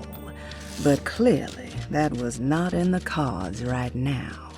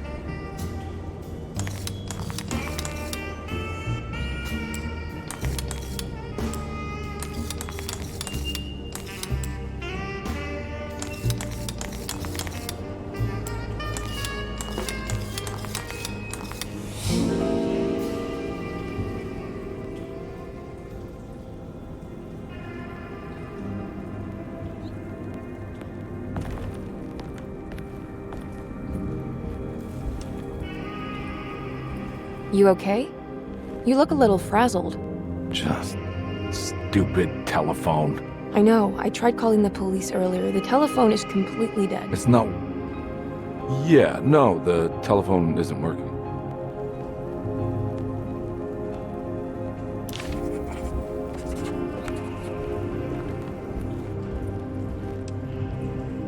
Miss Hartwood, I think you're gonna want to see this. Is there something in the closet? Yeah, there is. You don't see the very obvious gate leading to whatever Jeremy's madness is serving up next? I don't understand. Are you making some kind of fashion metaphor? I'm sorry, I don't have time for this. Can you just tell me what you're doing? You don't see this! It's fine. It's fine. Catch you later. Are you going inside the closet? Yeah. You got a problem with that? No. Do what you think is right, detective. Sorry, I didn't mean to. Goodbye, Miss Hartwood.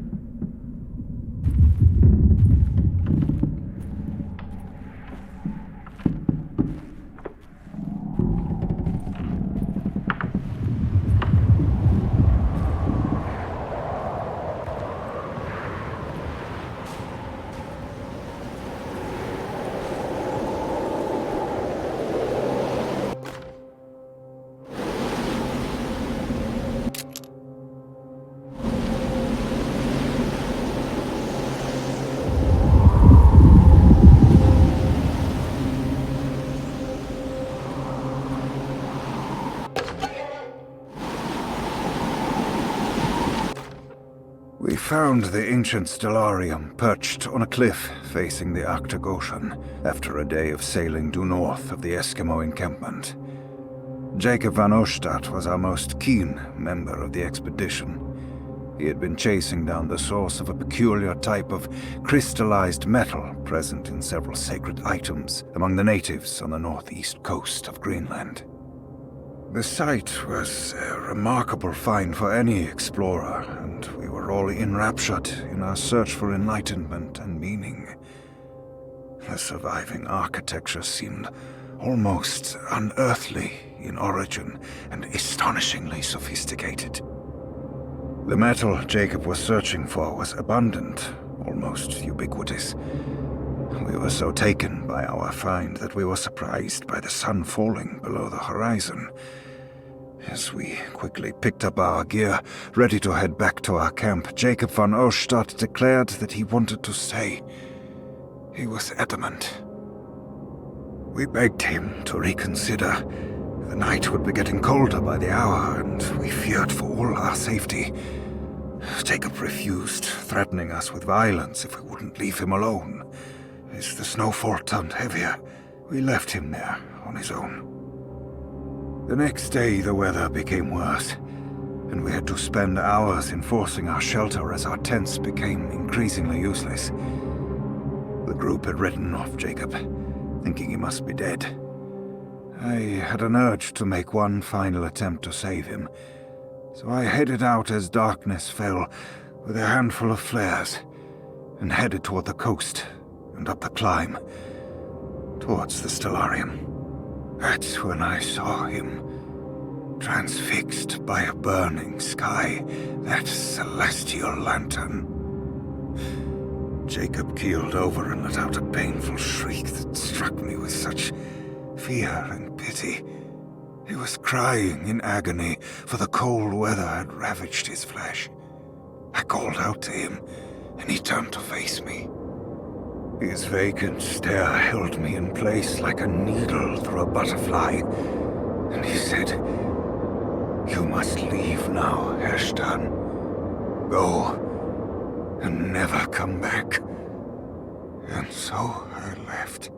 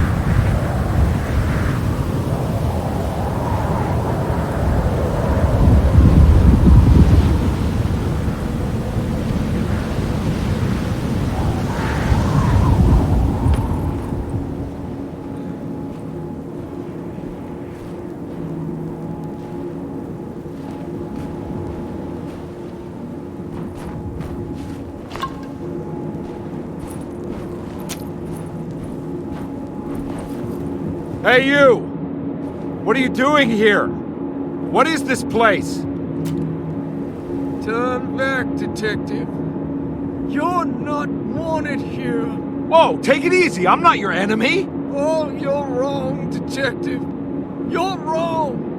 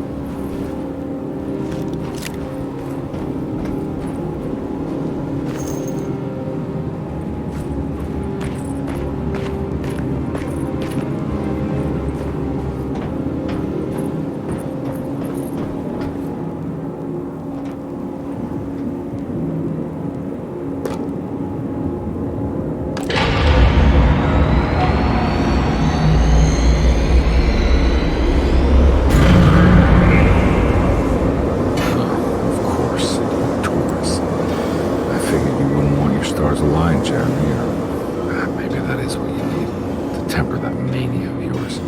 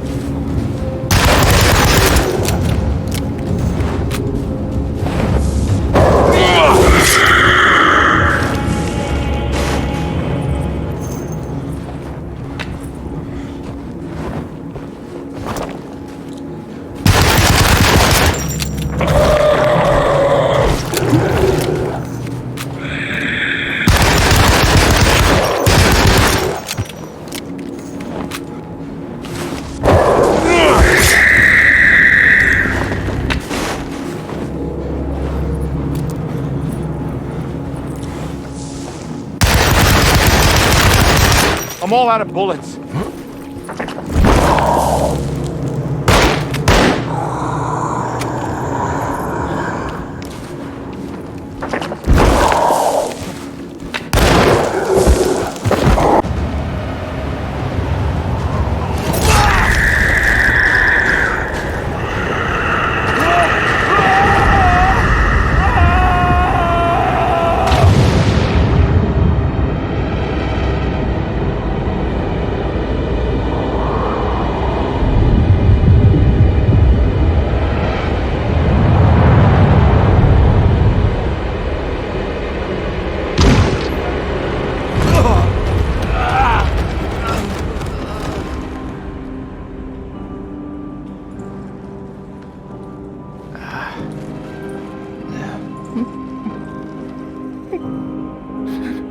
Jeremy?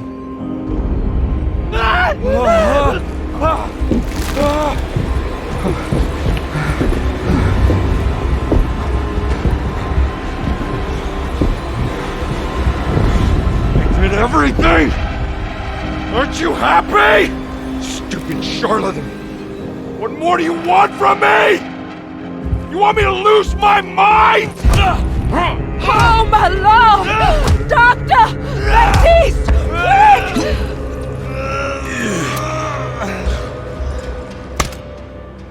Jesus. What are you thinking, Carnby?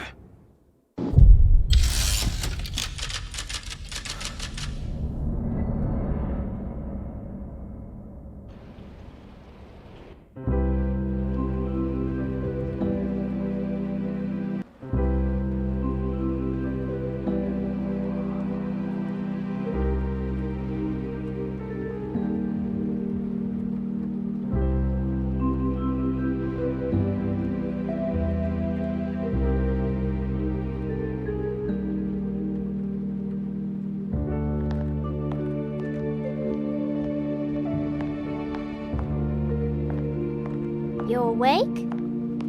You are awake. Mr. Carnby's up. Hey, buddy! I thought you'd be knocked out for the rest of the night. Come on out and join us, will you? I'll save you some gumbo. Good to have you back. You gave us all a good scare. What happened? You had a psychological breakdown. Sorry for manhandling you, but you're being violent. You stabbed Jeremy and then punched Dr. Gray. Are they okay? Jeremy's a little strange, but everything's back to normal. Really? All thanks to you, Carnby. You want to try standing up?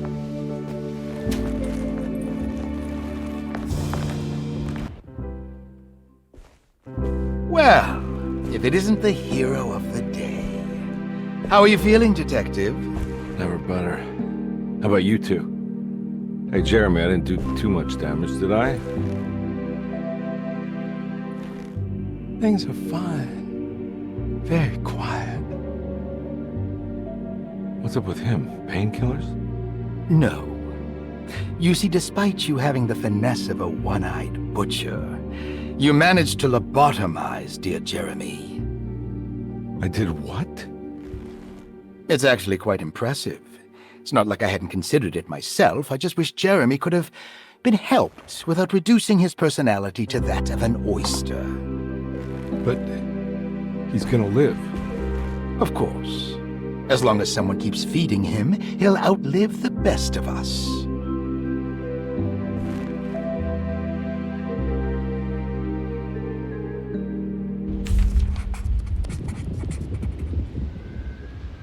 Everything was back to normal. Did any of it really happen? What had Carnby actually been doing all night?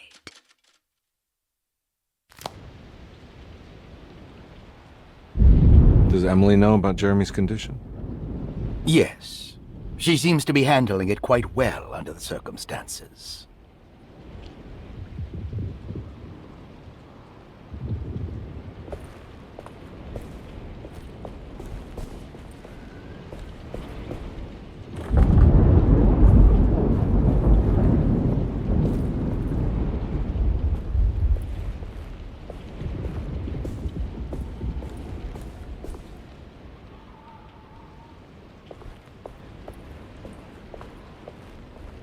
Good to see you back on your feet, Detective. Have some gumbo. Thanks. I'll save it for later.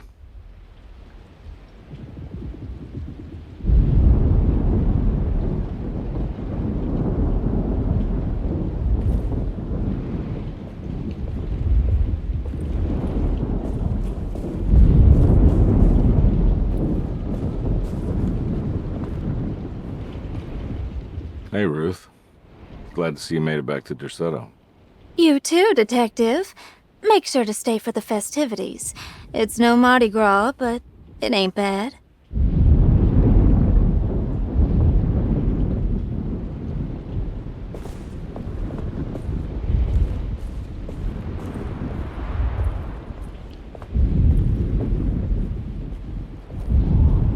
What are you looking for? Just keeping an eye out for the storm. Radio says it could be a wild one.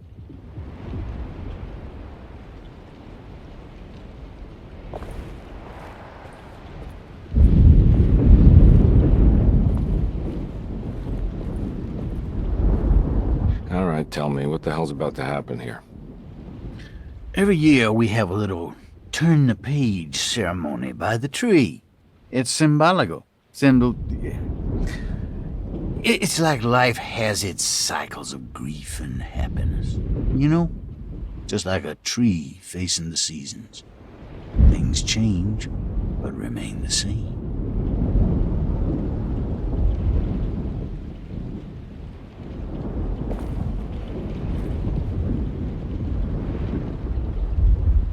That is one impressive tree. More impressive than you could ever imagine.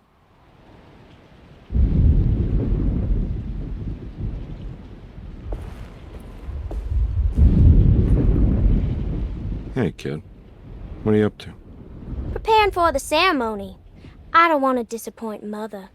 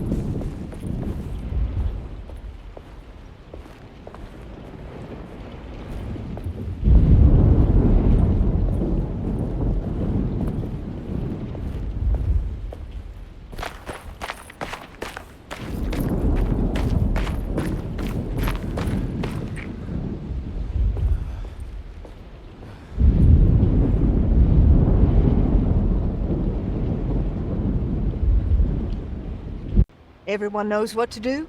Y'all know the new words. Mrs. Thompson, we talked about this. I'm not sure everyone is comfortable. Doctor, I insist. This is important. We've waited for so long, Doctor. Let's just go with the old song. Not every change is an improvement. Boss, good or bad, we need to move forward. All in, Doc. Let's bet it all. But we don't know what we're dealing with. It'll be okay, Doctor. Better even.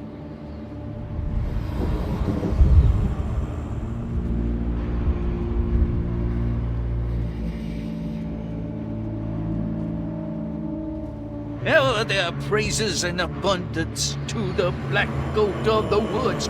Hear us, Mother. Take pity on us. Take pity on us. Ever there praises and abundance to the black goat of the woods. Hear us, Mother, and take pity on us. Take pity on us. Ever there praises and abundance to the black goat of the woods. Hear us, Mother,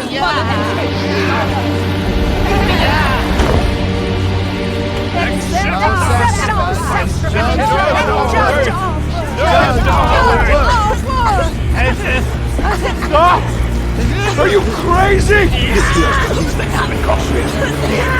Grace! Stop! Stop! Shoot the ground! Shoot the ground!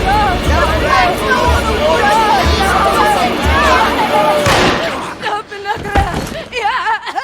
Stop in the ground! Get my uncle out of here! Jeremy, come with me!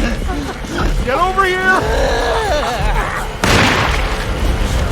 Jeremy, come with me! Jeremy, come here!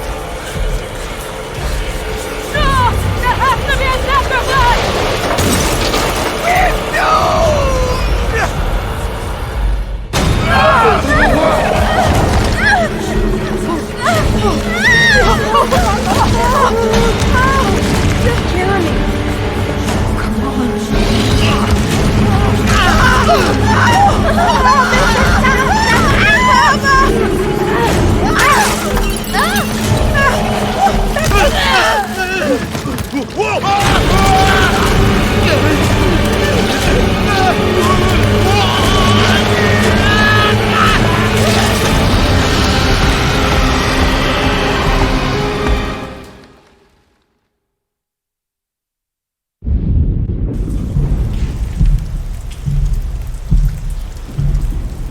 I can't let that monster leave Derceto. I have to stop it.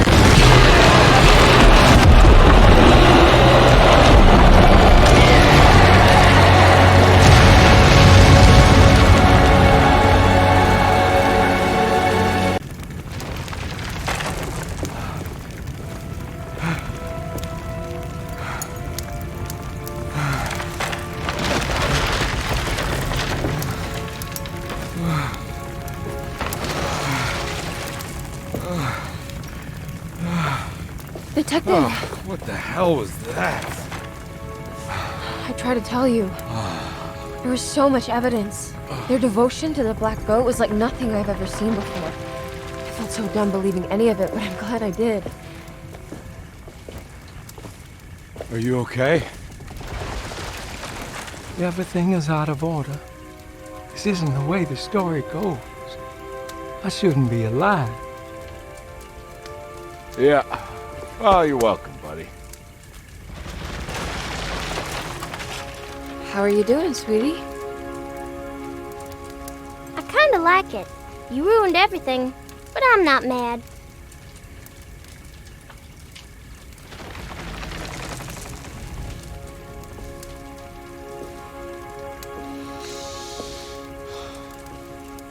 All right, you ready to head back to New Orleans? Come on, Jeremy. We're leaving. Can I come? I thought you said you didn't need saving. Don't leave her. She's important. Of course we're taking her with us.